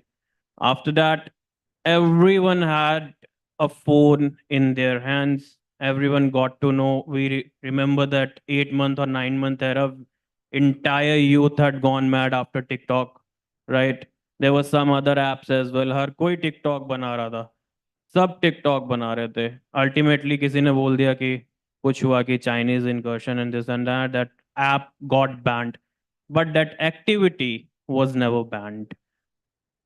The same audience shifted to Instagram, YouTube Shorts, Facebook. There were certain Indian versions of TikTok, right? So in that TikTok era, I as a publisher realized that यार ये short content बड़ा चलता है. ठीक, तो मुझे समझ में आया कि शॉर्ट कंटेंट बड़ा चलता है, और शॉर्ट कंटेंट चलने में जितना पैसा मुझे हार्ड न्यूज़ सेल करके मिलेगा, उतना ही पैसा मुझे शॉर्ट न्यूज़ सेल करके मिलेगा. It's fine that I was among the editors, but at a certain level it becomes quite the same thing कि आपको ऊपर से कितना प्रेशर आ रहा है. You have to deliver certain numbers, you have to deliver certain engagement, and that's how it goes ahead. So at that point in time, we were the ones who were creating information in large numbers. We were the one, not all of us, but a sizable chunk among the publishers were the ones who were creating, who had the pressure of creating information in huge number. दिन के 10 short videos से काम नहीं चलेगा. Now you have to create 50 short videos. Now when you force your team, the same team, to create more content, the quality goes down. The quality goes down, and that results in misinformation most of the time. Even if I am asked to write, let's just say 5 articles on emergency, I've covered politics, I'll be tasked to research. Despite the fact कि मैंने पूरी emergency को 20 बार पढ़ा होगा, but still वो 22 जून था कि 23 जून था, मुझे फिर भी फैक्ट चेक करना पड़ेगा. वो फैक्ट चेक करने का टाइम मैंने अपनी टीम को दिया नहीं. तो साइजेबल चंक जो था वो मिस इन्फॉर्मेशन का अनइंटेंशनली क्रिएट हो गया, पहली चीज. दूसरी चीज is the miss use of social media, is the miss use of information. So first, because I forced my team to create 50 and not 10 videos because my publisher wanted more revenue, it was me who did not do the job right and created the misinformation, though unintentionally. Sometimes I feel that we did it intentionally. I'm sorry to say that. I'm ready to accept it.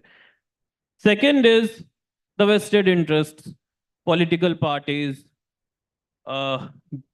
big tech companies, corporates. They want revenues and profits to go up. Now, all these corporate parties and all these big techs have either funded news channels or they themselves have created their own avenues for news and information. So the second source of this misinformation is these social media giants. They are promoting anyone or everyone wherever they see, for so to say, for Meta, Instagram, Facebook पे आपने नया channel बनाया, and if your channel, the way this algorithm thing works, and if that channel, gets some thousand views in the first week of its launching or its formation, you'll see automatically whatever you're putting there. Because I have experimented this and I've seen this. You know that this is misinformation. Your numbers go up. When your numbers go up, your audience grows. When your audience grows, ultimately your revenue grows. And then there is this hunger in the publishers belly कि यार और number चाहिए, और number चाहिए. तो दो तरीकों से हम intentionally और unintentionally misinformation create कर रहे हैं. The culture of more and more influencers becoming news creators, I sometimes believe is dangerous to the society, because most of their information is created by a small set of individuals. Right. I So, agree with you yeah. there about the influencer, but I was coming to that. Mm. Sort of, I'll come to Chetty also with this. How do you see this impact of the social algorithms and influencers becoming these news creators? It's sort of fueling this misinformation. And again, should they do their due diligence, the audience? Well, it would be a wrong thing to say, a blanket statement to say that all influencers are creating misinformation. There are tons out there who are doing a better job than legacy media companies, to be very honest. First things first, to answer your first question, how do the youth of today stop consuming misinformation? I would say one answer: stop relying on whatever's coming on your WhatsApp. Usually legacy media channels will have their social media handles and they do their fact checks, they do their due diligence. There are full-on processes in place. There is nothing that, at least I'm former India Today, I can tell you that nothing that is picked up by web or social media or television really is taken without an RFA tag. RFA tag means ready for air tag, which means there has been a primary source of information where the reporters got the story. Then there's a secondary check done by the desk. Then there is a third layer of check done by the assignment desk. Once 3 times you verified what that fact that has come to your desk is, that's when you disseminate it. When you disseminate, you can do it for television, you can do it for print, you can do it for digital, you can do it for social media. So make sure that you're relying purely on these news channels if you want to consume your news content on social media. They all have their handles.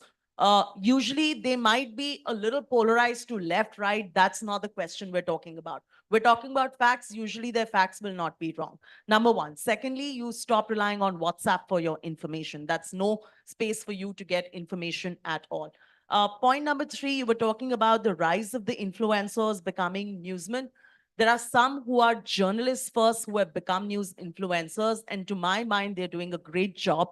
There is no reason for you to not trust them if they have their teams who are ground reporting.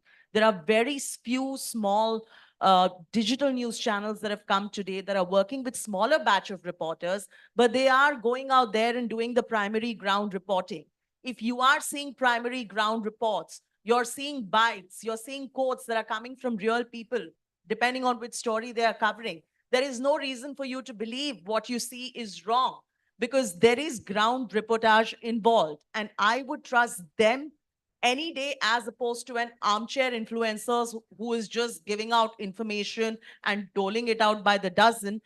I don't know whether that person knows his ground reality or not. But if that person comes with a team of ground reporters who's doing their primary due diligence and getting you the real facts from ground zero, you can trust them completely. Yes. Sonia, I'll just add here. See, the onus of fact checking, while you say that how should the youth approach it, to my mind, sometimes when you do searches here and there, you'll get a lot of whole lot of information, which again, there's no ways to verify. Simplest would be to go to the Holy Grail, go to a source that is actually doing the fact check for you. Instead of trying to do the fact check yourself, if you have a trustworthy source. But that's basically a legacy news channel if they're putting out some No, sort of it's not necessarily only legacy news channel. I mean, any broadsheet, like you'll go to a Times of India, they're not going to get their facts wrong 99% yeah, of so the as time. long I'm as, not saying they're perfect. yeah, so as long as that link is appearing on the WhatsApp, but the original source is trustworthy, That's what somebody else has done the work for you before giving you that information. So I mean, that's for me would be the first thing that you should do. Apart from then, if you have any doubts, then you should verify it across multiple platforms or multiple, websites, papers, television channels, etc. But I think going to a source that's trustworthy would be the first thing. And Right. just to add Yes, there, Alisha. don't forward it before checking to what they were saying, because these days the act is first I'll forward it or like it and then I will check it. That just adds to the misinformation. So first verify it and only then act on it. Because it happens a lot in the stock markets where I'm coming from. People put in their orders or buy or sell basis the news first, and then they go and fact check. And then they are, of course, in a soup because the information was wrong in the first hand. It was just created because of the WhatsApp. And even adding to that, even if it comes from a reliable, trustworthy source, sometimes, you'll get these forwards on WhatsApp as well with a logo of a legacy news channel saying that, oh, this bridge collapsed right now. And there'll be a complete write-up as to how it collapsed just 2 days back or this morning.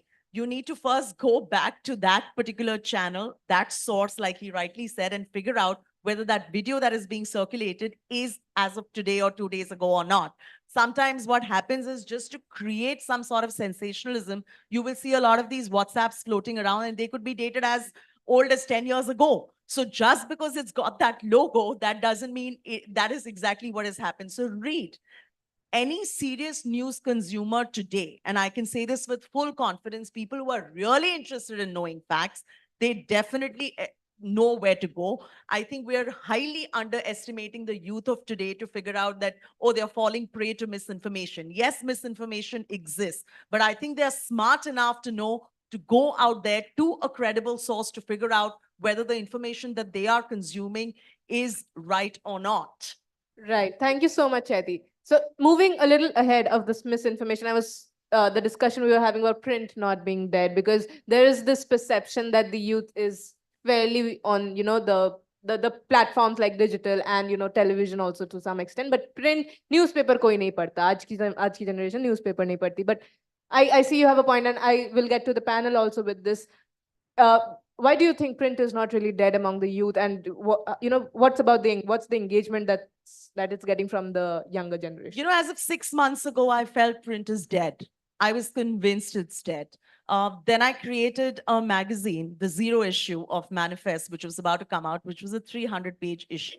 I looked at it and I said, who the hell is going to read this? Like, there's so much content across the board, but who's going to be reading this?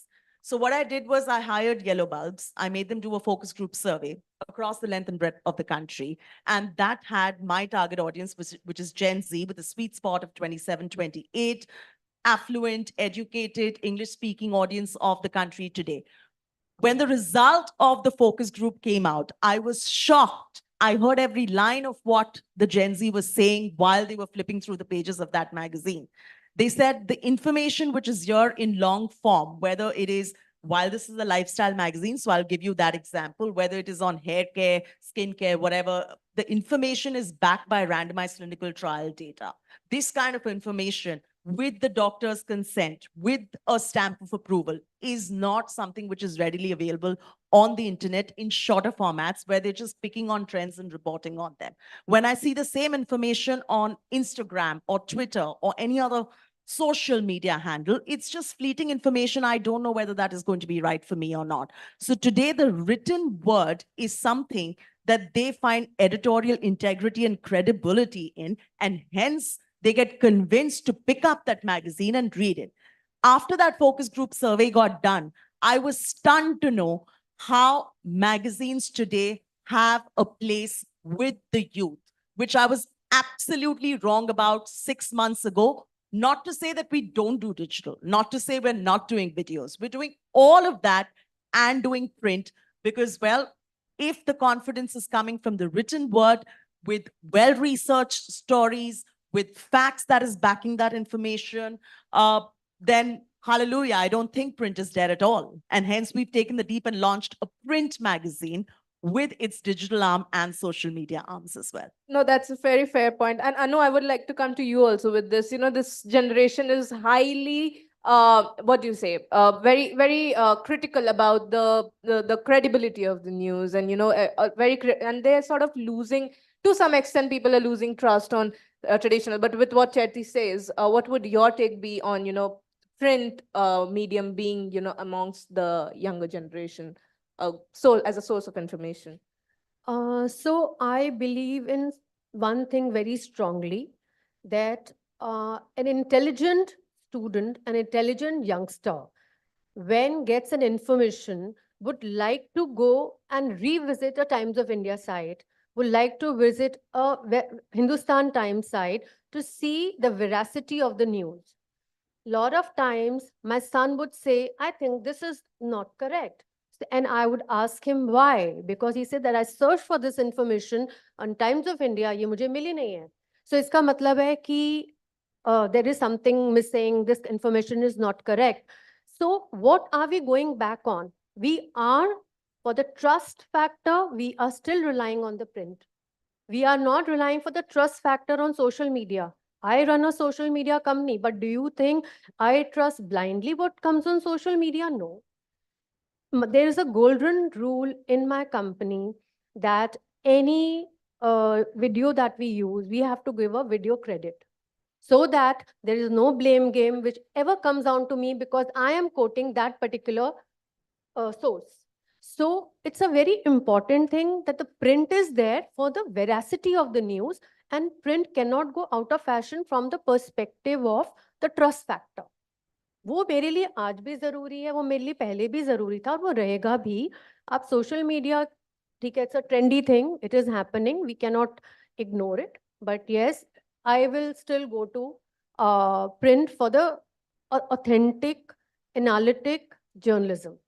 Right. Just to add, if I can quickly add a couple of bites there on print media, I think the job of print media is not only to put the news out there. That's what, let's say, a lot of social media platform and TV broadcast does. But what print also brings to the table is forming opinions. Because to the point what Aman was saying, you have to make 50 videos in a day, but you have to write one good article a day. You'll sit, research the facts as much as you can. It comes with your byline. It's your neck on the line. You do all the job there. And you also look at various facets and context to things. So print usually provides you a very balanced view of, at least 3 or 4 people who have been discussed the topic with, what X is saying, what Y is saying. It forms a lot more balanced approach versus other mediums, which I think could be biased because of paucity of time, because the reaction time is so little. You'll just hit the first thing and probably not look into the multiple layers. Print has that benefit that they can look at the multiple layers and get you what is really important. I completely agree with you here. And I personally, maybe I am an old school, but I feel I am totally sold out on the basis, the analytics, the opinions, and everything that print provides. Right. Thank you. Yes, So, Sohini, I would like to, I guess, we're running out of time. I would like to leave the panel with a question, which is a larger question. How do you wish to educate or aware this generation, or insert this sentiment in this generation that you have to fact check, that whatever you've got on your WhatsApp or Instagram or social media feed, so to say, is it correct? Is it incorrect? Is it a part of propaganda? Because this is something, I think, what the question should be. Because we all have been a part of a lot of panel discussions. We meet students.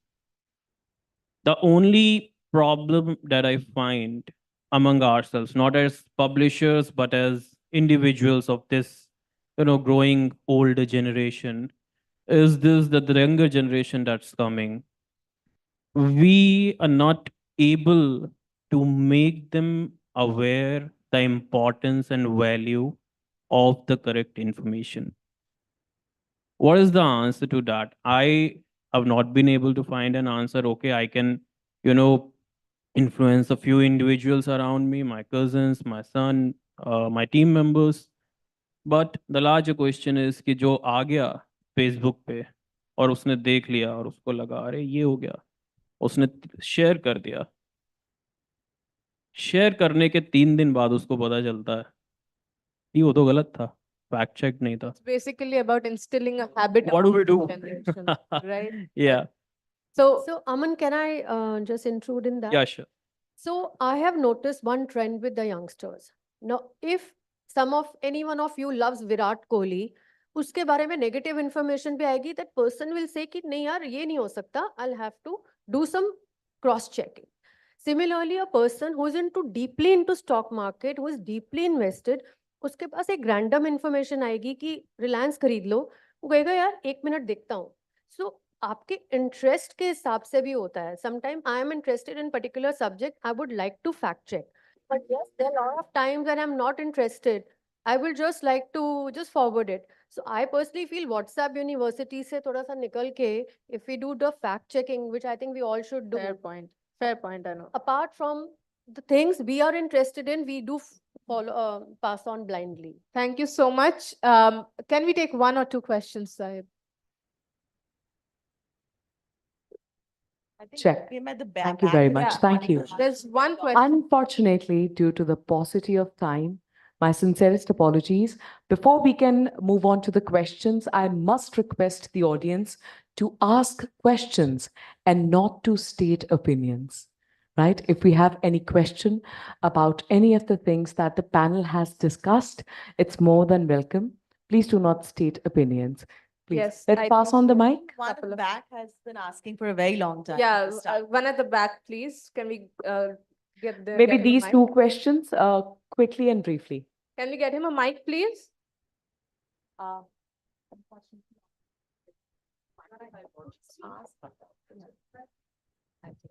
Check.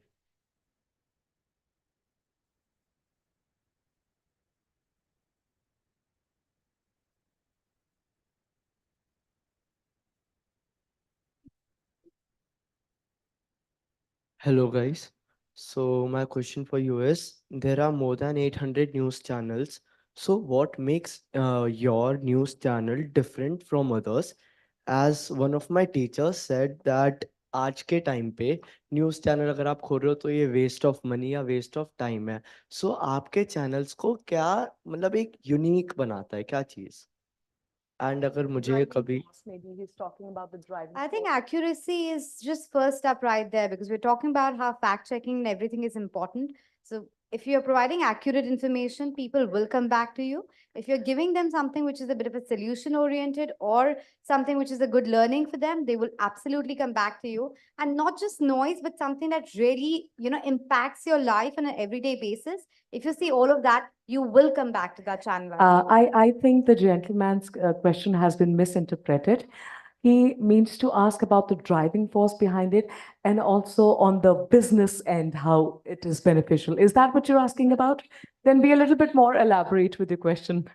Alright ma'am. So if by chance मुझे future में क्या बोलते हैं अपना news channel खोलना है ना, तो ऐसा क्या चीज़ करूं जो एक वो उसको यूनिकनेस दे एंड वो पॉपुलर हो जाए मेरा न्यूज़ चैनल, अगर मैं आपका खोलूं? सब्जेक्ट आपको अगर अच्छे से आता है, वो पॉपुलर हो जाए. नहीं, और आपको पॉपुलर होने से पहले you have to remember that, am I, number 1, a good journalist? Number 2, am I interested in putting the facts out there?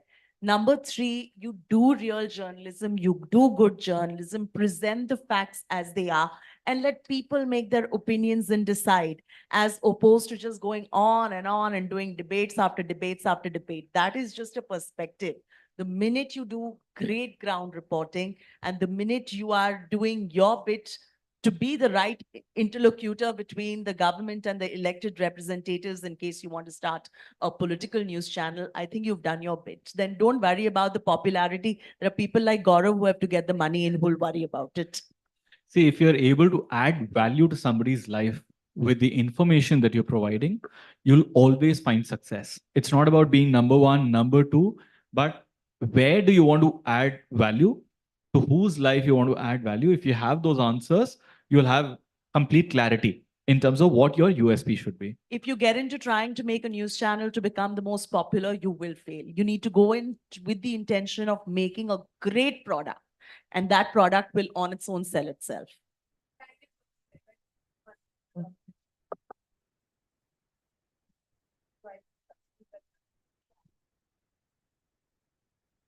Thank you so much. So basically, it is always said that we younger generation use the Instagram reels and we go for reels for 30-second or 60-second reel.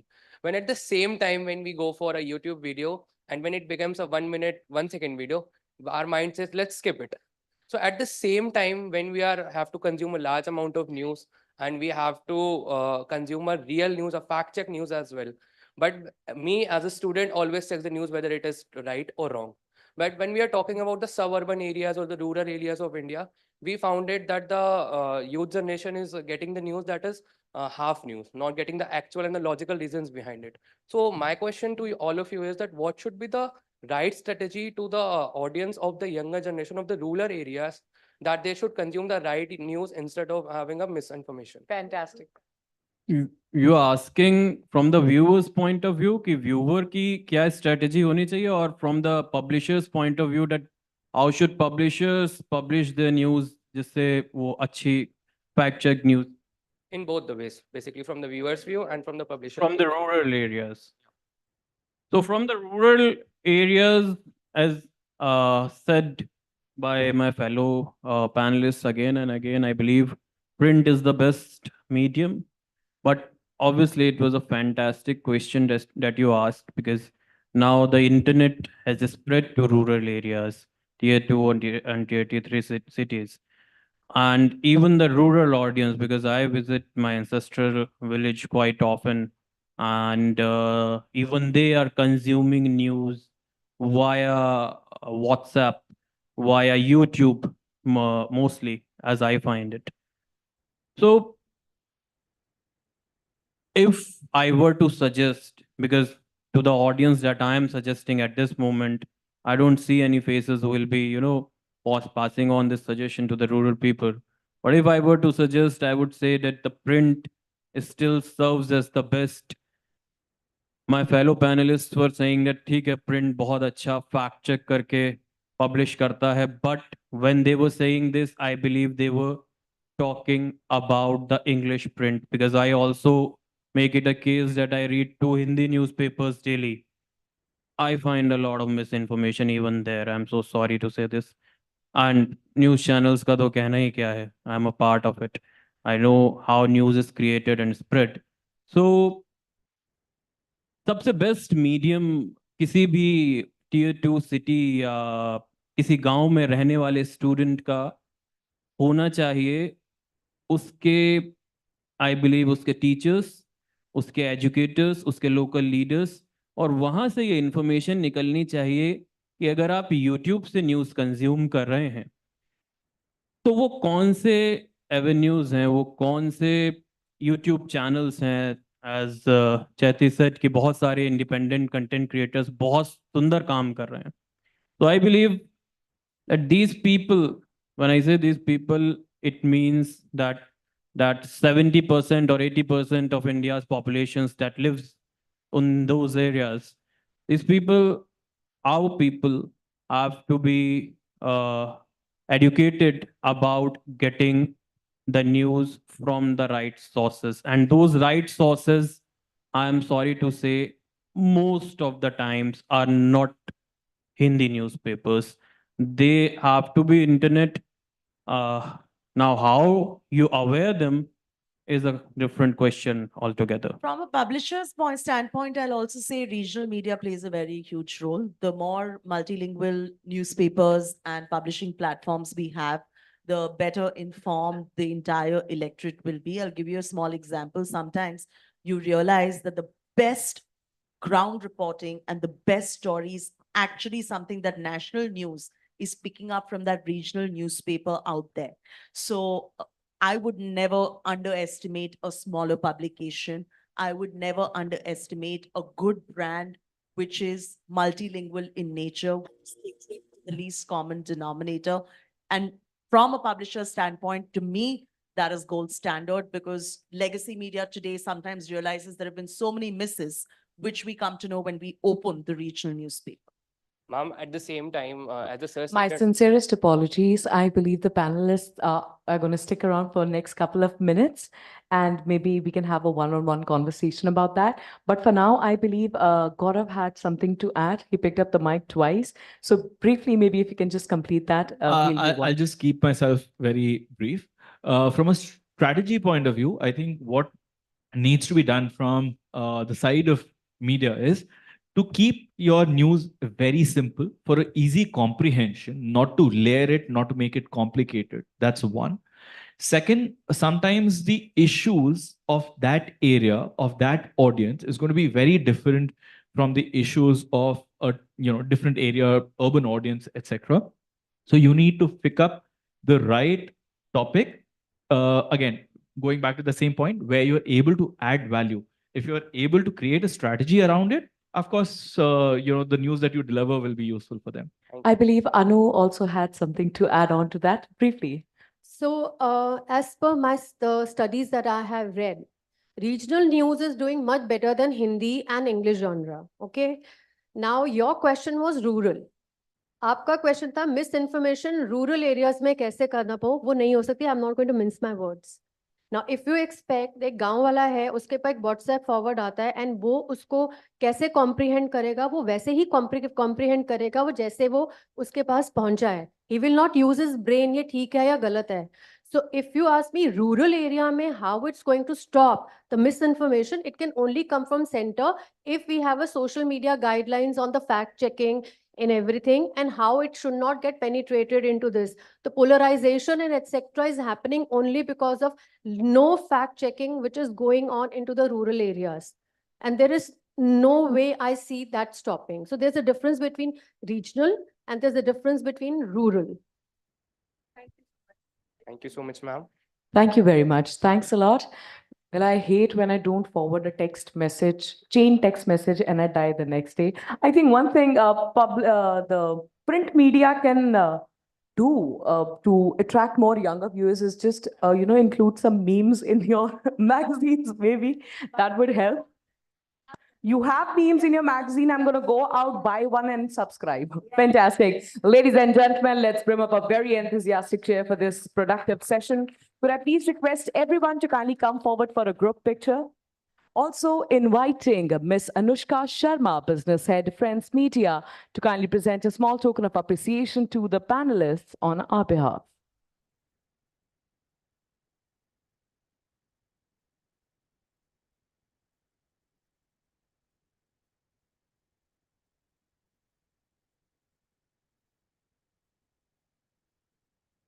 That was fantastic. Thank you so much.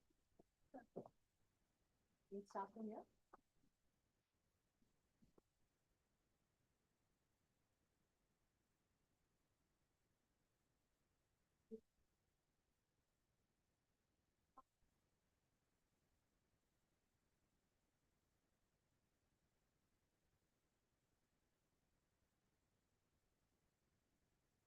Much needed.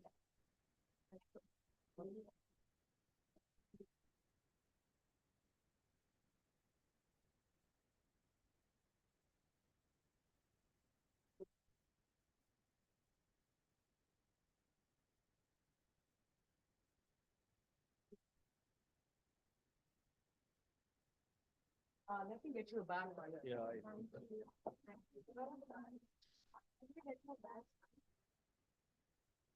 Just get you back.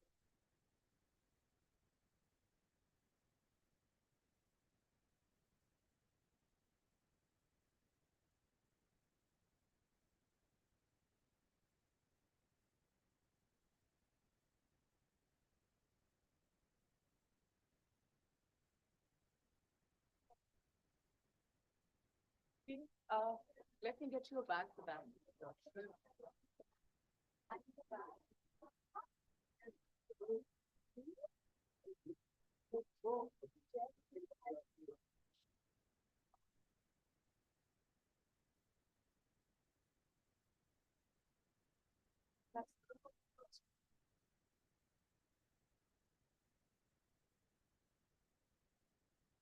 All right, could I please request everyone to kindly settle down? We are headed towards the final fireside chat for the day.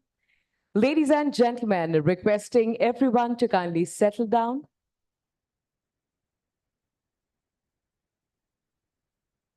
Ladies and gentlemen, requesting everyone to kindly settle down. The topic at hand for the next fireside chat, which is also the final fireside chat, is navigating artificial intelligence in newsrooms, addressing the credibility challenges of automated reporting. Joining us on stage is the founder of 𝒕𝒓𝒏𝒂𝒍𝒊𝒔𝒎 Technologies. Ladies and gentlemen, please welcome Vikram Chandra. Joining us on stage is Ms. Tasmai Laha Roy, editor, Exchange for Media, on stage.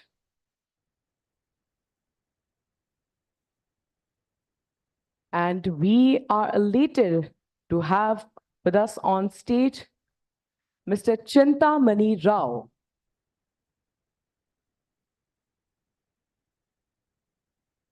My sincerest apologies. I think this is some sort of misprint, but please continue.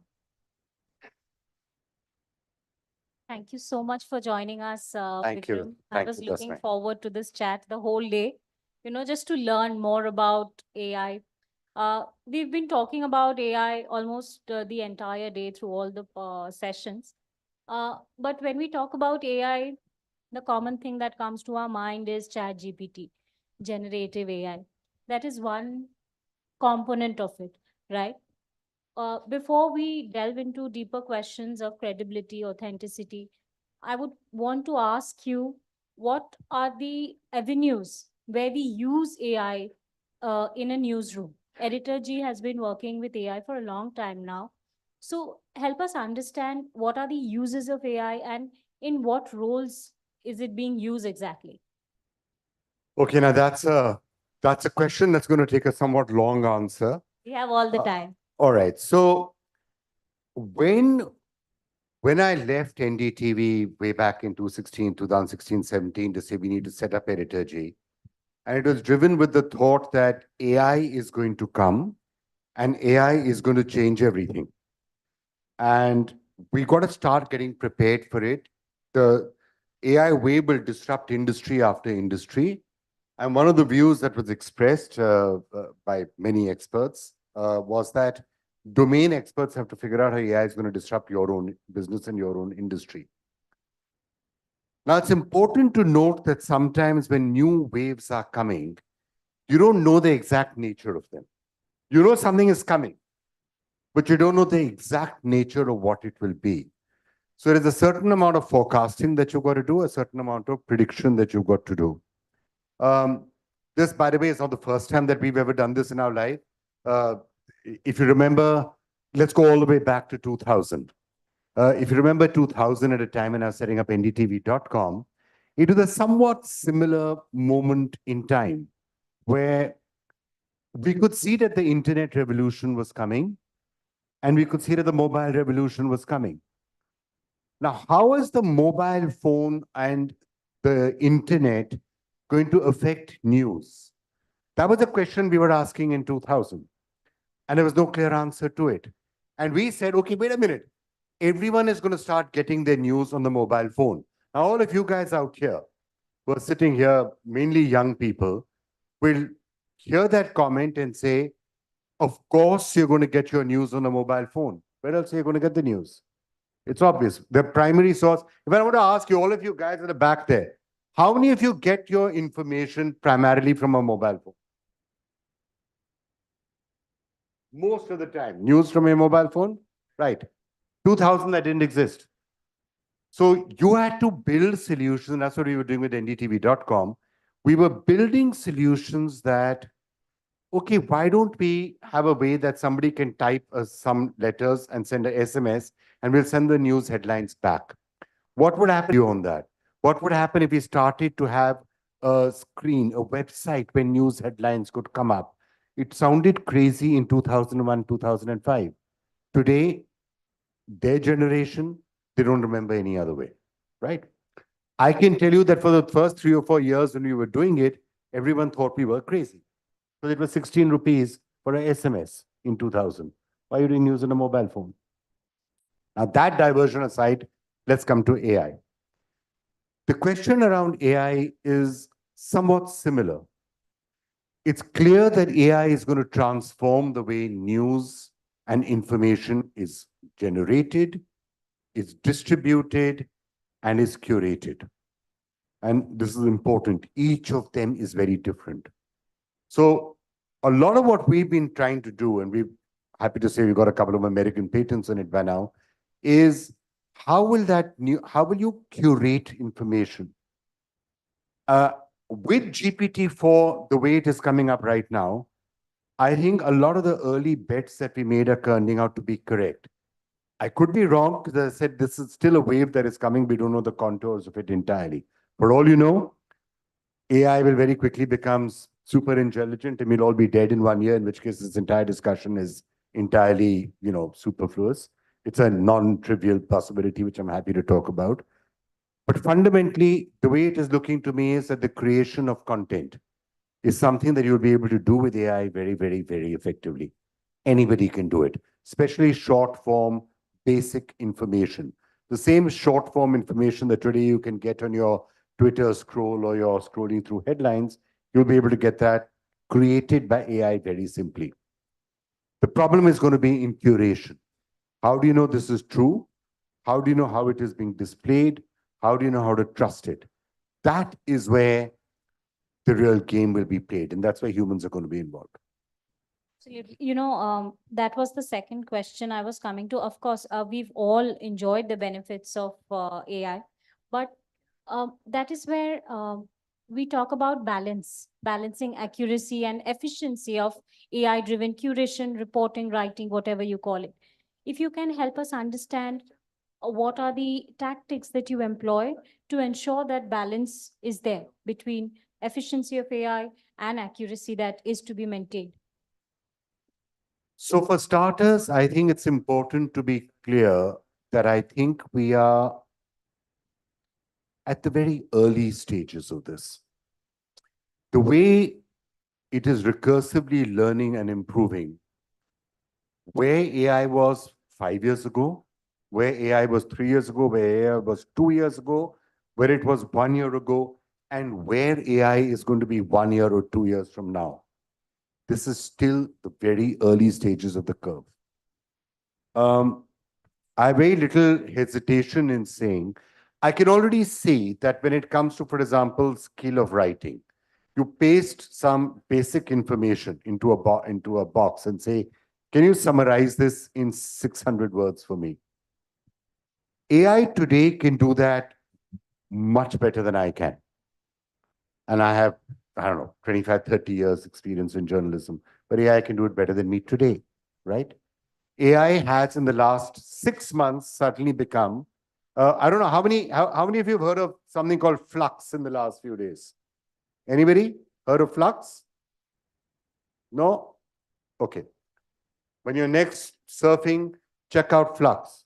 Check out some of the human beings, people talking, laughing, interacting with each other, being created using Flux by using prompts. They look more realistic than any human being I've seen. Better looking than any human being that I've seen. Perfectly natural. You can't tell that it's AI. So AI will be able to anchor shows soon very much better than we can. Right? So that again will be done. What you said is a very important part, though, about the accuracy and about the curation. That is something I would not trust to AI right now or ever, because you don't know what the reasons are. Not to say that humans also don't curate information entirely based on their own biases. We know that they do. Put on any television news channel. I will be able to tell you that this television news channel is going to say XYZ or have this opinion of the news. It will show ABC news items. It will not show FGHI items. Why? Because of the bias of the people running the news channel. Those human biases. Those exist also. So you got to guess, but at least you can make an educated guess at all right, fine, I think this person is pro-government, so will show this person is anti-government, will show this. AI, you will not be able to tell that. But somewhere along the way, I think where humans are going to start to play a role is in curation. And I have a feeling at the end of the day, there will be individual humans and individual brands, human brands, whom people will trust more. That, okay, this is authentic and this is correct. Absolutely. You know, But it's just a theory. You should actually put this up for vote, right? we will. Actually, can I put this just for my own curiosity, guys? I'm asking you a question. Let's do a snap poll on this. 2 years from now, do you think you're more likely to trust a piece of information if it has come to you from AI or if it has come to you from a human being? How many think you would trust AI more? How many of you think you trust a human being more? Okay, that's actually interesting. How many of you believe, though, that AI will be able to create a piece of information more efficiently and faster than a human being will? So thank you very much. In a sense, that underlines the hypothesis that we're trying to build 𝒕𝒓𝒏𝒂𝒍𝒊𝒔𝒎 and other such companies around, which is AI will create the piece of information more efficiently than a human will and better than a human will. But people will trust the human beings to bring it to them in a greater manner. So the human task will become one of curation. Absolutely. So I that think this audience has just helped me reconfirm what is a working hypothesis for us. great. You know, that was one of the next questions that I was about to ask, that while AI continues to play a larger role in newsrooms, how to maintain that human factor in journalism, especially when we are doing sensitive stories, when all we need is not just information, facts, we also need some human angle attached to it, some analysis. Where exactly is that introduced in the scheme of things when we are using AI heavily in the newsroom? To my mind, I think just as curation is something that will eventually be left to humans to do in a more effective manner, at least from the point of view of trust to some extent. When it comes to content creation and the task of journalism, at least based on everything that I'm seeing till now, and I'm going to have this health warning. This is based on August 2024. This may not be valid in December 2024. May not be valid 1 year from now. That's how fast things are changing, right? But as of today, I think AI can do a better job in writing and creating shorter pieces of content, which is just information. So, for example, who won the hockey match? What's the score? Is the stock market up or the stock market down? You know, that sort of stuff. AI can do that as fast, more effectively, more efficiently than a human. It will not make a spelling mistake. There won't be a grammatical mistake. The story will be written, nice headlines, everything. You can do it absolutely fine, no problem. If you're saying, let me think of a story. If you're saying, what do you really believe should happen in the Vinesh Bhogat case? Does she have a relevant case or does she not have a relevant case? You can get AI assistance in that, which will help you find laws and thesis and all of that. But I would still trust a human to write that article more, by and large. Assisted by AI, but interpreted by a human being, right? Questions around gender sensitivity. Questions around that Algerian boxer, you know, what should happen? Can an AI really write that story? No, you probably need a human being to come in and do it. As of today, as I'm saying, 6 months from now, maybe not. Sure. And another interesting thing throughout the day, we have been talking about misinformation, how to combat it, how does it happen, where does it start? So, you know, we're trying to understand from an expert such as yourself who has been using AI in his newsroom, where exactly does verification, fact check come in when reporters or people in the production team are using AI? So I'm going to just speak about the 𝒕𝒓𝒏𝒂𝒍𝒊𝒔𝒎 approach to this, not necessarily what the broader audiences and others may be doing. In our case, we believe that the correct solution is to create a safe pool of stories, right? And that is a task which AI can help in, but eventually it is humans who select a pool of stories. And from those pool of stories, the news playlists that we are having will be built. So our technology within a short period of time, and it's already there, but the app will be relaunched very soon. It essentially enables anybody here to say, play me the news, and it will create a news channel for you. But the stories that will go into that news channel, the pool from which those will be selected by AI to show to people, that task will have a human influence in it and human control over it. Great. Another thing which you have briefly touched upon before in one of the answers, I would still like you to elaborate a little bit more on that. When we are using AI for curation, and AI is using all the material that is already available online, some of them have political undertones, they have their biases, etc. So from a reader's point of view, is I there would a way never to... trust, I would not trust editor, I would not trust AI to do curation right now. Right.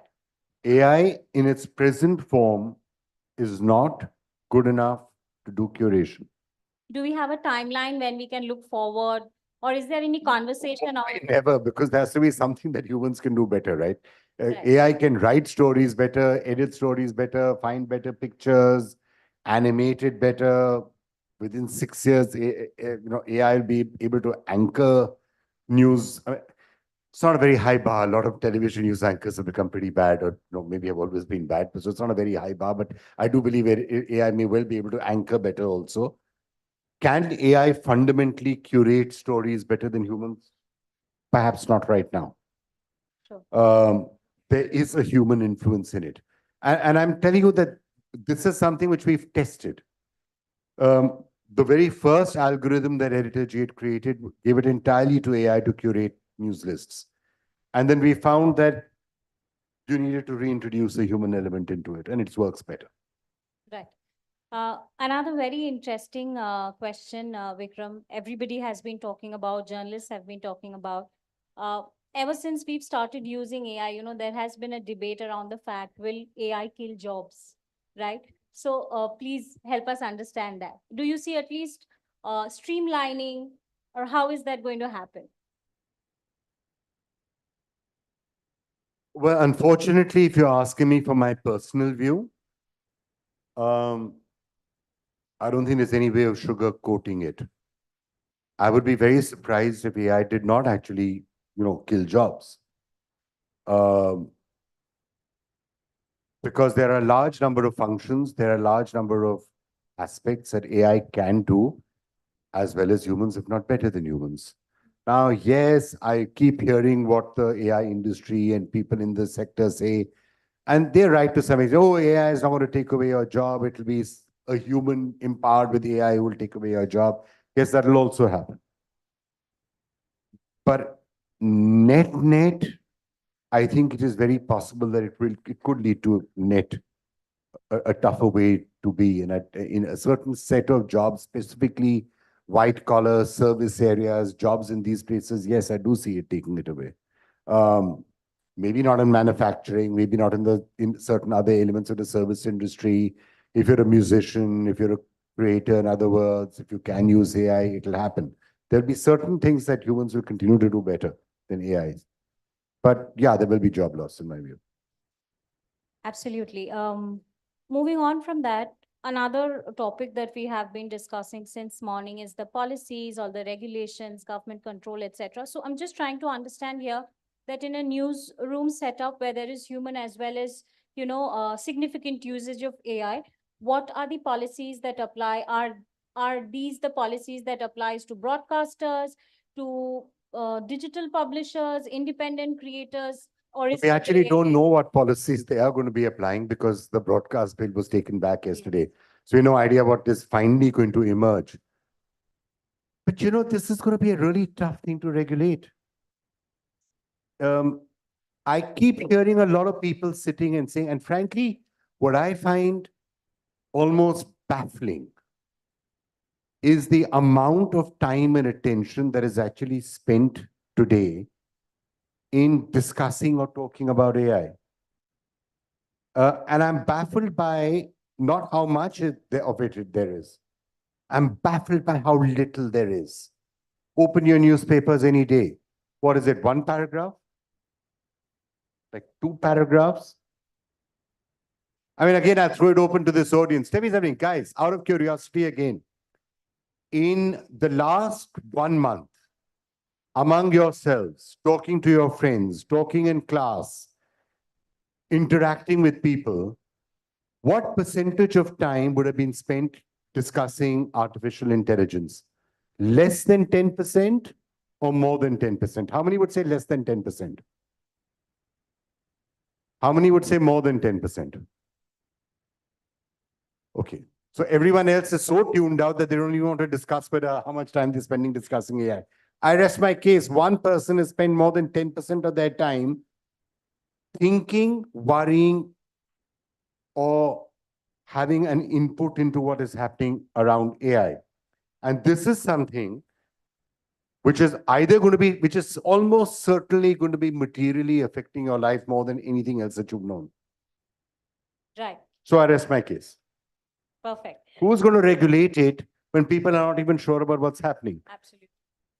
So yes, talking about that awareness is something that we can pick up from there. And this is personally my observation. A lot of reporters, including myself, we use AI to help us, maybe shorten down things that we have written to make it crisper. And while on certain platforms, news platforms, I see there is complete transparency. It's written. There is a credit line which says that this is AI generated. Certain platforms do not. What I'm trying to understand here is there a right approach here? Is there an approach that is to be maintained? Is there a basic principle that everyone follows, or it is to each his own? It's frankly, when we are living in an industry right now where people are copying things all over the place, they're plagiarizing stuff, they are publishing fake news. I don't think anyone's really giving a tagline to what is AI and what is not. Should come at some point, I guess, some sort of disclosure. But at least right now, I'm not seeing it. Sure. One of the closing questions I have, we have moved on quite a lot from using technology to AI now. In the next couple of years, in fact, 𝒕𝒓𝒏𝒂𝒍𝒊𝒔𝒎 one of the disruptors, bringing in the concept that they did. Not yet, for the simple reason that 𝒕𝒓𝒏𝒂𝒍𝒊𝒔𝒎 was created for a world that did not exist when it was created. Absolutely. Right. When we created 𝒕𝒓𝒏𝒂𝒍𝒊𝒔𝒎 in 2018, we were preparing for a world where AI will be fairly ubiquitous. That world hasn't existed for the last 6 years, which is absolutely fine because, as with the NDTV.com example that I was giving you, you have to get ready for the right world. But that world is coming now. So now we'll see. And what is the next world we are preparing for? 2 years down the line, what are the other disruptions that you see happening in the newsroom when it comes to usage of tech, of course? I mean, I think this is the single biggest one. I think form factors are going to change completely. I think the technologies that people are going to use to be accessing the information and news will be radically different 2 years from now. All the stuff that we are sitting and discussing right now will be, at least according to me, fundamentally overtaken a lot by technology. Now, I don't know how long it's going to take. I mean, I'm saying 1 year. Could be 3, it could be 5. You don't know, right, entirely.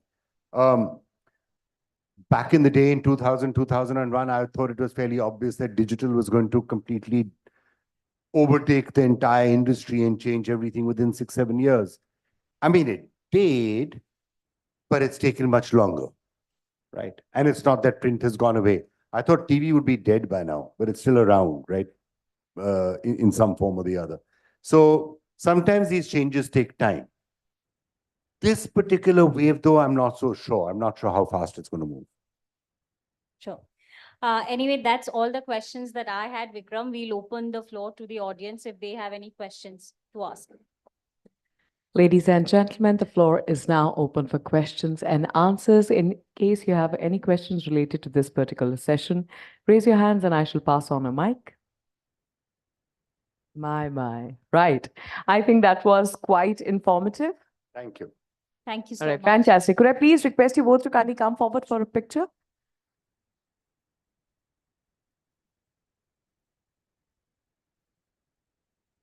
And requesting 𝒕𝒓𝒏𝒂𝒍𝒊𝒔𝒎 to kindly do the honors of presenting a small token of appreciation on our behalf to Mr. Chandra.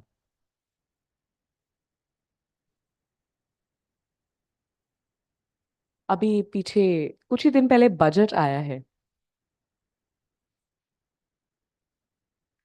Budget आया है, देखा सबने, news में देखा होगा budget इस साल का, है ना? क्या बात है, फैंटास्टिक। उसमें कहीं पे भी नहीं लिखा था कि तालियों पे जीएसटी लगता है, right? Fantastic, thank you very much, thank you, thank you. It's raining outside, raining cats and dogs. What would you rather do? I think you'd like to sip a cup of tea. So with the same, we are taking a quick half an hour tea and coffee break, requesting everyone to kindly join me back in the hall and at exact 6 p.m. for the next session to start. Thank you very much. Please enjoy your break.